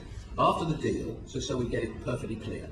After the deal, we still had the central services which we were providing. Yeah. Outside of that, we guaranteed certain bank facilities, right, which we agreed to do. Okay. In terms of the property side, where we guaranteed, they were paying the interest and paying amort on the facilities, right? And outside of all of that, there was one property, okay, that basically I felt comfortable if it would help releasing back, and we released the security. But to me, that's normal course of doing business. Yeah, I'm not being nasty. I'm just saying inevitably there's a very close linkage between the two on an ongoing basis. Well, their minutes, basically, I can summarise their minutes as well. It's going to be a very big risk, including on working capital, but it's very much in Philip's interest to keep us going, and we will make certain that we operate with him and he'll give us support. That's their mindset. I come back to their naivety. If they went to buy, if they were able to borrow 10 million from another party unrelated to us, right, help them, that was none of my business. That 10 million is still outstanding today. Richard. Thank you. Earlier on, Philip, you said, I think in response to Michelle, that regarding VHS, you probably had, quote, too strong an emotional tie. So how did you sort of let it go after you had sold the business, that emotional connection? Once it was sold, it was sold. But you had made sure that it had sufficient cash on the business as you've gone through in painstaking detail. I also wanted to make sure. Sorry, my apology. I didn't turn my phone off. Sorry. It's a good lesson for all of us. It's the regulator. It might be. Shall I find out? No. Richard, keep going. So you had made sure that they had sufficient cash in the business. Listen, I think, let's start where we did about 5 hours ago. Okay, if hindsight and foresight, clearly we would never have done this transaction. Not going to ask you a good question. Sorry, well, I'm going to try and answer you. Okay? I was sort of coming to it a slightly different way. I would hope, or I'd be very, very, very disappointed if I leave this building and having given Raoul the best part of, and Jeremy and I can have a debate, but the best part of 180, 90 million, right, to go forward, I'd be very, very, very, very disappointed if anybody here didn't think that they had a strong facility, right, and a strong opportunity to take this business forward. Wasn't being foolhardy where they left 50 million, knew it couldn't be done. And I think they would give us sufficient funds to take this business forward if they would have gone on with the plan. And that plan, was that a plan, sorry, with that plan... Sorry, Peter? Sorry? Can I just? I think there's a larger delta than that. They have much less cash. We've already been there. We've discussed it. Well, I'm sorry. Do you I'm keen to get off. So am I. So let's move on. No, I'm sorry. Let's move on. Yes. Then come to our Let's office. move on. Do me a No, favour. Sir Philip. Then come to our office and we'll take you and through. answer the questions from Richard. I'm going to answer. Thank Are you No, willing to come, let's move Jeremy, on. to our Let's office move on. and we take you through Let's it move by on. line? So Philip, can we move on? Can he come to our office, this man? Philip, you said about the plan, that they follow the plan. How was that your plan? Was it? Well, it wasn't it was a business plan. What role had you had in that plan? I had no role. There was a plan put together with the management team of BHS, I think, and my finance team, right? And so this guy keeps talking to you. He's a clerk, so he's just checking that. It's just disturbing. He's whispering to you while you're talking to me. It doesn't work. Well, I can manage listening to one person while I'm listening to you. Good. So. Okay, well, I can't. I'm getting disturbed. It's good corporate governance. Really? Yeah. Okay. Richard. Anyway, back to, if I may. I'll take that home with me. Back to the plan. So the plan was a plan that had been worked up by management, but obviously you felt this was a very important plan because you wanted the purchaser to follow that plan. Well, it wasn't a question of wanted. I think it was effectively a management buy-in, if you like. The management that were there knew the plan. He was very, very sure his property team and his finance team were very, very competent, capable people, right? Very experienced people. As I said, he had this board he'd assembled that appeared to be sensible people, and therefore off they went. Now, if you then don't do virtually any of the things that are in the plan, you hit the wall. Did you have any phone conversations subsequent to sale to Mr. Chappelle? Well, you know I did. What were they checking on daily sales figures? No, they were not. He wouldn't even know what they were. What was? Well, you sold the company to us. What was the nature? Thank you for reminding me. What was the? I think we're aware. What was the nature of your conversations with Mr. I think that, there were obviously there were updates on sort of things he was trying to do or discussions he was having. Right? I mean, very early on, I think soon after we sold, which we never got, I think very early on, there was an indicative indication, for example, from the landlord of Oxford Street who was interested in selling. Right? So, he may have mentioned it to me in passing, and I said, well, if I were you, I would pursue it. Okay? And get on with it now. So he came to you for points of advice on various... He would say, I know I've gone to look at this or look at that. That was all the thing he was a retailer. Yeah. Okay? So, can I answer this question very simply? I never went in the building again after March 11. I never went to a management meeting. I never saw a piece of product they bought. I never spoke to a supplier that they bought from. So outside of him talking to me about things he was going to raise money from the moon, or he was going to get money from here, or get money from there, or raise another facility, or whatever he was going to do, right? It was always, if you go in the dictionary and look under Chappelle for the translation, it says very optimistic. Well, that gives the impression that you found it quite easy to break your emotional ties. Sorry? That makes the impression that you... No, I think you're not asking me. Look, I think sort of, if we're just going to try and have a sort of a... I was concerned, I didn't want to see the business fail, clearly. I didn't sell it to him to fail. Okay? So, when I felt he was maybe going down a wrong path or he'd asked me something, I would encourage him, or say to him, I wouldn't do that. But as I wasn't involved in the day-to-day running of the business, and I think Amanda here said she's been in retail forever, if you don't know what's going on in the engine room, in the product side, if I don't know where they're buying, who from, what they're doing, you're disconnected. You can't be an absolute landlord. It doesn't work. So if I don't know what all the pieces are, making it work. And obviously data operations were crucial to its success, but the other crucial factor in the viability of British Home Stores after you had sold it was, of course, renegotiating their leases. Correct. Was that something you had discussions with Mr. Chappelle about? Well, when you say had discussions with him about? Advice about? Well, we tried to persuade him which is part of where they were, say to him, have these conversations sooner rather than later. Now, again, from my memory, but because there's a lot of numbers, I think, for example, he started off with 34 or 36 stores on monthly, right? Rentals. They become from quarterly to monthly to help the cash flow. He said his guy was an expert. He ended up with 2 less on monthly a year later. So the landlords they used to go and see would talk to my property director, because they were obviously a big tenant of all these landlords, and there seemed to be very different conversations. But that was a crucial part of the viability Yes, of the business. 100%.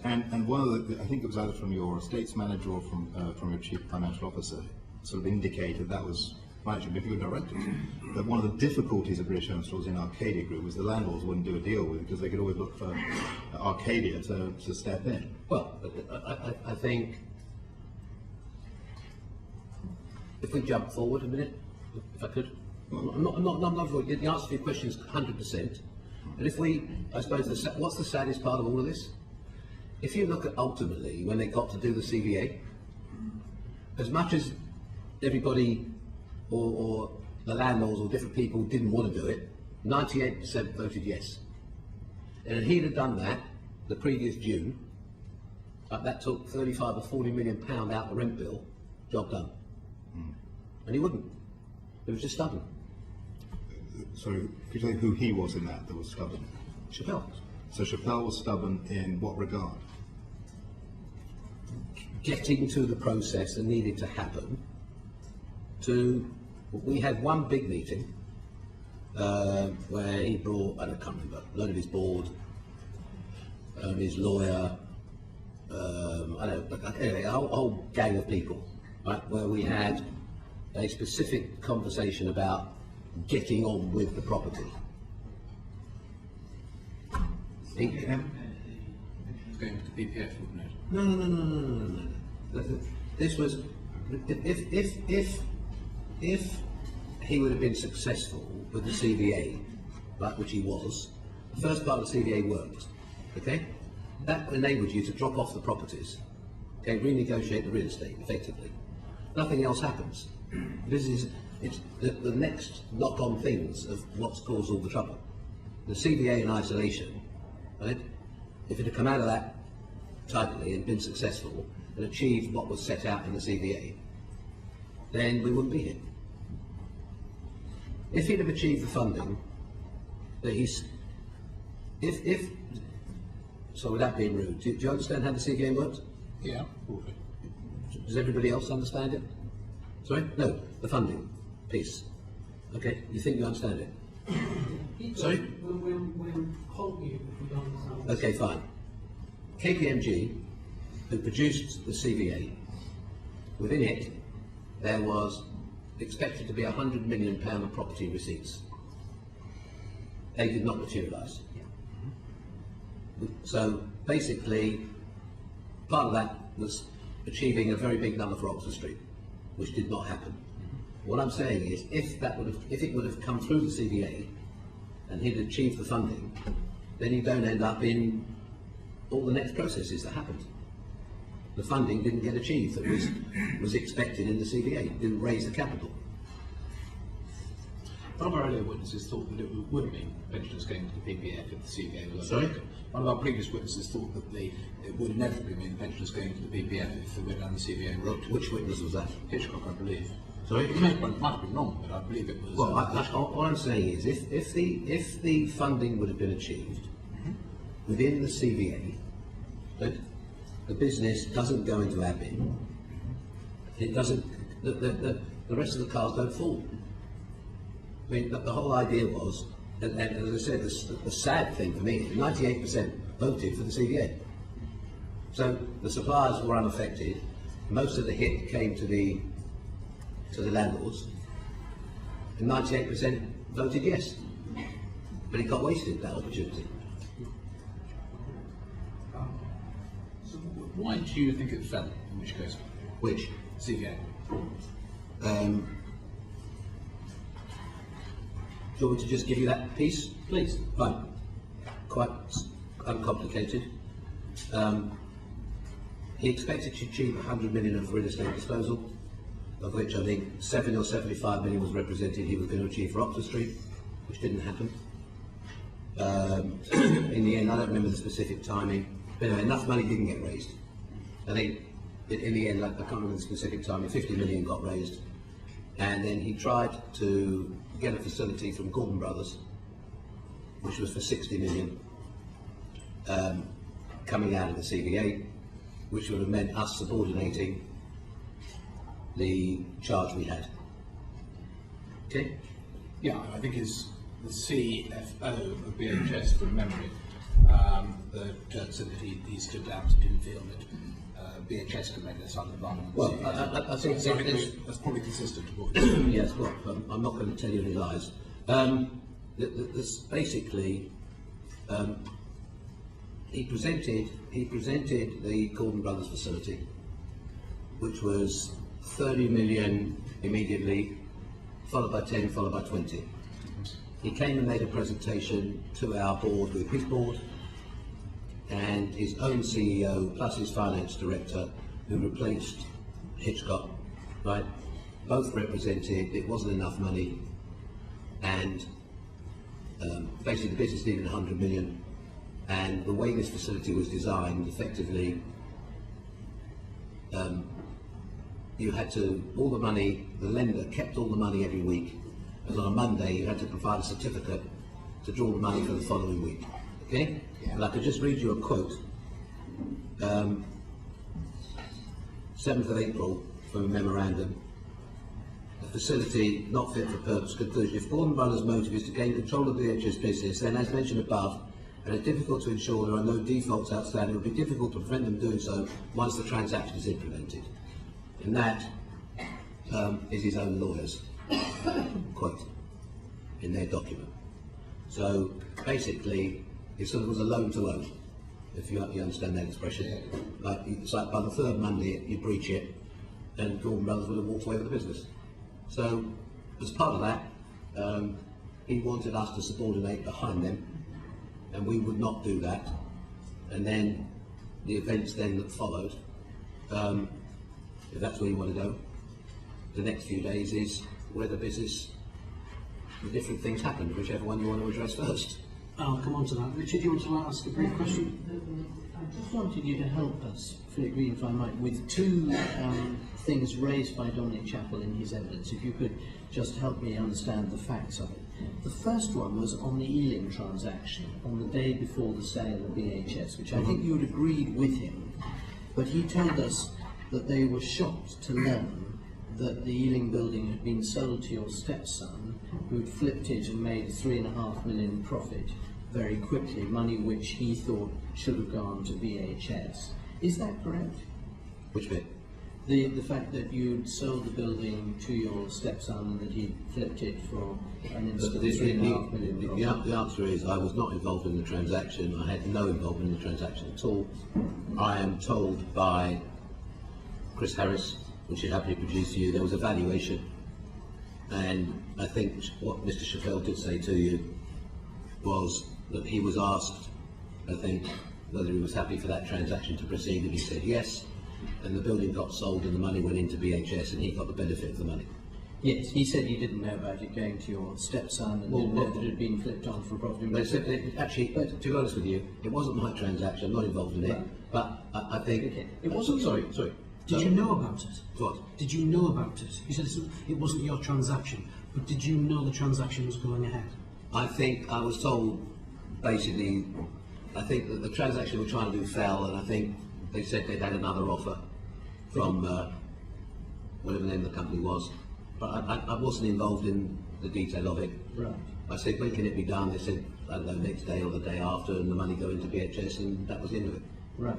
But he also went on to say that when questioned by the regulator about whether he'd sold any properties in the last 36 months to any connected parties, Philip Green put no. Then when the story broke in the newspapers, he had to put a retraction to that in, saying, oh yes, I forgot. The day before I sold the business, I sold the property in Ealing to my son-in-law. Is that correct? I don't know. You don't know? Which bit, correct? The fact that you were asked by the regulator whether you The sold any... answer is I don't know. Would you be able to confirm that in writing? Confirm what? Confirm that you had been asked by the regulator that you'd Well, said you ask hadn't sold the regulator. I don't know if they asked me. When did they ask me? Well, this would have been presumably fairly recent, but you say you've got no recollection. There's one thing guaranteed, right? One thing guaranteed. If somebody asked me recently, when obviously I'm aware of, would have been aware of it, why am I going to lie? It's sold and it got paid for. I mean, it's ridiculous. Right, all right. Well, we should check up on the check. Well, check up whatever you like. Just It's getting to ludicrous. Was, well, it is important. I'm sorry. You did say at the beginning that trust was important and that you don't allow I do not understand. If I am aware the property got sold, if I've met with the regulator once in a year, right, there is no possibility, zero possibility, if I would be asked that question, I wouldn't say yes. Why would I say no? All right, well, we'll find. And the second thing, can you... Where are you getting that from? Can you help? That's from evidence given to us By in who? an earlier session, by Mr. Chappell. So I tried to understand whether it was Please. correct. You just told me it's from the regulator. If Mr. Chappell, is he now the regulator? That'd be worrying. And the second thing, can you just help us understand on the pension scheme, where I asked Mr. Chappell a number of questions about what had happened with that since the transaction. And basically what he said was that, quote, we couldn't get released from the moral hazard, and Philip wasn't going to do anything or release any situation he had until the moral hazard for the pension fund had been resolved and released. The pensions regulator wouldn't give him a number, Philip wasn't prepared to give them an offer, and we just ended up in this twilight zone continuously. Is that an accurate description of what's happened and why there hasn't been a deal on the pension fund despite various efforts over the last at least 7 years? I have not been involved in any meetings he or his advisors have had with the regulator or the PPF. So I don't know. Let me finish. You asked a question, you won't let me answer. So I have no idea what the PPF or the regulator has told him. On one occasion only, they'd had a meeting with their lawyer, whatever his name was, Adam Planer, from whatever the company was called. And I think I can't remember whether he did or didn't come with his Grant Thornton man. They'd been to see either the regulator or the PPF or either or both, right? And they represented a number in relation, say, their idea of Project Thorpe, or called Project Veer or whatever it was called, and they represented a number, and to the best of my recollection of that conversation, it appeared that his lawyer had said to whoever they had the meeting with, I was going to pay the bill. Never had he had a conversation with me prior to going to have the meeting. Now, outside of that, I have no knowledge of, other than on a general basis, and I think you could ask Chris Martin, I think it's easier. Right? I mean, there has been, and I said, I think now, hopefully the door gets open, so we don't want to get into who said he should, but the answer is there has been, as you've heard, no dialogue. But I don't know, other than that meeting, I think he did try, and I think they were trying to engage, but it certainly had, and I think he talked to the PPF or the, I can't remember whether it was the PPF or the regulator or either, and had offered, or muted an offer of 18 million in cash, a 10 million loan note, and a third of the business. And I think that's what the PPF, I think his guy, or anyway, that was an offer he muted. But what's interesting is that if he's broadly correct, and if you're broadly agreeing that the pensions regulator, well, that the pensions regulator wouldn't give you a number that they wanted, and therefore you weren't prepared to give them an offer, that's not quite consistent with your several positions earlier, not least with Steve Webb, the pensions minister, and in conversations with Dr. Howes and so on, that you would stand by the pension scheme and see it right. Because if you wanted to do that, isn't there the opportunity to pay the full amount, i.e. more than what the PPF buyout value is. Why is that? And then the pension scheme problem will be solved. Why is that? The man sat here, Mr. Rubenstein, said the number into the PPF was 275 million. Yeah. Right? Yeah, and you'd earlier told Steve Webb that you wouldn't put the pension fund into the PPF. But we don't the think money it would be found from somewhere. Well, with respect, you'll talk about a conversation he says happened 4 years ago. True. Right? So my memory's not as good as his. So would it be fair to say if the pensioners are listening, what comfort should they take about your commitment? I thought about 5.5 hours ago we covered this. Did we not? Would you like to summarise it for all When we of us? let's get to the end. Okay, they're there. We're coming to the end, suppose. So do you want to do it now? It will hasten the end of this. I think I've said today we have now got communication finally with the regulator. I've got a team of people working, and hopefully we'll be able to sit down in a room somewhere and have a meeting of minds and see if we can find a solution. Can I take you to second or third week in April, in terms of when BHS is about to go into administration? Yes. You said earlier you didn't want the business to fail. Mm-hmm. Why didn't you give RAL longer to make a go of it? Sorry? The reason I asked that is because you had this £35 million of your cash in the business, and you decided to take it back. Mr. Chappelle alleges that toppled BHS over. Do you accept that? No, I do not. Tell us why.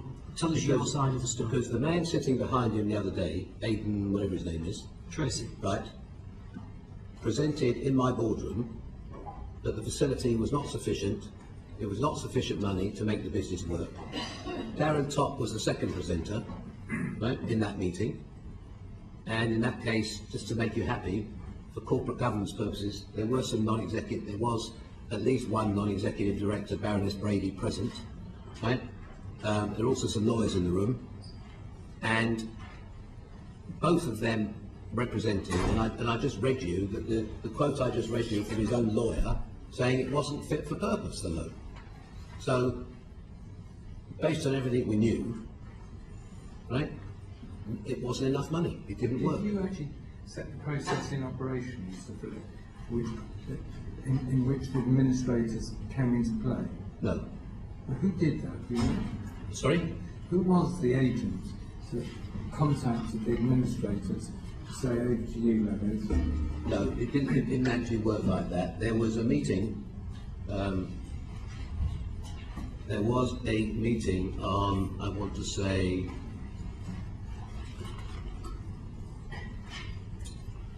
when did it go into? Was Monday the 25th of April? Went into the 24th or 25th? When it went into the liquidation process? Yes, it was Monday was the 25th. So Thursday was the... Thursday was the 21st of April. Sorry? Are you talking about the previous Thursday? Yes. 21st of April. Right. So the business was put into... They had a... Basically...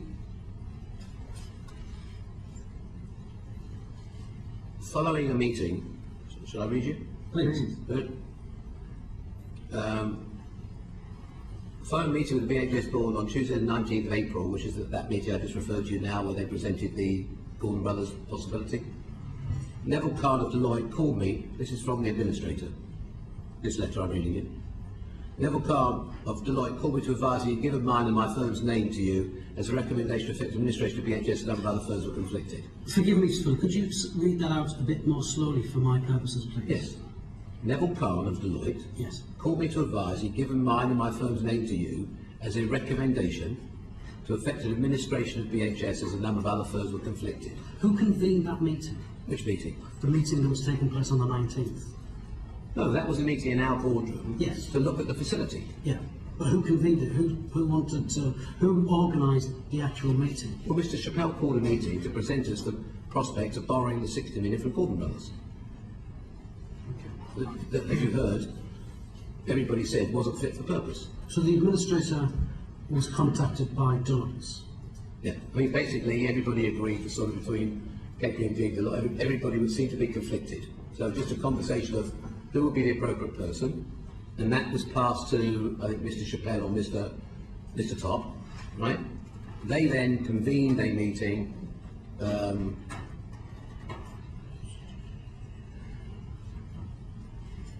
detailed in the creditors report, the Board of BHS resolved on the 21st of April 2016 to appoint me and one of my colleagues as joint administrators on Friday, the 22nd of April 2016. Sir Philip, we've got a letter from Philip Duffy, from Duff and Phelps, the administrator, to us as the Select Committee, saying, and I quote, "My first involvement in the affairs of BHS was when I received a phone call from Sir Philip Green at approximately 4 p.m. on Monday, the 18th of April 2016, asking if I could come to a meeting the following day in London. He stated he wanted to discuss a matter, but did not give me any further details." That contradicts what you just said to us, though. Well, with respect, this is his letter. I'm reading Duff and Phelps' letter, it's not my letter. There's a letter he sent me, right? So just to avoid me coming here and not having the right facts, I called him and said, would you please write me a letter, just so we don't have any accidents. So what I'm saying is that's the letter which you gave me, right? Keep going, please. Whether it was Monday or Tuesday, I mean... No, keep going. Okay. What else do you want me to keep going with? I want to know the events of that week and what happened and what was decided when. Okay, fine. On the morning of Friday the 22nd of April, I and my colleague Ben Wiles was asked to attend a meeting at Olswains, where we were advised that a last-minute rescue attempt by an unconnected retailer was in progress and that the Board of RAL was to work on this over the course of the weekend. Were you told who that unconnected retailer was? No, I was not. You had no idea who that was? No, I did not. I advised Dominic Chappelle that he had to give this every effort. Okay? There were some concerns, namely, 1. HMRC had issued a 7-day winding up notice, proceedings which ran out early in the week of the 25th of April. 2. Lawyers acting for the Board of BHS Group had advised the Board they were at risk of wrongful trading. 3. There was a risk that unless the group was protected by an administration order, that salaries of circa 8,000 people would not get paid on Friday the 29th, 16. This is the potential administrator was my main concern, as if the salaries had not been paid, it would have been disastrous to the business and potentially a large number of employees might have left the business. In order to mitigate the concerns, and these concerns were agreed by the Board of BHS as well as members of the RAL Board, which suggested Arcadia should issue demands and if necessary, it could appoint administrators under its floating charge should any undue delay occur in resolving the current financial position.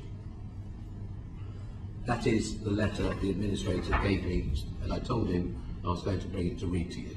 So effectively, just in simplistic terms, we provided a letter as a backup in case whatever RAL or anybody was doing did not happen, that the administrator would be able to do his job on the Monday because of the winding up and the things you've heard.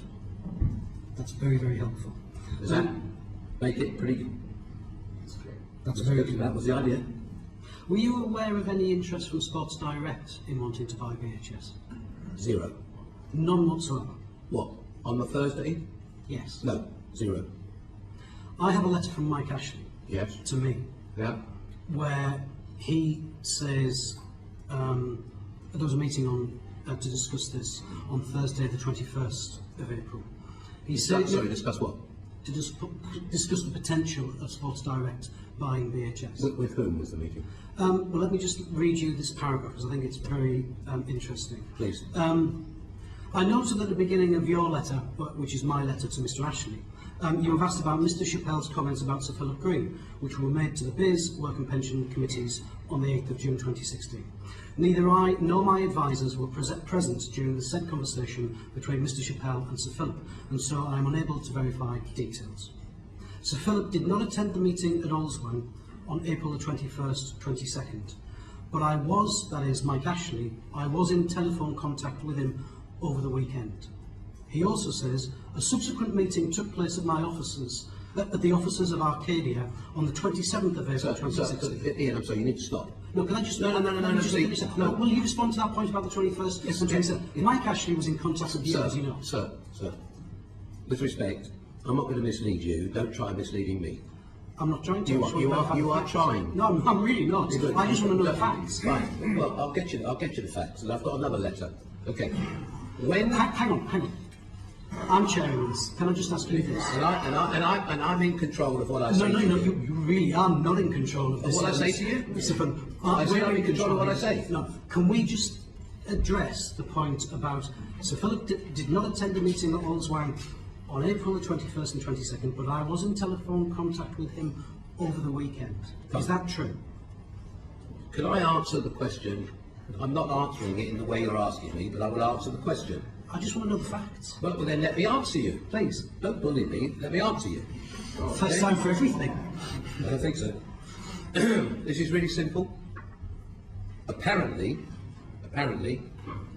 unbeknownst to me, right, that, which obviously subsequently I found out, Chappelle had made contact with Sports Direct on the Thursday.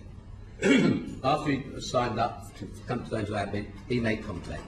I had zero knowledge of that at all, that meeting had been arranged. They apparently worked all night. Yes. I had zero knowledge of that, and I think anybody in the building, right, will be able to confirm I was not involved, I had no knowledge of it, I didn't even know they were having a meeting. Right? At some time, I don't know, after they've been all night, right, I want to say, at maybe lunchtime on the Friday, right, Mr. Chappelle called me, and he said, could I have Mike Ashley's phone number? I said, for what? I need to talk to him. Oh, about what? Well, I've signed an NDA anyway. So I think eventually he might have told me, I don't know, he was having a conversation anyway. He apparently made some calls to Mike Ashley. Relax, you'll get your answer. Good. Right? But we've got to get it in the right order. Anyway, he made some calls apparently to Mike Ashley. Mike Ashley called me at around 3 o'clock, right, laughing, and said, well, you knew it was me, didn't you? Because that's how we dialogue. Are you quite close? Yeah, they're friends. Yeah. So, you know, so basically he called me up and said, you knew it was me, didn't you? I said, how would I know? If you told me, he said, well, I was asleep while they were all doing the work, whoever his team was doing the work. He wasn't involved at all, he wasn't at the building. Okay? That's not his thing. So I said, well, where have you got to? He said, do me a favour, right? Please make sure that guy doesn't phone me again. I said, well, it's not my fault. You started the dialogue.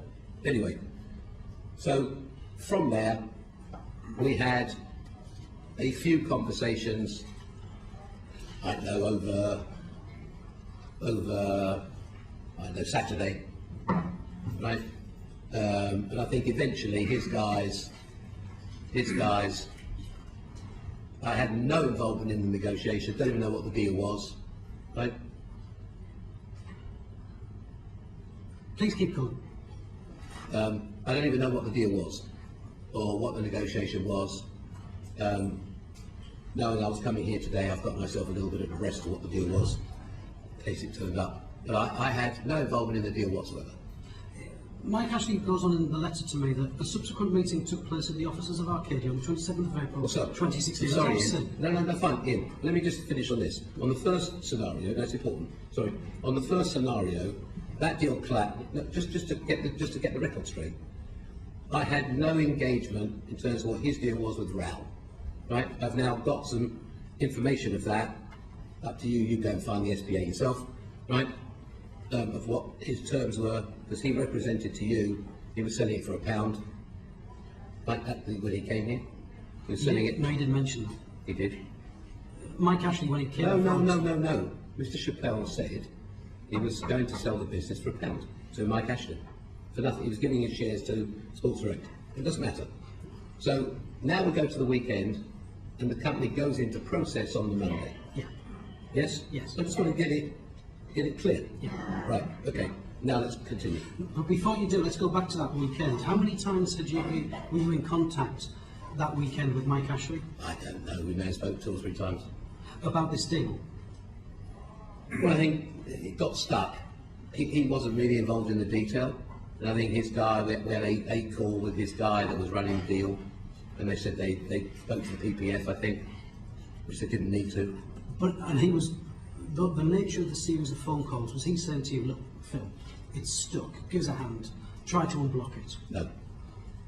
He wasn't involved in that detail. I had no involvement, I'm trying to tell you. I had zero involvement, how they got to the meeting, what happened in the meeting, who was doing what to who. I wasn't involved in it. And it was none of my business. Okay. Let me go back to that thing that I was saying about the subsequent meeting at the offices of Arcadia on the 27th of April 2016. Yep. Mike Ashley says in his letter, I attended this meeting in person, along with my acquisition team. The other attendees included, amongst others, Sir Philip and Phil Duffy of Duff & Phelps. Mm-hmm. Why were you there? Because we were the principal secure creditor. So we offered to host the meeting. Okay. And what was discussed at that meeting, which is what, on the Wednesday? This was a Thursday, sir. Oh, so I would have thought the 27th of April would have been a Wednesday. I think it was a Thursday. Right, okay. Right. Would you like me to read you what happened? Please. Good. Upon appointment of Sports Direct, Sports Direct contacted myself as joint administrator to express an interest in buying the business. I agreed that an early meeting should take place, but given the publicity, Mike Ashley did not want to attend the office of BHS or Duff & Phelps. There was a risk that TV would capture the visit. He kindly offered to host a meeting. It was during that meeting that Mike Ashley stated he wanted to buy the business, appeared to keep all the shops open, jobs in place until Christmas 2016, paid Growth Point in full their secured debt, which was 20 million, and Gordon Brothers, which was the 10 million on Bristol. There was further discussion revolving around the stock in the business. Mr. Ashley proffered a figure of 10 million, which I stated I thought was too low.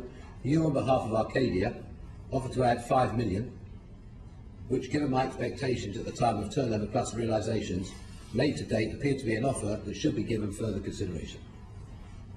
I agreed with Mr. Ashley to have a meeting the following week solely between Duff & Phelps and Sports Direct to further these discussions. I subsequently received a letter which did not contain an offer capable of completing. I in no way were yourself or Arcadia involved in frustrating any potential offer for BHS. Both yourself and the Arcadia senior management team were helpful throughout the administration to assist me in trying to sell BHS as a going concern. That's the 2 letters I have from the administrator. So, as far as we were concerned, I tried, contrary to what you were told, after the meeting in our offices on the Thursday, when I offered to add some money to his offer, a few £1 million, was basically to keep the business alive. I was thereafter that again disengaged from, as you heard, from when they went to have the meeting with Duff & Phelps the following week. What blocked the deal? Sorry? What blocked the deal between Sports Direct and BHS, do you know? Yeah. One of these. What, Mike Ashley had run out of a chequebook or something? I didn't say Mike Ashley. I said whoever the people were, and I want to get into the personalities, he had a team of people running the deal. I don't know what the terms were. I think that the outline of the meeting you referred to initially Thursday at my office was pretty straightforward. You're buying stock. You get an option on all the properties, because basically you take the shops under licence from the administrator, so you're not committed. If you don't bother to assign them, you don't take them. So it's a pretty favourable deal in terms of the buyer. The price of the inventory was very cheap. I don't know what happened or what their requests were after that, because I was, as you heard, I was taken out the process, right? And other than offering to put 5 million in, I wasn't in the process. I don't, so why it didn't happen, I don't know. Sports Direct had deposited £35 million into their lawyer's account to show that they were a credible buyer that wanted to take this further. Very similar to the BHS deal with RAL, actually. That shows that they just wanted a little bit more time. You did nothing to stop that whatsoever. You did nothing to stop the process to ensure that Sports Direct could be given more time to consider this. Stop what, sir? Stop the deal. Which one? The deal to buy BHS. Which deal? Sports Direct's deal to buy BHS. There were two different times. One before. That's true. That's one true. before, one after. Yes. What? The one after? Well, tell me which one. Anything. Zero. So, I've offered to put money in. Look, let me just ask a sensible question to your whole committee. Based on everything we spent 5 or 6 hours, on what possible basis would I want to stop somebody buying it if they would rescue it? Why? Ego. Oh, please. I mean, come on. That's an insult. No, that's it's not. really, that's really rude. No, it's a case of, Well, I find that really rude. Well, I do apologise because I don't mean to be rude, but in terms of I human think nature... I think we got to hear... You couldn't I think make a success of it. excuse me. You couldn't make a I just success of think... it, and you didn't want another retail billionaire to do the same. It would be that. I'm glad the meeting's ending. I think that's disgusting, and it's a sad way to end. Well, we haven't finished yet, Sir Philip, if that's okay. We've got just a number of... Yeah, but I think that's out of order, and I think you should apologise. Here's a business where if there's a bona fide buyer, I have offered to add to his purchase price for free, to put X million pounds in on top of what he wanted to pay. And I'm trying to block it. I mean, it's laughable. It's laughable. And I think, you should owe me an apology for that. I've sat here 6 hours, I haven't been rude to you, and I think that I'm owed an apology. Got nothing to do with any ego. I thought about, and you can ask my executives, not here, on the deal that the administrator offered on the Thursday, I thought, should I buy it back myself? But I thought there would be so much uproar, I thought I'd better not. But it was so cheap in terms of the deal that was offered, or opportunist at that moment, sort of, if it hadn't been for all the drama, I don't know how the response would have been. I don't know if any of it would have been any worse. But what I can assure you, and I give a guarantee, right, a personal guarantee, I wanted that deal to happen. Sir Philip, if you get the pensions issue settled, might you buy it back? No. Why not now?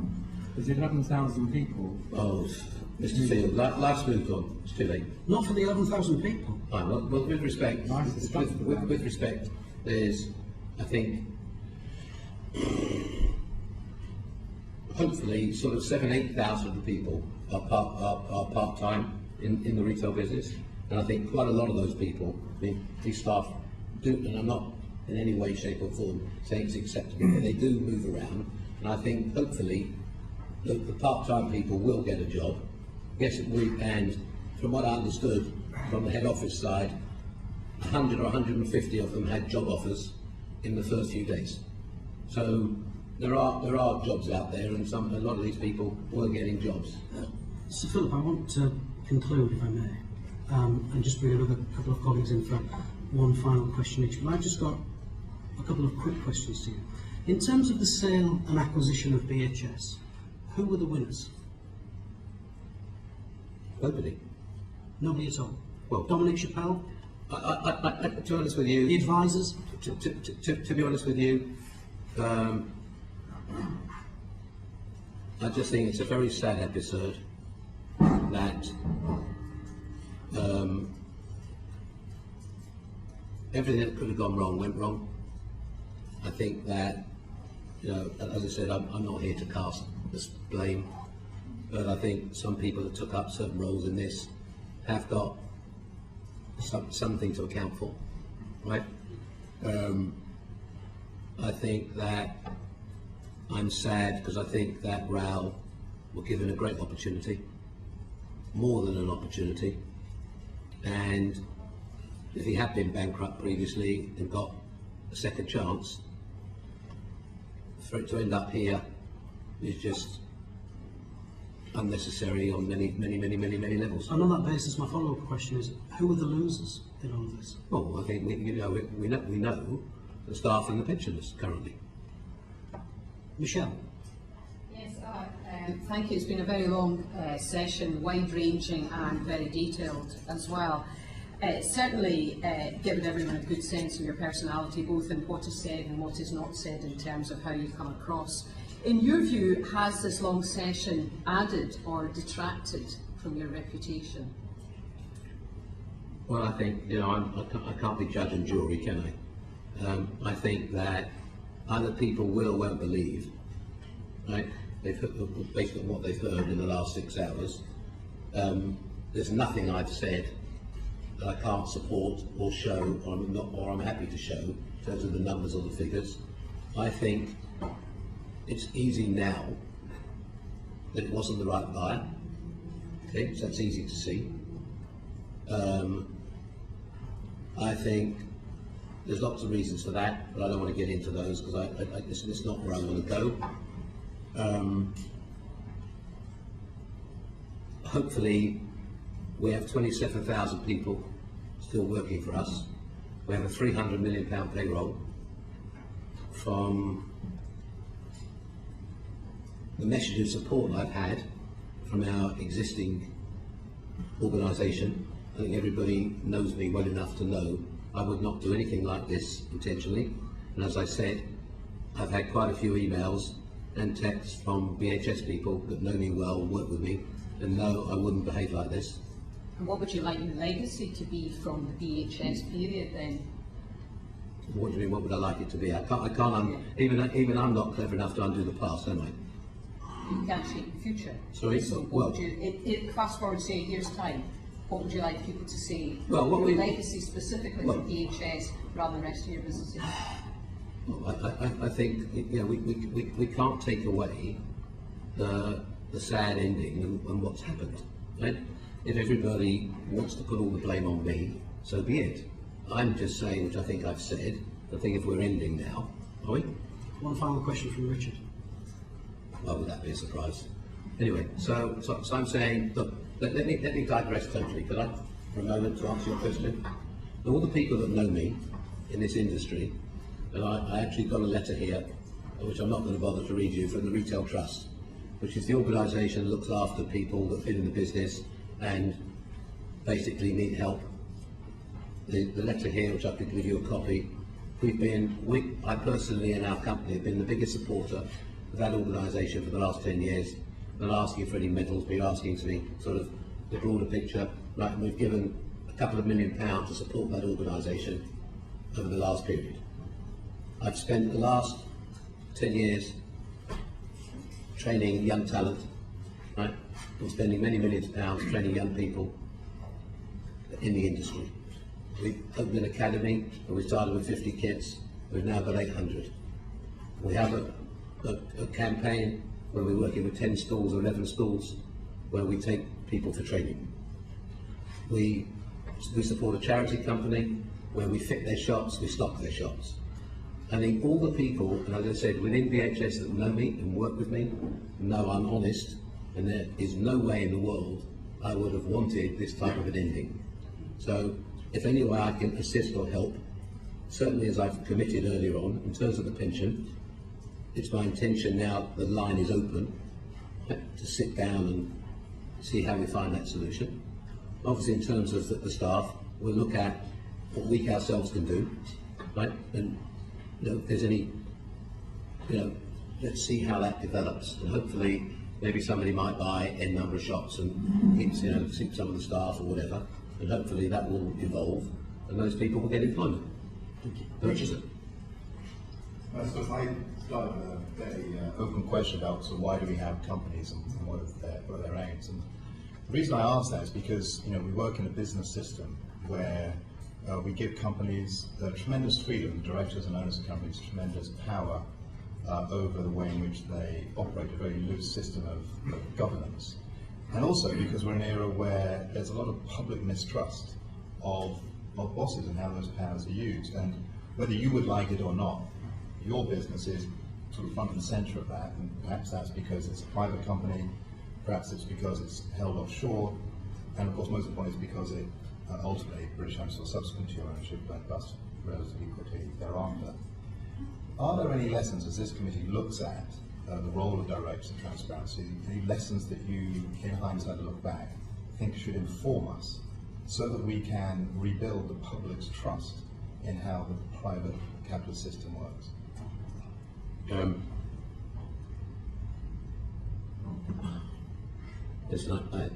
You'll have your own view, right? And as I'm used to getting attacked over the last 4 weeks, I've become a little bit immune to it. Do you feel hounded? Sorry? Do you feel hounded? Well, I haven't been able to visit my shops for 5 weeks. Do you think the criticism is unfair? I think it's wholly unbalanced and unfair. And one of the main reasons I wanted to come here, one of the main reasons, apart from our little you know, I wanted to come here and then people can make a judgment of whether they think I'm honest or not honest or dishonest. I made a bad call. I'm prepared to take the responsibility. I made a bad call selling this business to Rail. Okay? I think I had a lot of things misrepresented. I think there are a lot of other people who are got some accountability and responsibility, right? And they can come here, hopefully, and you'll ask them why they were acting for this guy, what were the basis of it. You had these 3 or 4 people here the other day who are lawyers. Hold on a second, please. They're lawyers. They were on his board. They took shares. Like, these aren't people from around the corner. These are people who act for other people, giving them advice. But everybody suddenly wants to run away. It's all Philip Green's fault. I'm a big boy. I better take a punch on the chin. I picked the wrong guy. Didn't do it with any intent. Not going to go and give somebody, Joe it up and debate how much, but a lot of money, right? Plus or minus a few million quid. Give a lot of money to somebody, right? And sadly, that, you know, for all sorts of different reasons, you've seen a lot of the people, you could decide whether who is or isn't telling you the truth. I'm not lying. As I said, I'm sad. 15 years of my time, and, you know, for lots of reasons, it's a horrible ending. And, you know, there's not, what else could I say? And to be fair, you know, in business, people will make mistakes. That's part of a free system. People make mistakes, and we should look more at the values that shape how people react to those mistakes. And I think you've given an account of that. I do want to ask you a tougher question. Well, so let me just respond to that. So I've given an account. So do you think, having spent 6 hours here, right, this was an honest mistake, right? And unfortunately, we sold it to the wrong guy, right? Based on what I've represented to you, or do you think I did it intentionally? Well, I think my point is you know, we're representatives of the people, and the people, I'm asking you a question. The people can, well, as you know, it works the other way here.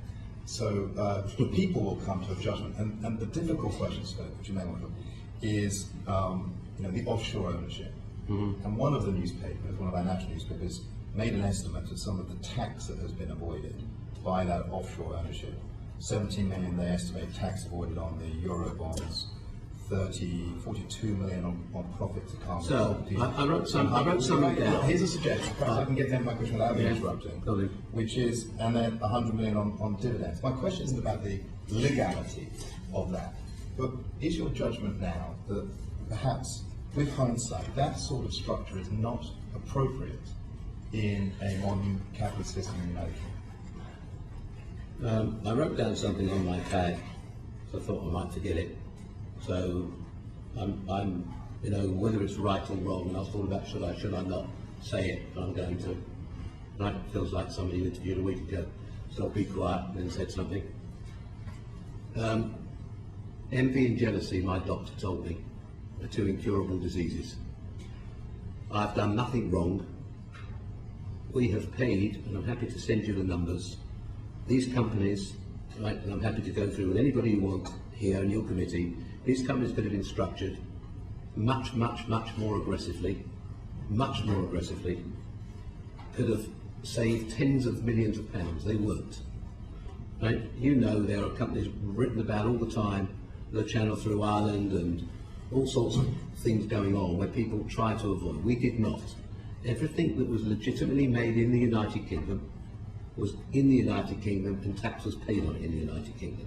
And we've paid many hundreds of millions of pounds of tax, which, if we were trying to find a system that was specific to doing that, we wouldn't have done that.